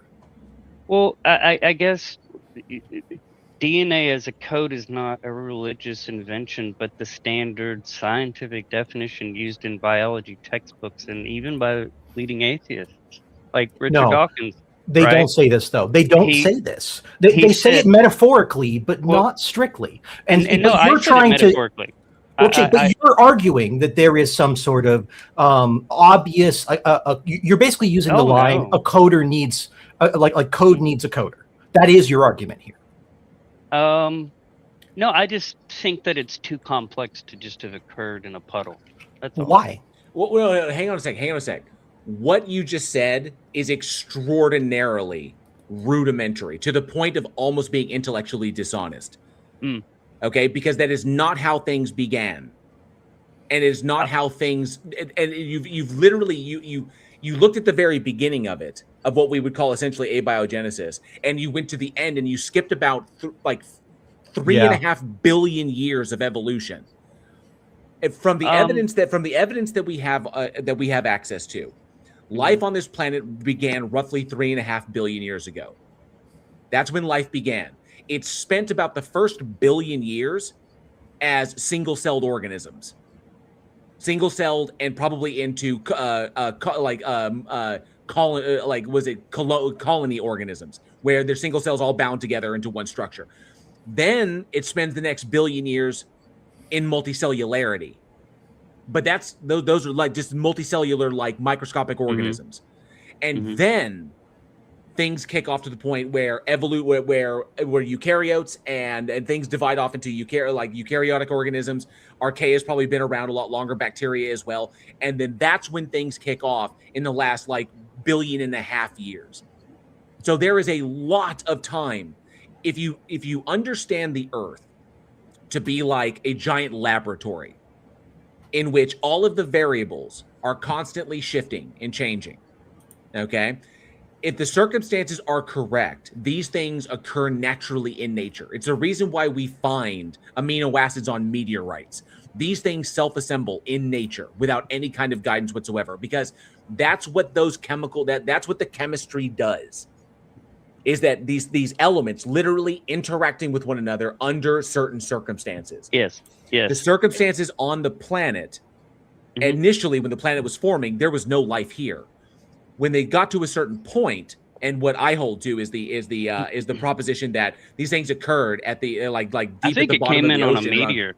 around I think a hydrothermal meteor vents. hit, bro. Yeah, you know they found water on meteors. Like it's not outside the that would realm be of- that would be panspermia, the idea that Yeah, there was genetic totally. material that arrived here, but I don't hold to that. But nonetheless, we understand that these things can happen in nature, and they just require. So there's in origin of life research, there's really no issue with abiogenesis being the case.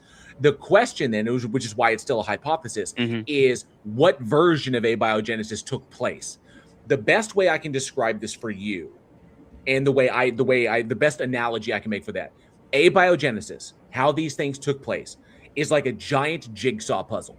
Okay, It's like a Scrabble box. Yeah, it's like a massive jigsaw puzzle of which we have managed to solve large sections of it, but there are certain areas that we haven't solved yet, and we're still trying to connect them.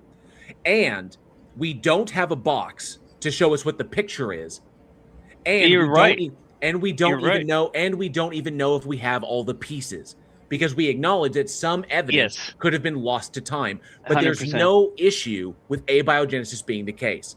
So my issue being is that how are you getting to a God? Because from all I've heard is just argument from ignorance or argument from personal incredulity, which is not a rational reason to hold that a God exists.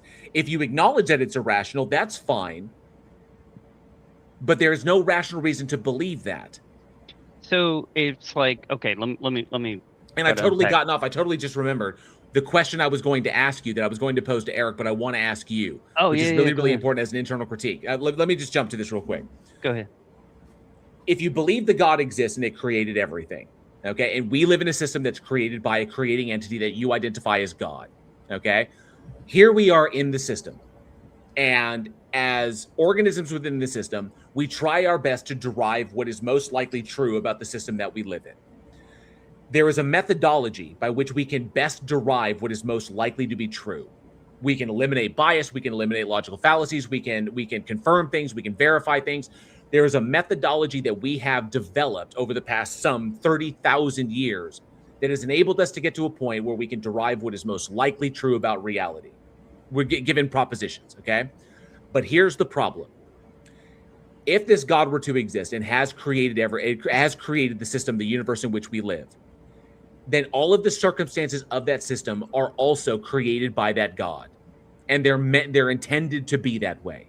Because nothing tells the God how things ought to be. Things are the way they are because the God wants them to be that way. And the biggest hurdle that I've never had a theist be able to answer is this.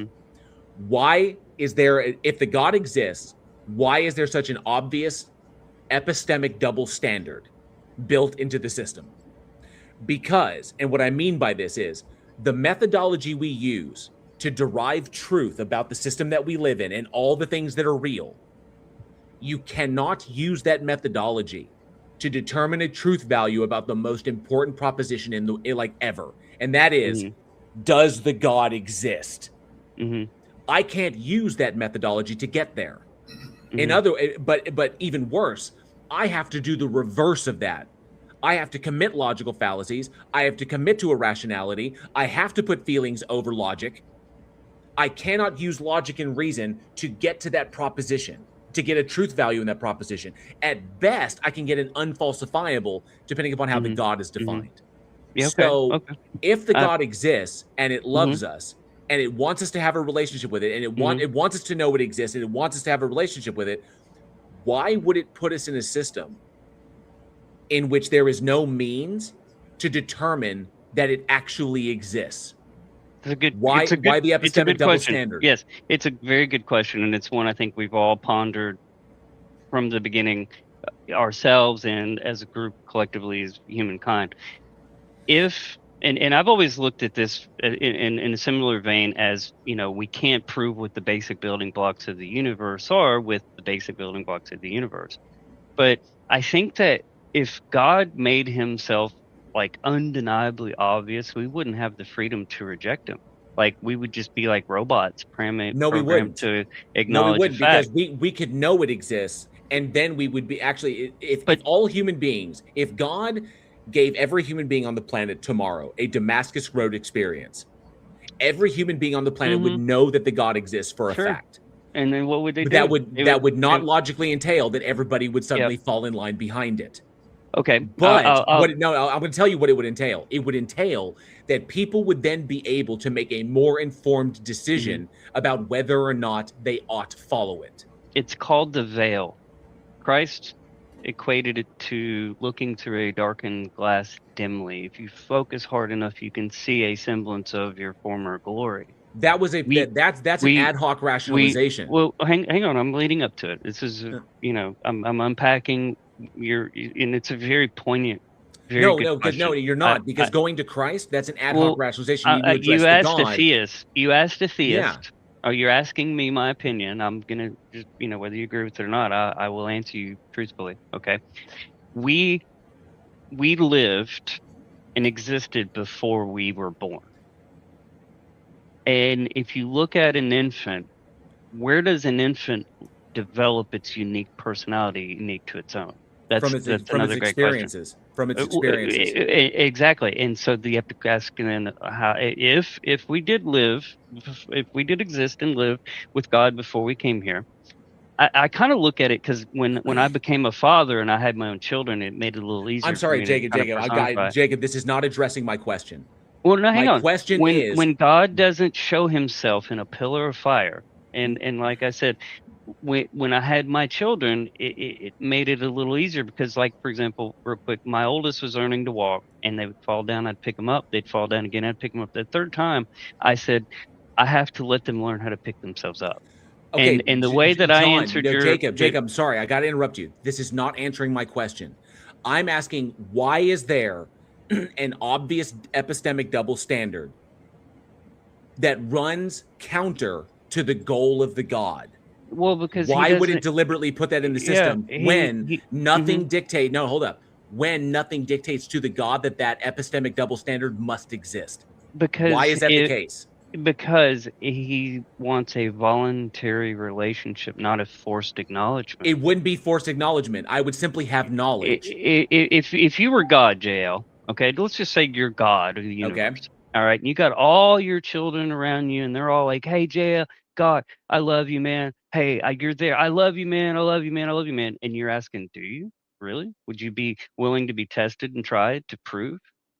Okay. No, I wouldn't test them at all because I wouldn't demand to be loved. Well, if you force the acknowledgement, I wouldn't force their acknowledgement. I wouldn't force their acknowledgement. I would let them all know that I exist. Right, but that in and of itself makes it undeniably obvious. They don't have a way hold up. It makes it undeniably obvious that I exist, but it does not make it undeniably obvious that I ought to be worshipped or even respected. Well, if people are compelled and forced to acknowledge you as God, that makes you like a tyrant. The ambiguity no, it doesn't. Is the space where free will operates. No, it doesn't. Only if I'm threatening them with an outcome if they don't. Right, but undeniable evidence doesn't guarantee love. It can guarantee resentment. I wouldn't expect it to. And if they have free will, they have the right to resent me. And I would not have any authority to punish them for it. If you forced yourself on everyone, many might hate you for removing their autonomy. Right? It wouldn't remove their autonomy. They still are autonomous agents that can make their own decisions. Right, I'm just giving them knowledge. That's all I'm doing. But the current level of evidence is sufficient for those who seek him. No, it's but not. Hang on, but it's not so overwhelming that it forces those who reject him. No, it isn't. No, it isn't, Well, because it's hang only on. sufficient if it leads to that conclusion by your own metric. Okay. So let me try this again. The current level of evidence is sufficient for those who seek him, but not so overwhelming that it forces those who reject him to submit against their will. That is You know not. what I mean? That is no, because it is not. You said it is that the evidence is sufficient for those who honestly seek. That means that literally you have your bias built into that. You're literally stating that that anybody who finds fault in that statement, they are not honestly seeking, and that is literally a problem, because you're basically saying, unless the only way I can find it is if I'm honestly seeking. So what if I feel honestly in my heart that I am honestly seeking and I find nothing? Then you will say, well, then you were never honestly seeking. I wouldn't say that. I wouldn't be in a position, nor would anybody else be able to say that. But the current state of the world allows for soul making. It's where characters develop through things like seeking. Why doubt, would you go into trust, that? We haven't established that the God exists because yet. if everything were certain, like virtues like trust, hope, and courage would have no room to grow, because guess what? Everybody knows you're God. You're standing up on a pyramid like Ra, or you're coming down in a pillar of fire, and they're going to resent you. I wouldn't need to do any. No. Why are you saying that if I were God, how would would you prove yourself? How would you prove yourself? I'd let them all know individually, because I'd have the power to do that. So you would go to each one individually. Yes, I'd have the power. I'd have the power to give a Damascus Road experience, now, literally custom cut to every single human being on the planet simultaneously. Now, if you constantly intervene to prove yourself, I'm not intervening. No, I'm not intervening. Or how about this? I simply make them with that, or I make it so that it's apparent within the system, that it's very obvious that you know that I exist. I don't like that they can literally just test the system. They can use the methodology and determine that I exist. And then if they ask me a question, I'll answer it. Or if they're like that. But I mean, I'm not going to intervene or hold their hand, but I'm not going to punish them or promise them anything. Say, this is the world that you have. You have free will. I do exist. I'm not looking for your praise. I'm not looking for your love. I'm not looking for your respect. I don't need it because I'm freaking God. Okay, well, so if you choose to believe in me, that's great. If you think I'm awesome, fantastic. If you don't, that's fine too. There's no hell. There's no heaven. When you die, that's it. I think that that's it. That's what I would do as a God. Yeah, and I hear you, and I think it's a balance. I think God created a world that works consistently enough so we can live and learn, but He left enough signatures in the complexity for those who want to find Him. Like He is hidden enough. The things that you're pointing at is because the things that you're pointing at as signatures require irrationality to think that they are signatures. That if you are pointing at something as evidence. But if you're pointing at something and calling it evidence, but in order for it to be evidence, you must first beg the question, what you're pointing at was never evidence to begin with. Okay, I've got a counteroffer for you, because you kind of said things about only for those honestly seeking, and we're kind of on that vein right now about justification. So here's a counteroffer. See, it's not a question of if you're honestly seeking. The question is how desperate are you to allow your epistemic bar to lower to the point where, oh, look, a leaf fell off a tree. Yep, God. So, by the same token where I asked you how much complexity is required in order to justify the idea, oh, it's too complex. You don't have a number there, but see, we've got the other side. How desperate are you for something to be true to go, you know what? I'm willing to throw in because I really, really want this to be true. And all of a sudden, I'm in a state of existential dread where I'm afraid I might do something unfortunate to myself if I don't have hope. And I don't have justification with my epistemic bar up here. And it's not working for me. And I'm having a real bad time. I better lower that bar. So when you're talking about honestly seeking, no, I think we're talking about lowering that bar to my looking up at the clouds and going, that's definitely a lion up there. So, yeah, when you're looking for standards, ask yourself how far you're dragging those down. So Andrew has a point. Andrew has a solid point here. There's a reason why religions, when they evangelize and proselytize, they target the emotionally and psychologically desperate. Oh, because for those people, all they're looking for is a rung on the ladder to grab onto, and it is way easier to sell someone on the. Are there religions and people that do that in the world and through history? 110%. 110%. Yes, that is correct. Once again, I don't lower my bar in my beliefs because of anyone else. My bar and my belief and what I consider my personal relationship with my intelligent creator, or whatever I want to call him today, is between me and him. Sorry, it's not a group thing. That's why I asked about the bar. Right. How complex is too complex? But they're going back to things in the universe being so complex to just have occurred. That's like saying you take a box of Scrabble tiles and you throw them on the ground and it magically, puts a message in proper English. Nature does not do that. No, because the odds that you are working with, you only have one system. You have the universe. You have one universe that you have access to. You have a sample size of one. There's no mathematical function. There's no probability function that exists that you could derive those kinds of odds from a sample size of one. There's one universe that we have access to, and life exists in it. But that's very simple. That's what do they call that? Cosmic simplicity. And saying that like the laws of physics are actually quite elegant, simple, and capable of generating like vast complexity through natural processes. I think at the end of the day, if you look at while we can agree that the laws and the equations are simple, the constraints and the numbers plugged into those are arbitrarily precise. And I'm not saying the laws are too complex to understand. I'm saying the settings. Hang on. We got a precision problem here. When you say hang on a second. You're about to. It's a landmine. You hit a landmine. Look, I don't know why you're caught up in that. Yes, I know, because I haven't quite actually finished the full sentence with it. Yes, because I understand the lack of understanding. We're about we are about to get there. See, whenever Andrew, I was finished talking about precise. I wasn't. Jacob, you realize how silent I've been for this whole conversation?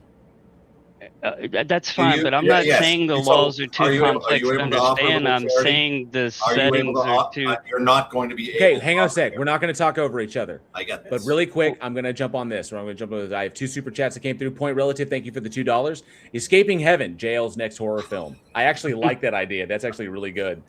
And for 10 Australian, it's my other stuff. Thank you so much for that support. The complexity and fine-tuning of the universe point towards design rather than chance.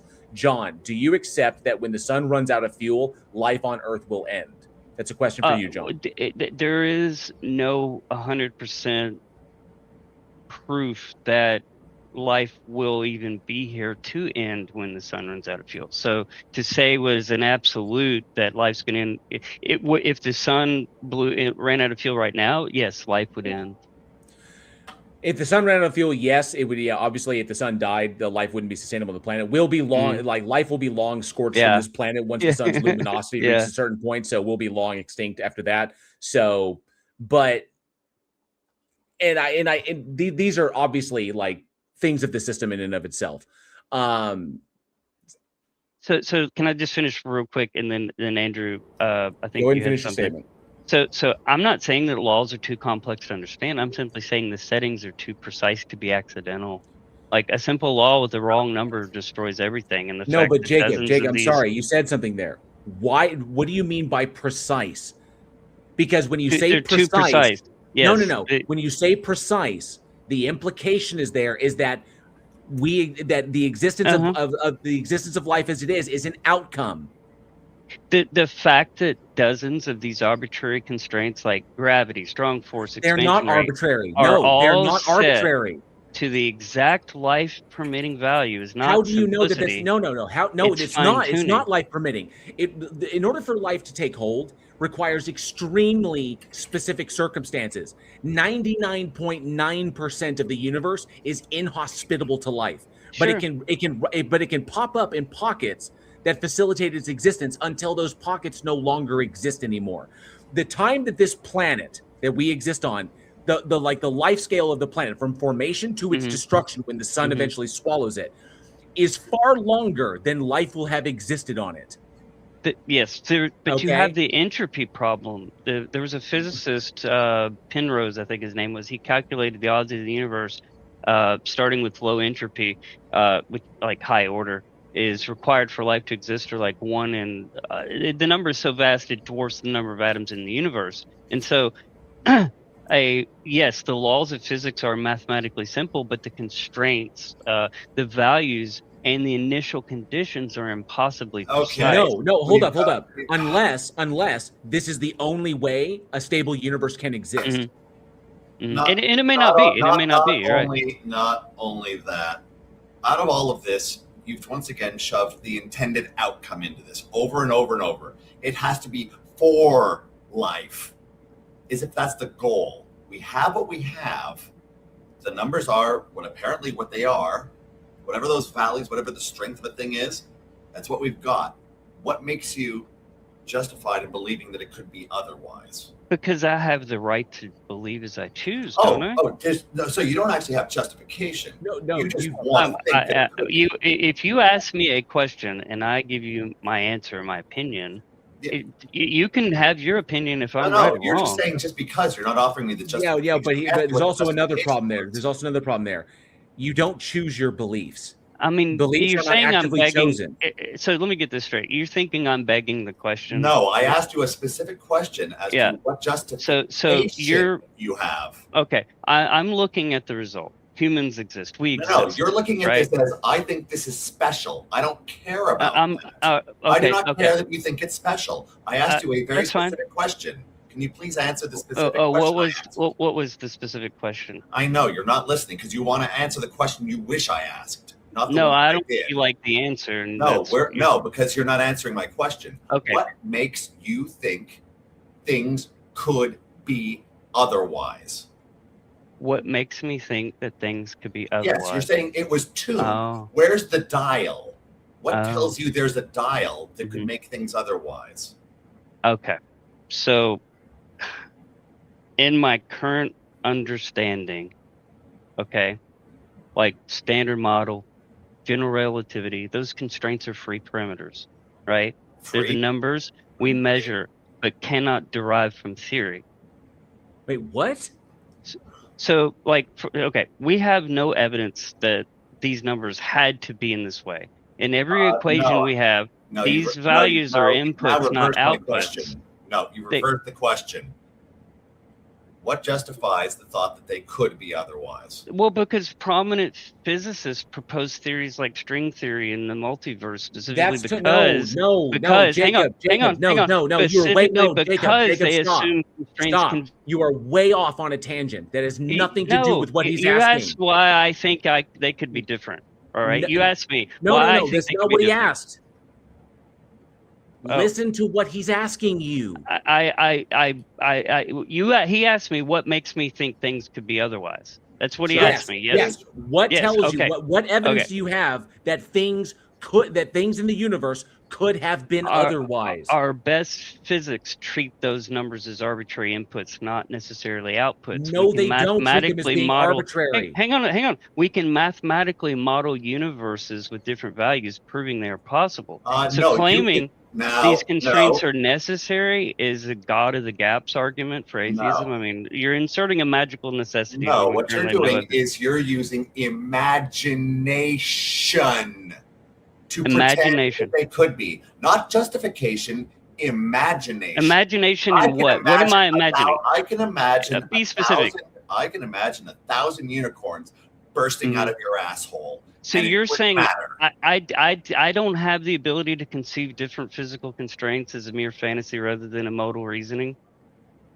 Really? You think I can't picture the universe and doesn't mean one physically possible, comparing it to imagining a square circle, which is, I mean, Which you what can't okay, do. let me ask you a question. If imagining a universe where gravity is repulsive, like it pushes things apart, involves a logical contradiction like a square circle, it does How, not. how is it doing The, that? the equation of physics works perfectly how is fine it doing that? with a negative gravitational constant. They just produce a different kind of universe, one Yeah. where matter never clumps together. So Sure. I'm not imagining a logical contradiction. I'm imagining a mathematical variation. I know, but it's still imaginary. But it's okay. So the equations of You're physics. imagining another universe. Well, That's nice. do equations of physics allow for different values without breaking logic? Those variations are possible. Well, who's saying they could be different? Well, is it possible though? Hold on. Let me ask you: is it possible? No, Jacob.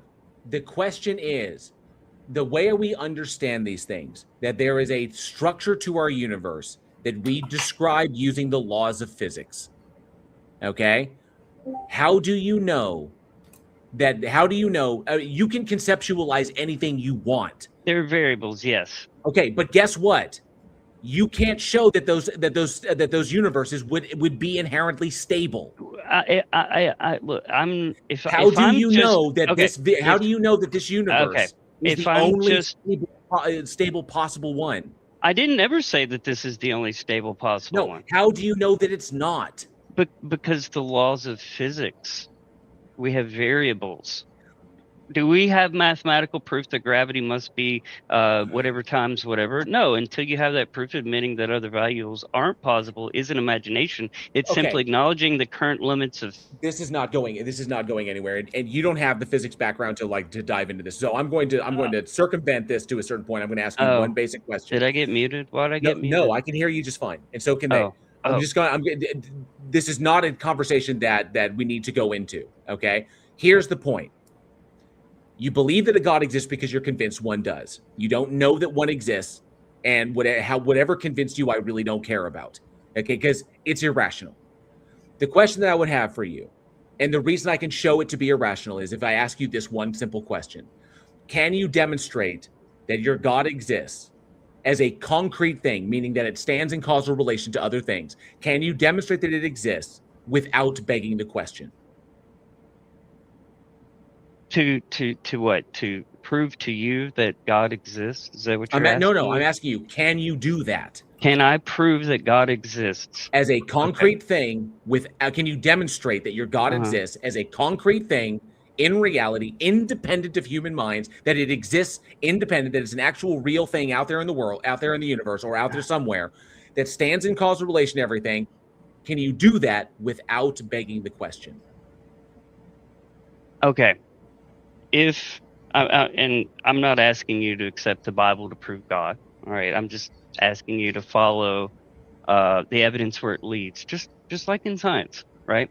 If the universe had a beginning, it needs a cause. Which it doesn't.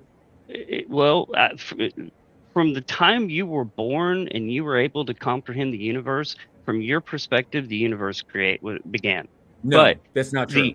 I'm saying, and I'm going to repeat it. If the universe had a beginning, it needs a cause. It didn't have a beginning, so it didn't have a cause. Oh, okay. Once again, if. What does an if get you? What justifies hang on. No, if information, DNA, only comes from minds, not information. the first We've already knocked this down, Jacob. We have already knocked this down. Okay, look. It is not a code. It is not what you. It's am not I what muted? You. No, I am telling you, it is not what you think. It is not what you think it is. I tell you what. We've already knocked this down. I asked you, and not to mention, if I let you keep going on with this, you're still begging the question. You're assuming that God exists to do the thing that you think it do. I'm asking you, can you demonstrate that it exists as a concrete thing existing independent of human minds without begging the question? Yes or no?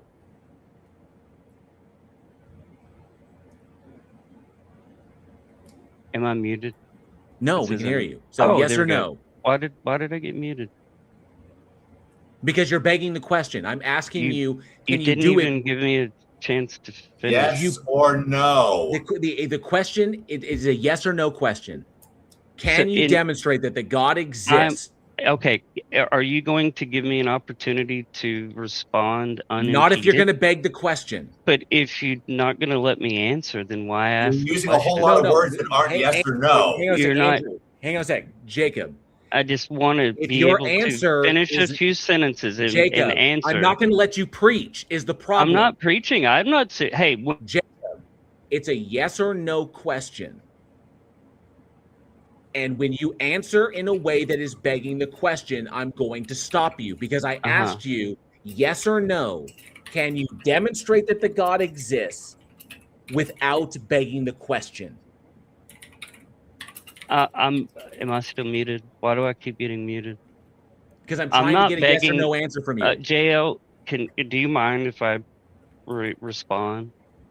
I want a yes or no. Okay, I'm not begging the question, and I'm not starting with God exists. I'm stating with facts we both accept. You're assuming God exists in your premises. Okay, I'm arguing that a divine mind is the best explanation for It these is not. facts. Just as a detective infers a criminal from evidence without It is assuming the not. criminal's It guilt. is not the best explanation because you cannot provide the mechanism by which it did anything. I'm not saying that did you hear what I just said, Jacob? Did you hear what? Did you hear what I just said? We know. No, Jacob. Did you hear what I just said? You cannot provide the mechanism by which this God does anything. Therefore, it is not an explanation. It is an assertion. Your God doesn't explain anything.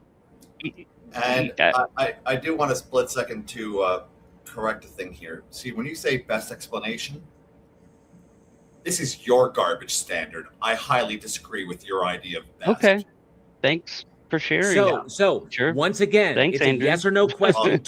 Once again, it's a yes or no question to you, Jacob. Yeah. This should not be a hard question to answer. If I show you that every effect in the universe requires a cause and every code like DNA requires a coder, I haven't assumed God. I've followed the evidence for it. No, you haven't. You have committed a no, you haven't. No, you haven't. You have committed a fallacy of composition. Just call my logic circular. You have no. In that instance, you have committed a fallacy of you are not listening, and you need to listen. In that instance, you have committed a fallacy of composition. You have assumed that because there are things that are caused within the system, that the system itself was caused. That's a fallacy of composition. That's not what I said. Yes, it is exactly. No, what you're saying my logic is circular. No, I'm saying now you're relying on a fallacy of composition. I'm not even able to respond more than a sentence without getting muted or because you are begging and you keep muting me. No, I'm not begging the question. Yes, you are. No, I'm not. Would you like me to explain how you're begging the question? You're wrong. And if you were so right, you wouldn't have to mute me. Jacob. I just said, Jacob. Would you buddy, like me? Andrew, you two guys, once again, like I said in the beginning, you can no more prove to me that God doesn't exist, and as much as I could prove to you that He does. I can prove that God. I can prove your God doesn't exist. No, your God. No, I don't have one. Prove your God. I can prove that your God doesn't exist easily. You are your own God. No, I'm not. I'm not a God. You do. You define your own morals. You're a moral relativist. Jacob, what's a God? You are your own God. No, what is a God? God? God bless you What is guys. a I God? appreciate it. Have a good one. Don't run. Oh, come on. Yeah, this is the crash out that we knew was coming. Like a few moments ago, I dropped in the side chats like, no, we're not getting answers. We knew we're not getting answers. That's why he dodged from topic to topic to topic in a speed run. It was epic. Fucking hell. Yeah, he's a Protestant room mod, by the way. Yeah, I saw that, but generic. Yeah, I'm glad I was able to get him on. But I mean, if that's the extent of his argumentation, that was awful. Yeah, well, that's what it came down to, is that epistemic bar. It's Kieran, give me a palate cleanser, man. Oh my God! I came back as fast as I could. I'm sorry. I'm working tonight, and I got paged. Oh, he left. Yes, he did. Oh, what a scumbag! The tragedy. Oh, the humanity. I just wanted a yes or no, and we could have moved on. No, we were never going to get that. Okay. In no possible world, I'm sorry, there's actually an entire branch of philosophy as to why you're not getting that answer. It is modally true that you never get an answer. What's up, Kieran? Oh, okay. Man, that sucks so bad because so many things. Let me just give folks something here. Next time someone comes out and they say DNA is code, what they're saying is RNA is code because DNA is just the storage form of RNA. I mean, it's a little more complicated than that, but that is what happens, right? Hang on, Code. 2 seconds, Karen. Sure. I'm going to write this down. Okay. Because I love the way you articulate shit, and I don't want to forget it. Okay. Code is a series of symbols invented by an actor or a mind to convey information, right? Invented by And an critically, actor or a mind to convey information. Yep, Thank God I typed that's fast. Go ahead. yeah, we got that, right? Language. Yep. Now, that means that language isn't physically determined. It's substrate independent. That's why English can be written or it can be spoken. It could presumably be hummed. That's why many languages can be spoken with drums. It's because languages, and language in general, has this property of expressing things which are substrate independent. Now, that's an important property of code. Code expresses things as a result of logic, not of the substrate or a physical, like the physically determined things. Code expresses things as a what of logic? Code is determined by logic. It is not determined by any sort of physical property. So we'd say that code expresses things as a function of logic? Or is expressing logic. And Okay. code is therefore as arbitrary as language and as substrate independent as language. Now, RNA is not any of those things. The codons in RNA map to specific protein folding operations because of physics. There is no arbitrariness there. There are little three molecule pairs that go into the ribosome and they provoke reactions, and those reactions are universal because they're physics. Okay. Some proteins. 2 seconds. Go back. The codons of RNA map to what? To protein folding operations in proteins. They map to folding operations in proteins? Yeah. And proteins folding operations in proteins, and this is explained by physics? Yeah, it's explained by organic chemistry and chemistry, right? There's no room for expression. There's no room for a mind to say anything about it. That code is physically determined, and this is what separates it from, say, C++ or Java, right? Java is arbitrary. It's expressing rules of logic. There's a million ways you could arrange it, and they're all trying to talk about the same underlying set of operations. It's not the case, unless you believe that like computing has an ontology, which is interesting and maybe true, but probably not what anyone means. It's just not the case that you could say that RNA is code. It's not the same thing. Is it encoding? Maybe.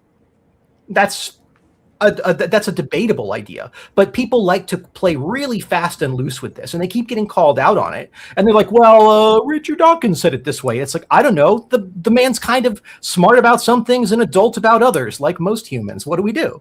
Right.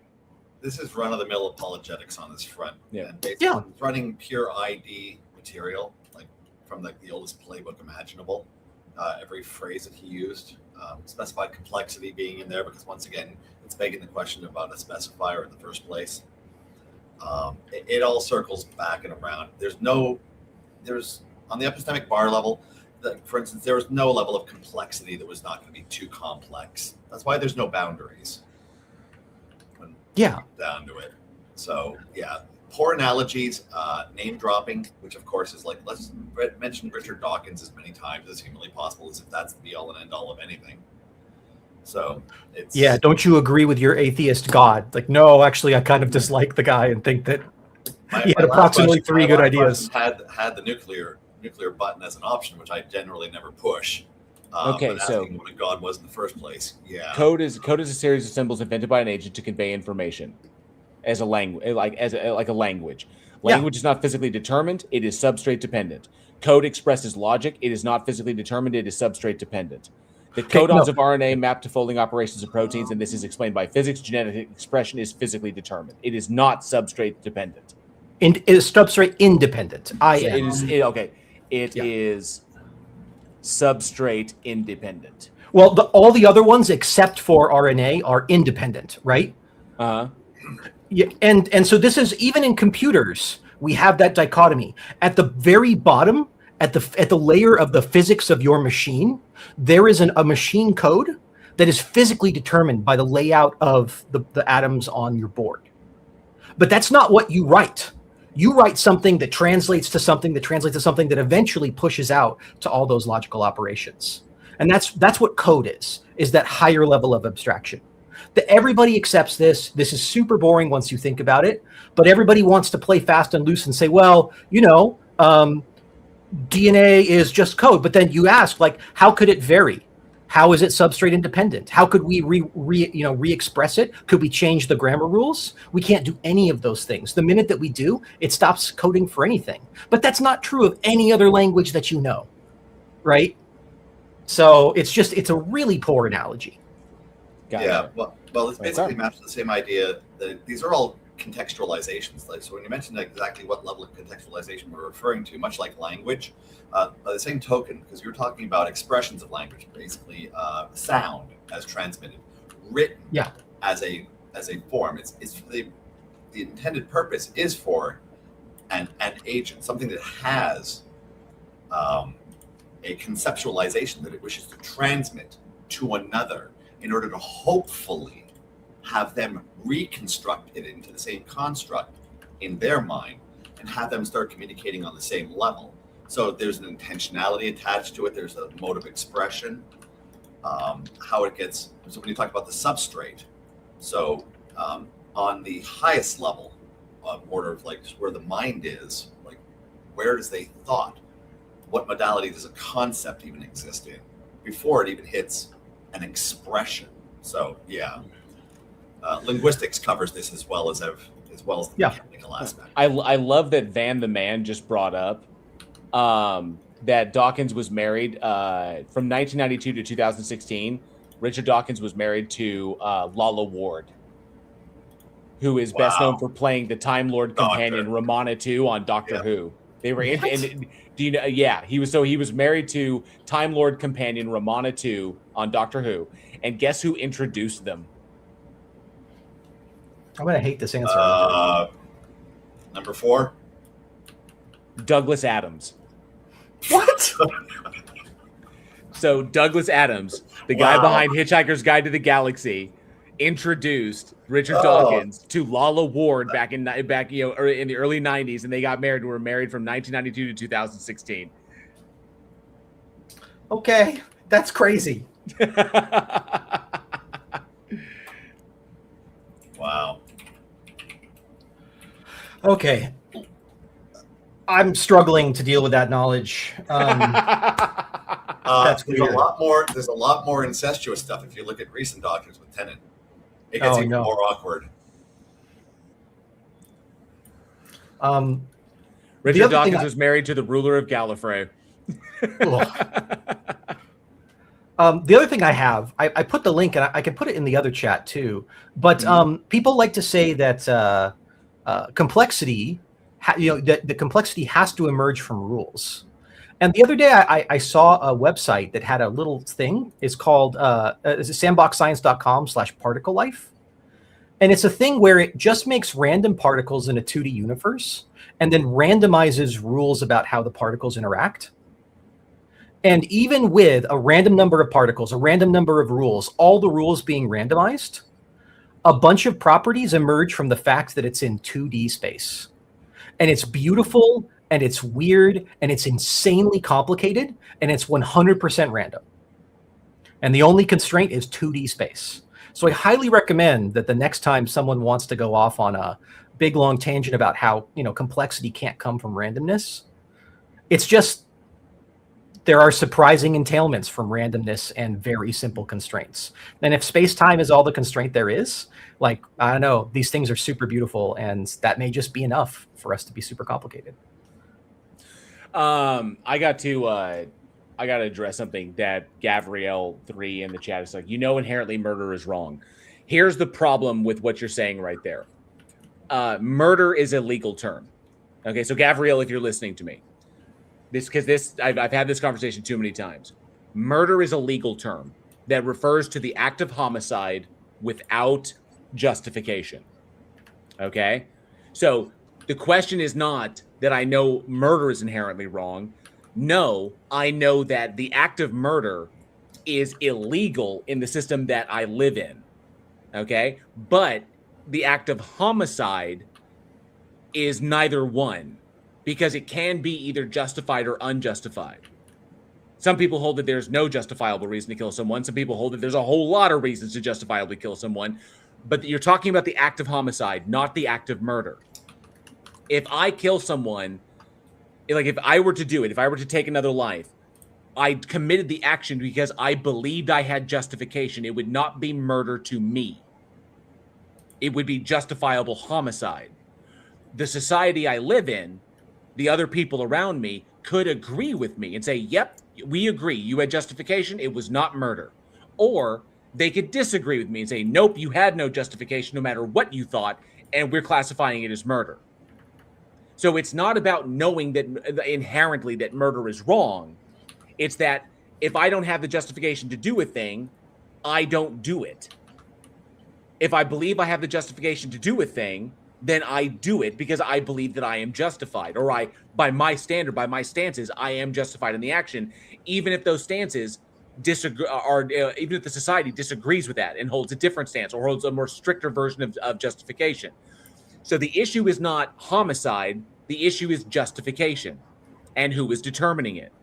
We, by our stances, when we reference those, that's how we determine whether or not we are justified in committing an act. And society has an agreed upon stance that will be applied through the legal system that you may or may not align with yours, which is how we get the conflicts between people who do a thing and then the law says, you were wrong, and they say, no, I was right.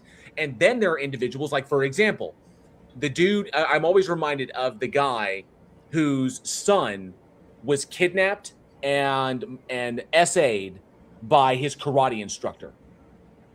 Okay. And then the authorities went out and they found him. They returned the kid safely. And they were bringing the guy through the airport in handcuffs. They caught him. They were going to bring him in. There's video of this. The father of that child was lying in wait at the airport at a phone bank in the back. And as the guy passed by, he pulled out a gun and shot the cat dead. Pow.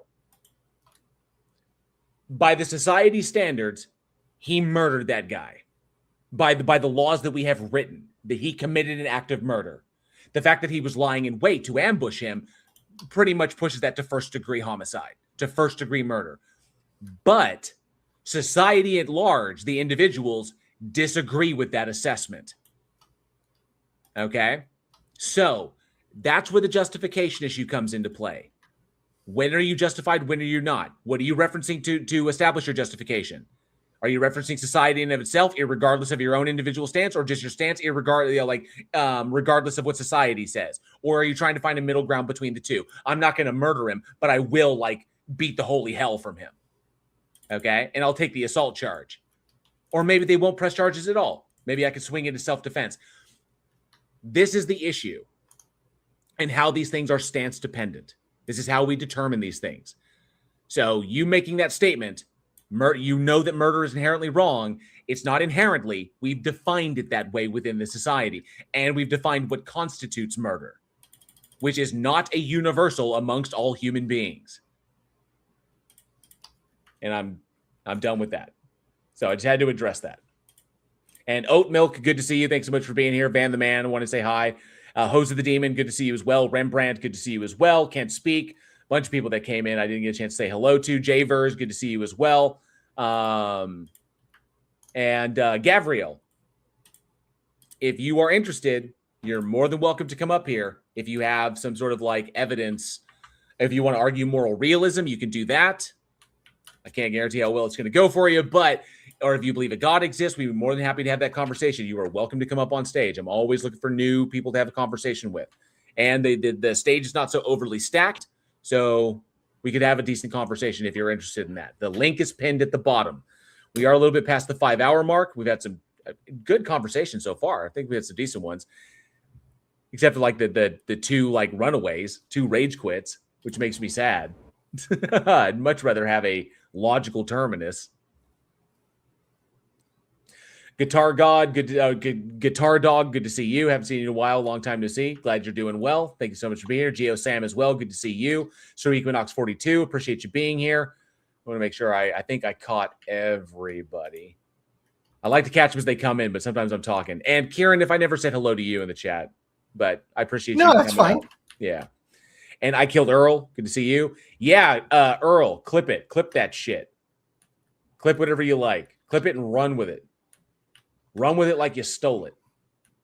If this theist wants to come up, I'll play a moral realist. I will take that charge as a non-Christian, and I will argue that Christians aren't moral realists. Oh, that Happy Christians. to do it. Oh yeah, I hold kind of like I'm kind of like in agreement with John Cohen on this, that they don't even really have their own morality. They just outsource their morality to the God. So they outsource their morality to whatever the God wants, and so they kind of like trade their morality, their capacity for morality for obedience, right? To whatever the God dictates. Yeah, exactly. The Christian morality that they call like the objective morality is obedience to something outside of you, and that's it. And frankly, that's a cheap standard, right? Agreeing that like doing whatever Donald Trump tells you to do, that's objective morality under that standard. It's completely ridiculous. And every Christian who comes up talking about it ultimately is devolved to arguing that there's something good, pure, and essential about humans being obedient. It's like that's just the cult of obedience that Christians find themselves in these days when they're doing these arguments anyways. I think there are Christians who understand this is a bad plan. But, sounds like we got one in the chat who might disagree with that stance. That won't be the bottom for them, though, because you see, it has to be a specific obedience. Right. To their God. Yeah. Yeah. Well, 100th Monkey, good to see you. 100th Monkey and Beam Me Up Bob. Good to see you both. Like the popular philosophy take, I've been up here saying it a few times, is that morals are like there are true moral facts that are real. That's a popular philosophy take. It is not a religious take. In fact, it's an explicitly anti-religious take. And that's a project hundreds, if not thousands of years in the making. Moral facts. Moral facts. I don't subscribe. That's fine. I'll save the debate for a potential theist. Come on. I'm a moral anti-realist myself. As a matter of fact, I will be having a debate because that guy Robert Bowler, we talked about him before. He actually finally did get back to us, and I am scheduled to debate Robert. He runs the channel Atheism Defeated. Robert Bola. I am scheduled to debate him on July 17th. I will be debating him moral realism versus moral anti-realism, and I'm looking forward to taking his lunch money. It's my favorite debate because it's like by and large the easiest one to win. I love your debates, JL. I can't wait to see it. Appreciate it. I'm on the fence right now about how I'm going to do my intro. If I'm just going to like try to silver bullet it in the intro, or hold off and silver bullet it in the cross examination. Because if I silver bullet in the intro, I'm just going to be repeating myself in the cross. I could hold off and just be like, hey, let's do a quick intro and then just get him in the cross examination to show him that any moral evaluation he's making is going to be referencing a stance. Yeah, I mean, especially if it comes from a personal God. Right. A personal God that by definition references nothing external of itself for content or context. Yeah, it's like, come on, my friend. I feel like this is the definition of subject. It is mind dependent. Let me see here. Oh, I also didn't get to bring this. I had this totally pulled up. I wanted to hit that dude with the whole like the God is love thing and the contradiction, because I can't remember who brought up the contradiction in the Bible, but it was Romans, it was the dude who claimed that God was not. No, I think God is love or something like that. But in First John, in John 4:8 it says, "Whoever does not love God whoever does not love does not know God, because God is love." These are statements that God is love, like John 4:16. God is love. Whoever lives in love lives in God, and God in them. Yada yada yada. But then First Corinthians 13:4 says, basically straight up says, "Love is patient, love is kind. It does not envy, it does not boast, it is not proud." That love is not jealous. Is a way that you can articulate that. But then in what is it? But then in like Exodus 34:14, for you shall worship no other God, for the Lord, whose name is jealous, is a jealous God. Exodus 25, you shall not bow down to them or serve them, for I, the Lord, your God, am a jealous God. For the Lord your God is a consuming fire, a jealous God.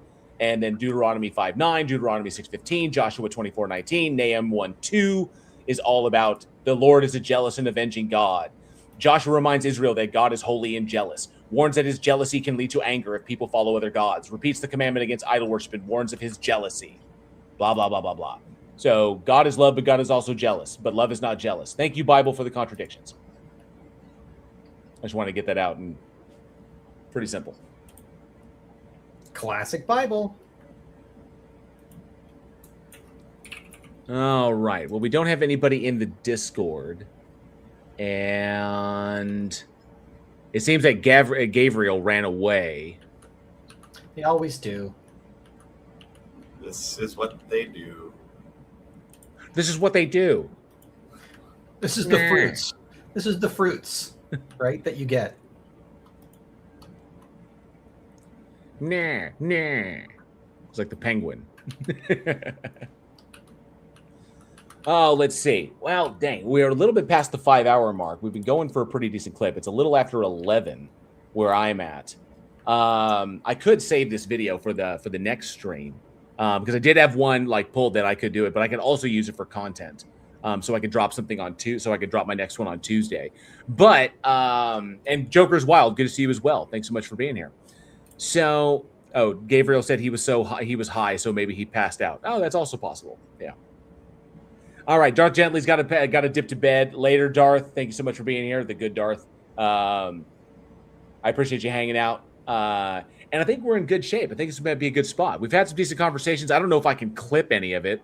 I like to do the ones where things go pretty solidly. We come to a good conclusion, and they don't like crash out because it's always so rough. But I think we're in a good spot, and the Discord thing really worked out well today. I'm telling you, I get the thing where I can multicast to TikTok. That's going to solve a lot of that's going to be a good source of some conversations, which could be fun. And I got to be careful about overstacking the panel.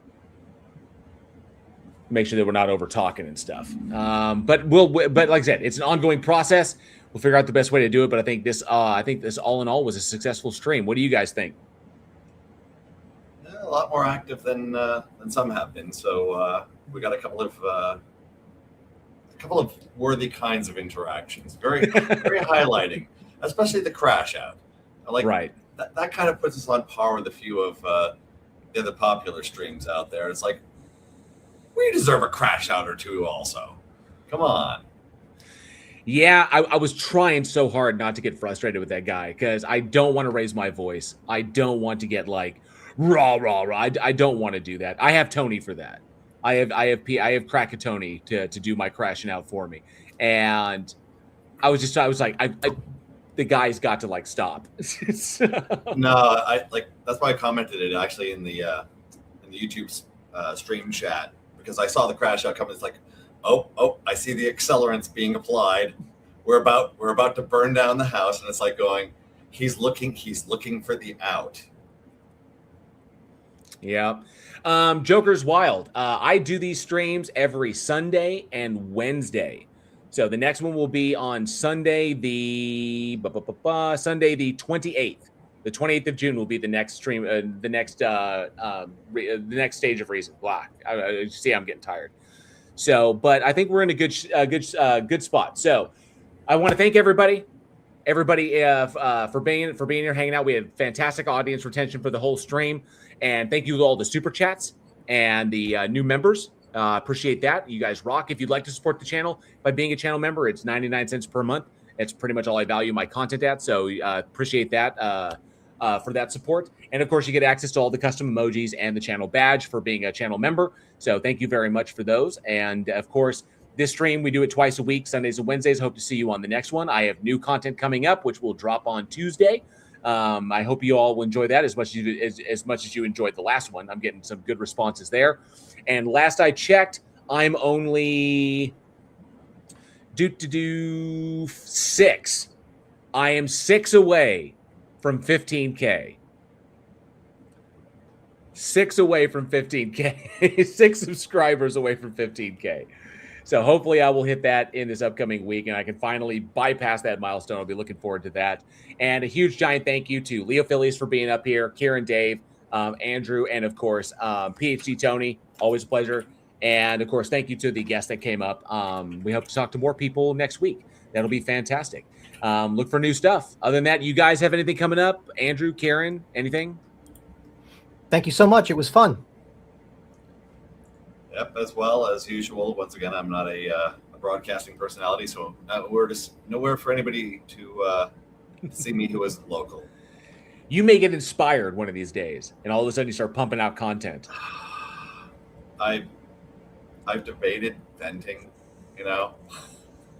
although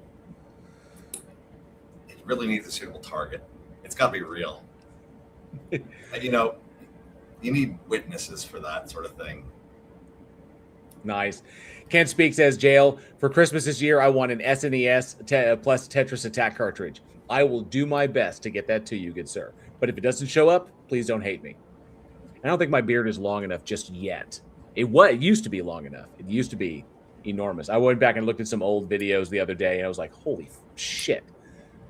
My shit was long. So thank you again all so much. This has been fantastic. I am JL here at Bridge the Divide. This has been the Stage of Reason. We hope to see you on the next one. You guys have a fantastic rest of your night, a rest of your week. I hope everything goes good, and we'll see you on the next one. As always, be safe, be excellent to each other, and together we can bridge the divide.